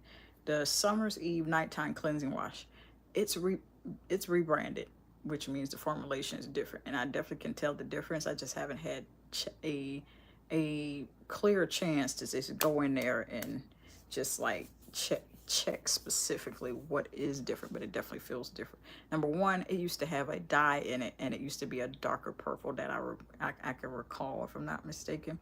The labeling was different, so the graphic designer got in there and said we need a fresh look for the whole line of stuff. See, this stuff you got to grow to be very cognizant of, very aware of, and you could start small. You don't have to know everything.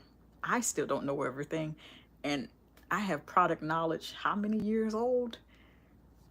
Yeah, and I'm still learning because they're still changing stuff, and that's causing me to have to do a whole lot of research and a whole lot of observation and a whole lot of, like, okay, a lot of times it's not voluntary experiments. It's just like, it'll happen. I'll go in there and, oh, well, let me just pick this up and bathe with it because I got to bathe.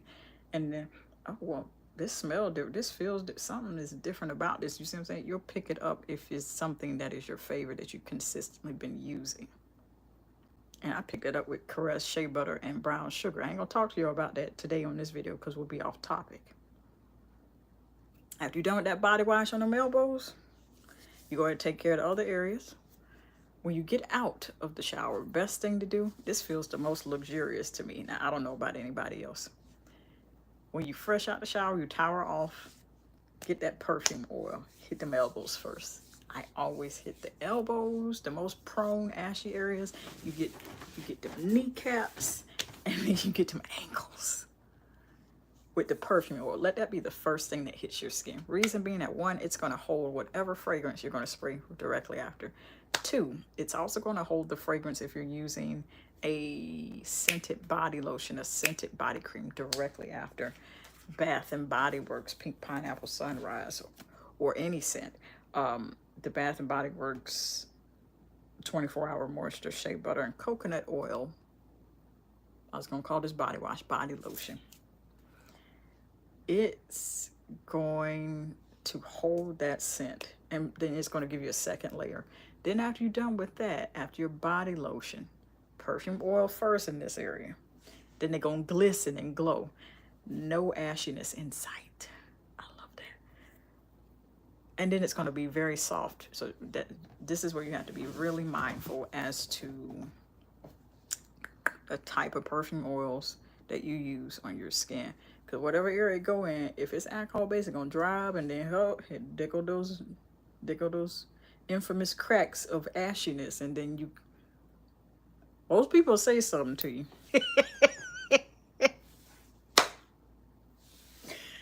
Most people gonna say something to you. They're gonna say something to you. Hey, you need to use some lotion. You got lotion? Or just start off like that. You got lotion? Here you go. You need to use it for you too. Other people, they're probably not gonna be so nice. So I love y'all, and I don't want that for y'all walking around like that. So I'm gonna tell you the most tactful way that I can. I even have a video on it where a person, they no longer could earn their income in a certain place. And the reason why I'm saying it like this, due to their odor and I'm pretty sure no one in that office was very tactful with telling them. They probably started off very nice telling them, hey, such and such, oh, well, they probably, who knows the amount of meetings they had, if they had any, at work. outside of work. Let's go out to lunch. Let's discuss and get such and such. And I just kind of expounded upon, here's how you could tactfully tell a person about something so sensitive such as hygiene. Because some people get offended. Next thing you know, it's WrestleMania. What number is they on now? Don't make me look it up.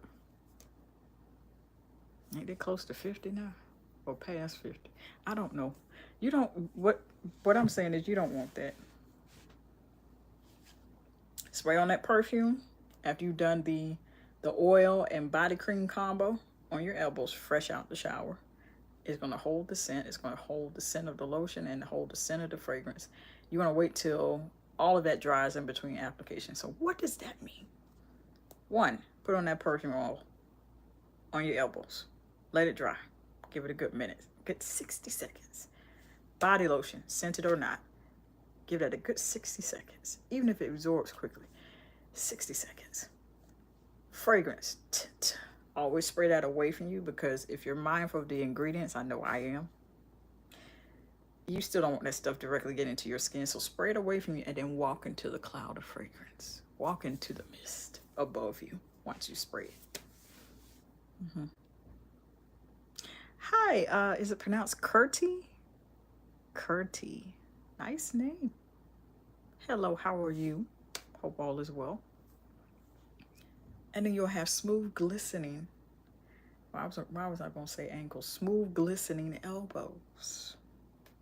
Now, I got a playlist full of videos where I go over specific tips for hygiene and body care that you might want to take a look at. And I'm going to link you all at the top or bottom, whichever one I decide once this stream is over with and I'm able to. I suggest having a healthy snack, and please have H2O, because this weather is not playing out here. This heat is creeping up on us, and it's only May. Yeah, be careful. Depending on where you are, it is probably hotter in some places than others. Sorry. Yeah. Until next time. Take care of those ankles. I mean, sorry. Take care of them elbows and the ankles, but today the elbows. Kaale. I hope I didn't butcher your name. If I did, I do apologize. Shout out to the UK. Until next time, and we have discussed how to thoroughly wash your elbows, and you can rewind it back because it's going up on the channel. Love you. All right, tight.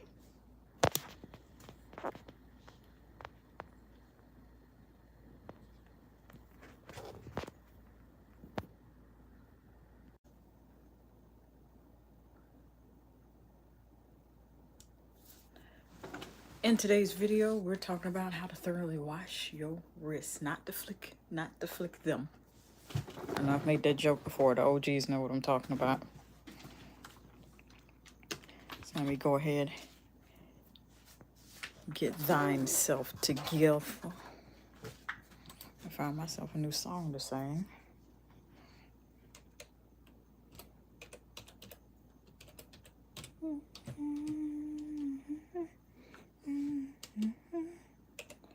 I know I ain't forgot that.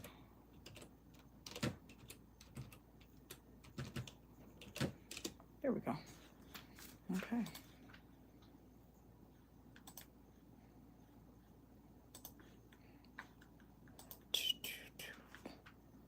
That is what we discussed today. So we have just discussed earlier today on how to thoroughly wash your elbows, and I went in great depth in detail as much as I possibly could. Now we're going to talk about the wrist.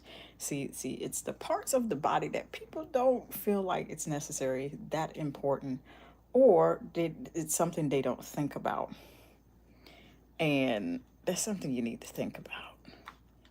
You got to think about that. You got to.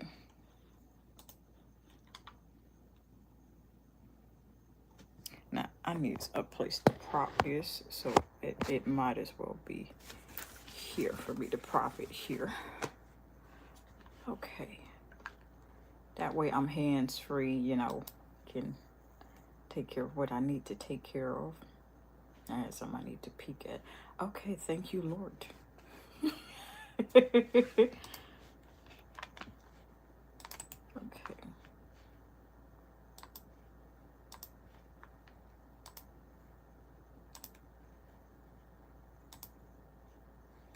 All right. So when we're talking about washing your wrist, it's just as important. It's not as ash prone as maybe the elbows or, you know, kneecaps, ankles, which we've discussed the majority of those, except for maybe one area. This is very different. I feel like, at least for me, let me paint a picture here. At least for me, I like to go ahead and save the washing of wrist for last, even though soap has gotten everywhere from the start of washing everything. We talking about bar soap, we talking about feminine hygiene wash, the Summer's Eve or whatever you use, FDS, Vagisil, all that stuff. At this point, it is the last step for me. That's how I feel. And it's the next to last step. Almost ties in with when I did the video of how to thoroughly wash your hands in the shower. I feel like if you're specifically using a scented body wash, that's the time to do it before you officially step out. That should be your last step. At least that's what I do. You can determine exactly what is best for you. I just feel like when I get out the shower, why not use whatever is scented as a body wash that I started with. I want it to be the first thing I smell as soon as I get out the shower. Even though I'm going to layer and put on lotions and put on creams and put on body oils and perfume oils and perfumes and stuff like this, like Christian Dior or whatever, you should treat your wrist the same way. So this almost goes in full conjunction with the video where I was talking about washing the hands, but the wrists are a bit more delicate. Now, for us ladies, do you see? Very, very delicate area. You have to be careful you don't hurt yourself. For scrubs, you want to treat it the same way as if you're washing your hands and exfoliating your hands. Hand scrubs are a thing. I don't see them as often. So I encourage you to use body scrubs like Tree Hut that are relatively very abrasive, but with a light hand. So we're going to go with bar soap. For bar soap tips, you want to make sure you're lathering that between a very nice, soft, plush washcloth. And that's a reminder, I need to talk about those washcloths. The hard, rough ones versus the soft, plush ones. We need to have a discussion. Seriously, we need to have a discussion, because we do in this community. Get that thing lathered up. I suggest Dove, the original bar soap. If not, get something that is antibacterial in nature. Olay is good. You could get something, if not antibacterial in nature, something that is heavily, a brand that is specifically heavily into skincare related body care. Dove and Olay are two brands I could think of. Aveeno is another one. What's another one? Oh, I know there's another one in there. I see it all the time in the store. For right now, Dove, Aveeno, and Olay. They are all, the reason why their formulas are so thick, luscious, and creamy for Dove is because they're not just focused on body care. They have a integrated skincare thing going on, which is when I talk about the benefit-based body washes, body care, body lotions, that's it goes beyond the scope of regular body washes. That goes beyond the scope of regular body lotions. You feel me? Because it has an added benefit. They just came out, Dove just came out with a line. I got the video up on the channel reacting to it. I'll put it on the community tab, as a matter of fact, of each one, like Melanin Glow. One's meant to even out skin tone, one's meant to brighten the skin tone, some different variation, and one's made to moisturize skin for dry skin. They aren't just making body care, and they are also catering to having a skincare beneficial effect to their body care. And then I see the same thing replicated with Olay, and I see the same thing replicated with Aveeno. Now, Aveeno, I'm not really that familiar with them as far as their quality and lasting power, but I tell you this, I had tried a product of Aveeno's a while back. It might have been a cream for dry skin or something. Didn't smell the best, but I can tell you this, that thing went to work for that dry skin and repairing things, because that's what it's designed for. That's what it's formulated for. Those are 3 brands I can recommend of body washes.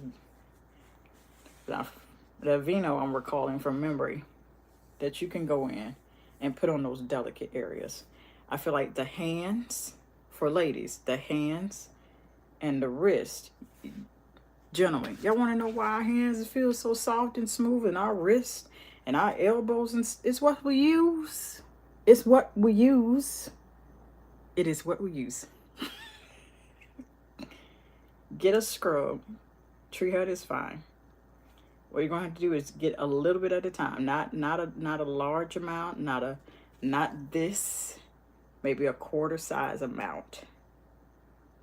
That is still relatively generous, and you want to place that and smack that in very lightly, very gently. Smack that red dab in the middle of your wrist, and then go around the circumference of your wrist, and then repeat the same here.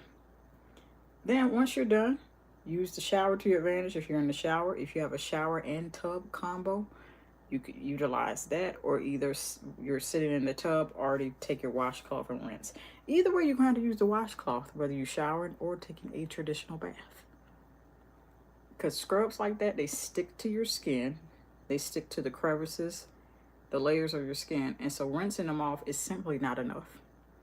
And so you're going to have to go back behind it with washcloths. The plush ones, the shower loofahs, I always like to keep my promise that I made, what was it, well over 2 years ago or more, that max 2 weeks, switch them out, or else you are playing a boxing, a dangerous boxing game. You might as well be getting in the ring with Mike Tyson, retired, if you're not going to switch out your shower loofahs, because you're playing with bacteria at that dangerous level. Because they're going to be floating like a butterfly, and they're going to be stinging like a bee, except for it's going to be magnified to the power of sevenfold. And you don't want that. So 2 weeks, you're pushing it. But that's the max that I at least recommend personally. I have heard of people have it for a long time. Beyond 2 weeks, I don't judge you, because I used to have it up to switch them out monthly or more. Or have multiple and switch, and then that's not good either. Because you can buy 4 of them and be like, okay, I can kind of get around. No. Buy the multiple. This is why you keep plush washcloth. You lean and rely on the washcloths more than anything. Get yourself a stack of washcloths. Some of the best kind that are plush you get from department stores like Marshall's, Ross, City Trends, TJ Maxx. You go in there all times of year. I can tell you where they might have the best of it out of season. So after summer and the fall, that's where you'll find probably all the summery stuff. After fall, getting into the new year, that's when you'll find all the very plush washcloths for people. Because wintertime is like a time people like they're nesting inside of their house. They might still go out, since this that took place, but they're pretty much nesting and getting stuff together in the house. They're probably doing housing projects or stuff in their place where they rent or more, whatever it is, like that. And that's the best time to go buy those plush washcloths, because that's how I did it.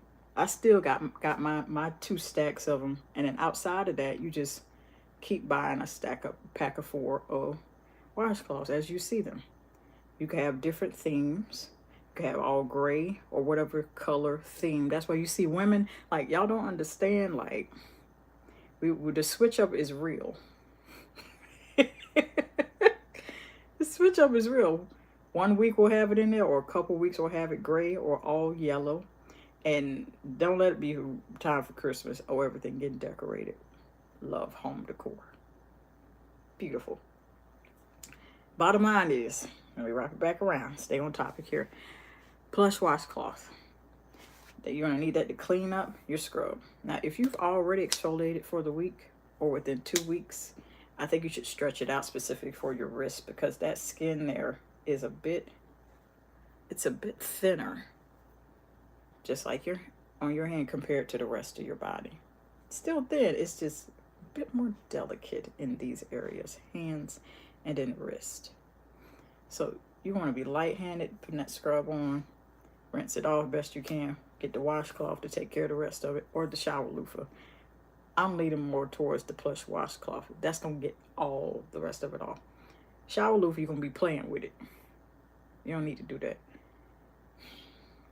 And make sure you rinse out your shower drain or bathtub drain. You don't need the ants showing up.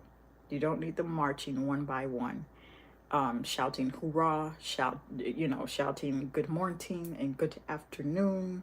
And I heard you say it is hot, but you're going to be mad because we showed up and we're now eating the sugar from the scrub you did not rinse out. Things you don't want for 700, Alex. Jeopardy, hygiene condition. The hygiene edition. You don't want that. Now, when you get out the shower, I'm going to go ahead and grab a product I've not yet emptied out. Actually, both of them, to tell you the truth.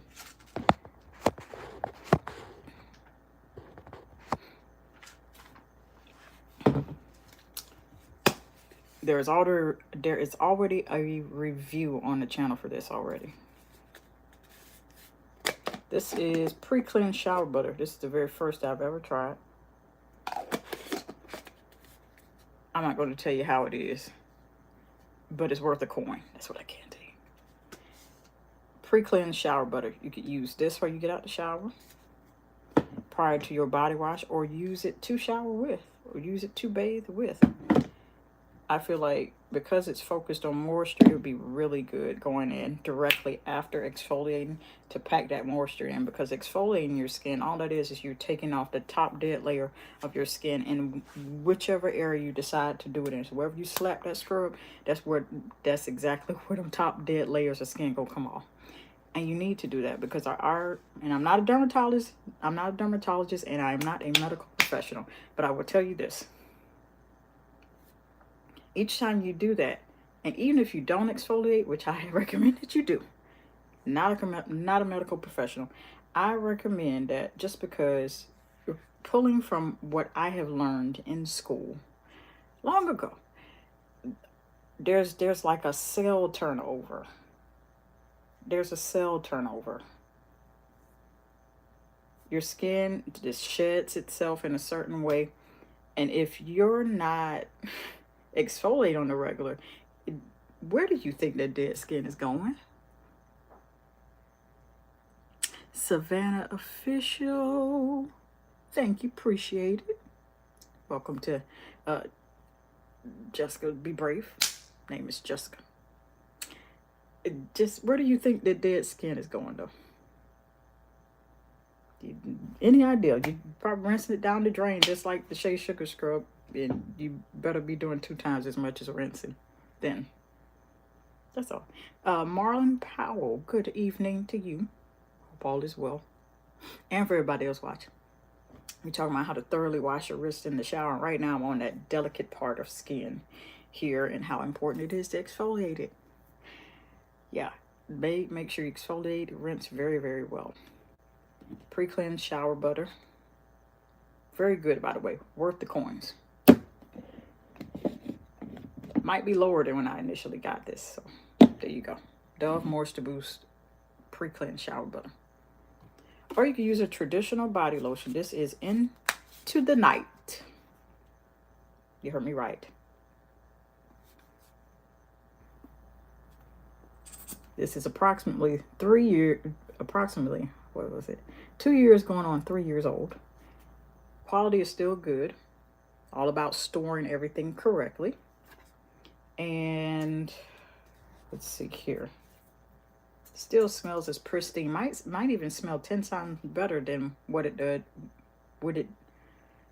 This smells 10 times better than it did than when I initially got it. For this to be 2 years old and still hanging on. This ain't hanging on by a thread. This is beast mode. It's just as good as it was as the day I got it. Over 2 years ago. These are more lighter fragrance type of body lotions. This is more lighter textured body lotions. For these around the wrist, you could go on about your business and do that.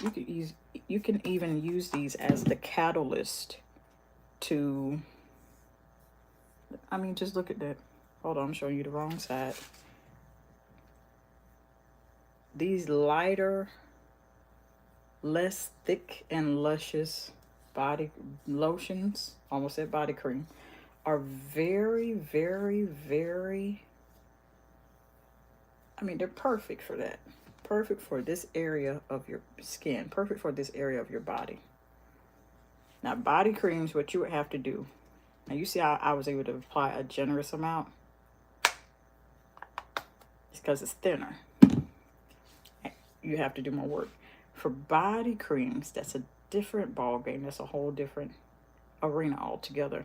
You would have to squeeze out a little bit at a time and then do it in layers. So I recently put up that video, I think, about how to apply thick creams and lotions. So I think I'll reshare that after this live stream goes up. Yeah, and that goes over how to apply those thick, luscious, creamy, thickums type of body creams, and to just, you ever put on one of those type of body creams and the formula, and it just seemed like you just been rubbing in your skin, and it's not absorbing, it's not disappearing. You know what I'm talking about? For those that know, they get aggravating, especially if you're in a hurry, and if you're not in a hurry, it's still kind of like, I'm gonna need you to absorb right about now.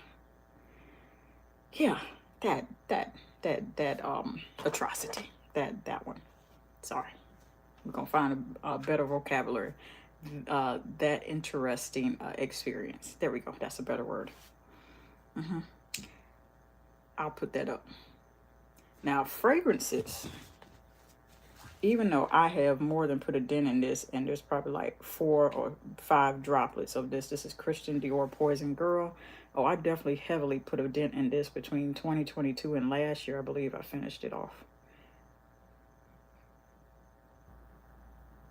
Smells good. The perfect happy balance between gourmandish and floral.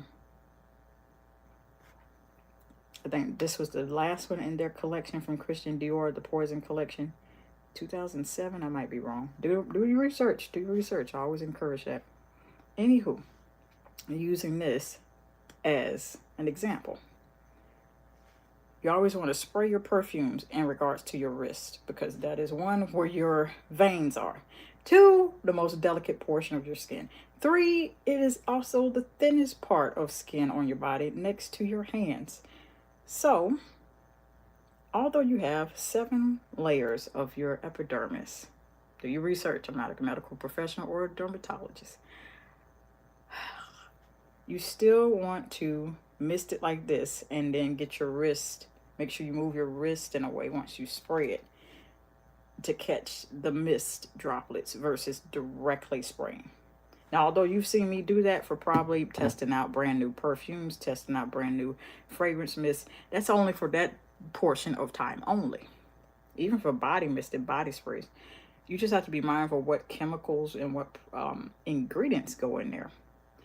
And you want to make sure you're putting as less as possible. So if you just eliminate the need, use less and less. I know you feel like you're going to be wasting it, but just let me add a bonus tip in there. You won't be wasting it. Let me tell you why. 1, you're going to be saving the skin here and in those delicate areas, and in those other related delicate areas that are also thin skin, as the thinnest amount of skin. You still got to take care of those. Spray it, Move that area with the thin skin and the delicate areas, neck, wherever that is. You walk into the cloud of fragrance. It's still going to be there. It's just going to surround you. So if you wonder why you're walking past people and you get that cloud of fragrance, a lot of times that's what they be doing. It just now all that you don't catch for specific areas, where is it going to fall? If you spray it here and I want to get the wrist, I want to get the neck, I want to get hair. Perfect example is hair. Hair extensions, braids, or your natural hair. It's still not going to waste, because whatever target areas you didn't get that you walked into the cloud of fragrance, it's still going to, those mist droplets of the fragrance are still going to go all over you, get in your clothes. And if you do it right, especially if it's oil based, you don't ever want oil to get into your clothes where it's like a big blob and then you got to go somewhere important, because that ain't cute. You want to mist it and walk in the fragrance, and then it lingers in your clothes. And if it's the really good kind of perfume, after you wash it, it's gonna live in your clothes. It's gonna take several washes. That's the mark of a good perfume. It has that much sillage, it has that much longevity, it has that much projection. Going to be excellent. And then you still get the smell good. The fragrance still hits your skin. You're just not putting as much on your skin as you would if you would directly spray it on there. And it's in your clothes. That's the best way, because you're still going to get great wear and you're still going to get great usage out of your fragrance. Hence why there's probably about a good 5 droplets, and I'm still trying to figure out how to get it. How in thine world I'm trying to still figure out how to get the last couple 5 droplets out there. I ain't figured it out yet. I ain't about to bust the glass. And I don't know. They had to have welded this on heat induction, whatever they call it. I'm glad they do that, because some people go in stores and they open up the cap. You don't know what people are doing. So I'm just glad they put product seals on stuff. I don't know why I went there, but I'm glad. I'm very thankful to God that they put seals on stuff. It is very, 1, hygienic, 2, for precautions. What's going on with my words? Woo! Good stuff. And then you can always touch up doing it that way, spraying it away from you versus directly there. Directly there, you just don't know what you're directly putting into your body, because the skin on our body, head to toe, is one of the largest organs of our body. In some areas it's thinner than others. I'm pointing to the areas where it is. On the face, and nose, lips, very sensitive but delicate, very thin-skinned areas. So you have to be careful. Can't just put anything there. Can't just scrub it with anything. Can't just apply any kind of pressure in those areas, including the wrist. I got more videos on a playlist where it's just full of hygiene tips, body care tips, hygiene advice. And I feel that it would be very helpful, and I might have covered something or that you're currently looking for. I'm going to link that at the end of this live stream as soon as I'm able to. Until next time, and I suggest having a healthy snack and some H2O, because this weather not playing with us. Until next time. Love you.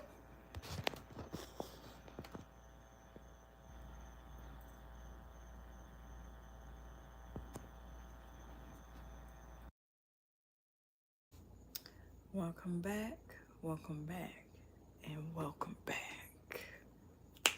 Today, we shall discuss how to thoroughly wash behind your ears in the shower, and what to do after you get out of the shower for behind your ears, and what to do after your shower for what to do. But anywho,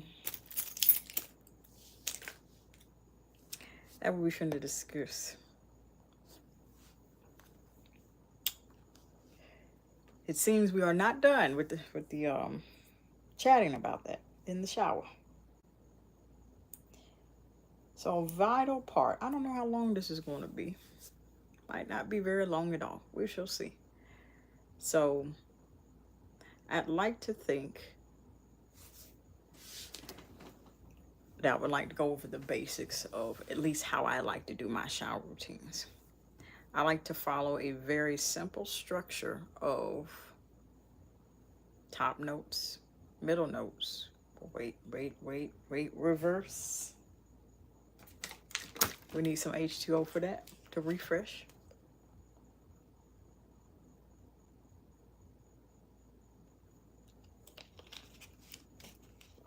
The way I structure my shower routines, and I have a full, more in-depth, very detailed video on that,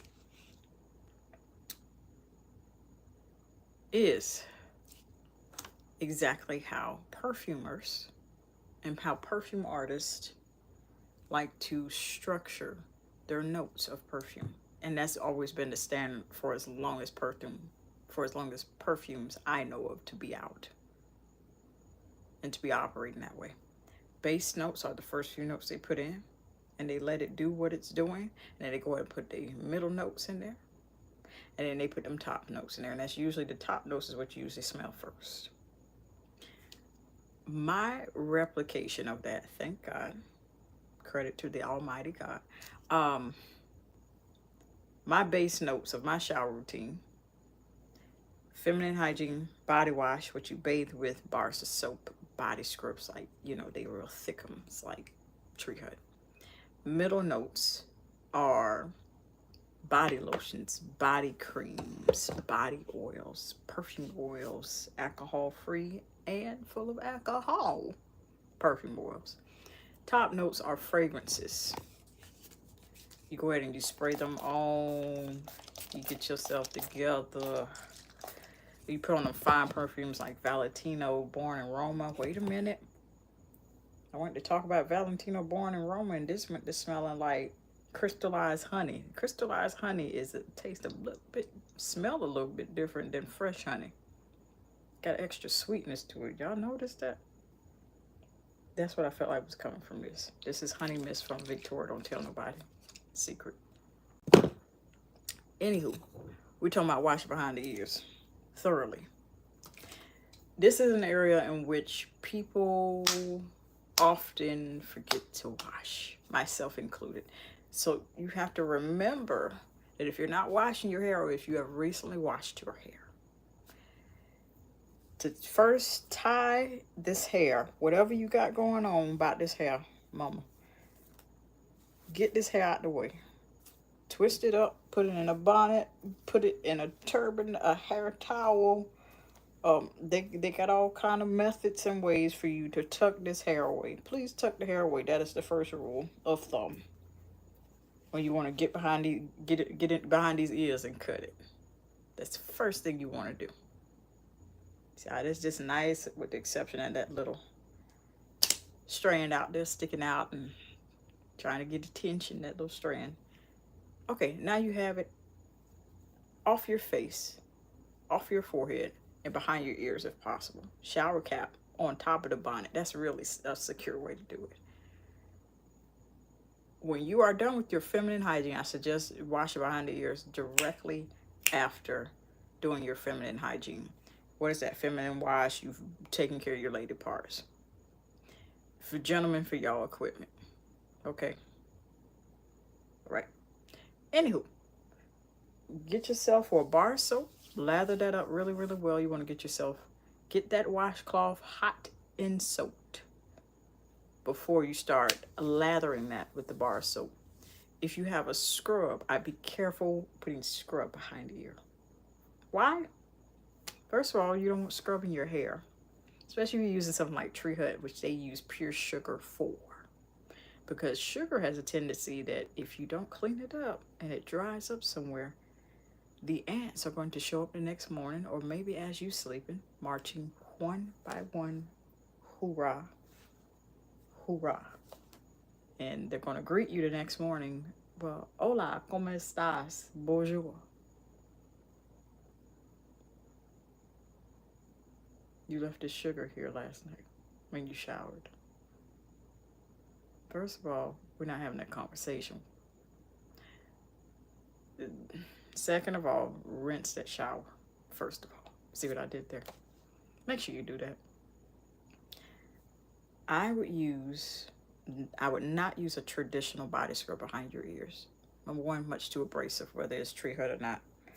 Secondly, I would use a facial one because the skin, believe it or not, the skin behind your ears and just your ears, period, are very, very delicate. So for a delicate area, use the facial scrub. Tree hut just happens to have, thank God I thought about that. They just happen to have facial scrubs that are scented, like blueberry and banana and oat. That won't sound like you can eat it. Please don't do that. Unless you make it one full of all food and edible ingredients, then that's different.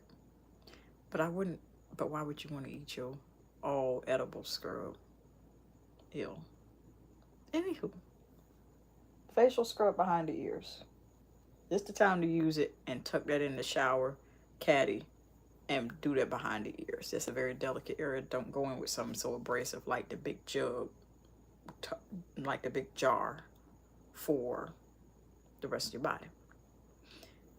If you're not exfoliating, which I encourage you to do,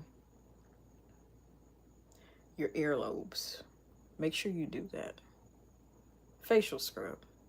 This is an area where most have their ears pierced or not. Also is where if you've ever gone through puberty or just you haven't or it's gone away and you get the occasional ear pimples, those are no joke. Hear me well. Scrub, scrub, scrub.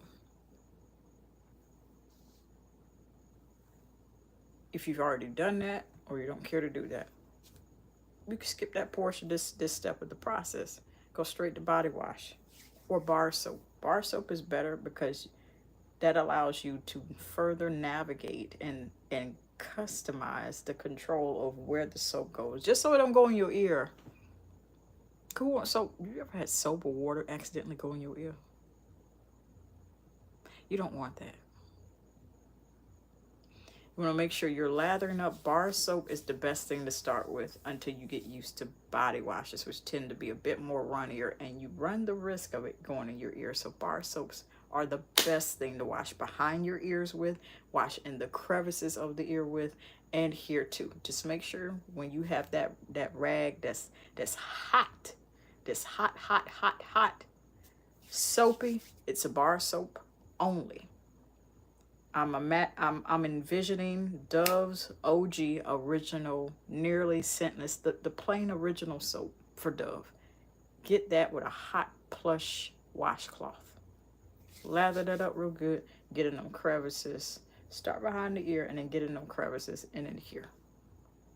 You'll be surprised how much dirt and how much earwax and how much anything, and even your ear, even around the earlobes, how much skin can peel off or how rough it can look or just how uneven it looks. And you go to wash it with a washcloth, with that hot washcloth full of that bar soap with that OG Dove, and you're like, my skin wasn't discolorated. You just didn't wash your ears behind them or in them or in the crevices of your ears. And that's all it takes. That's it. I would go over your neck, but I already have a video on how to thoroughly wash your neck. Okay.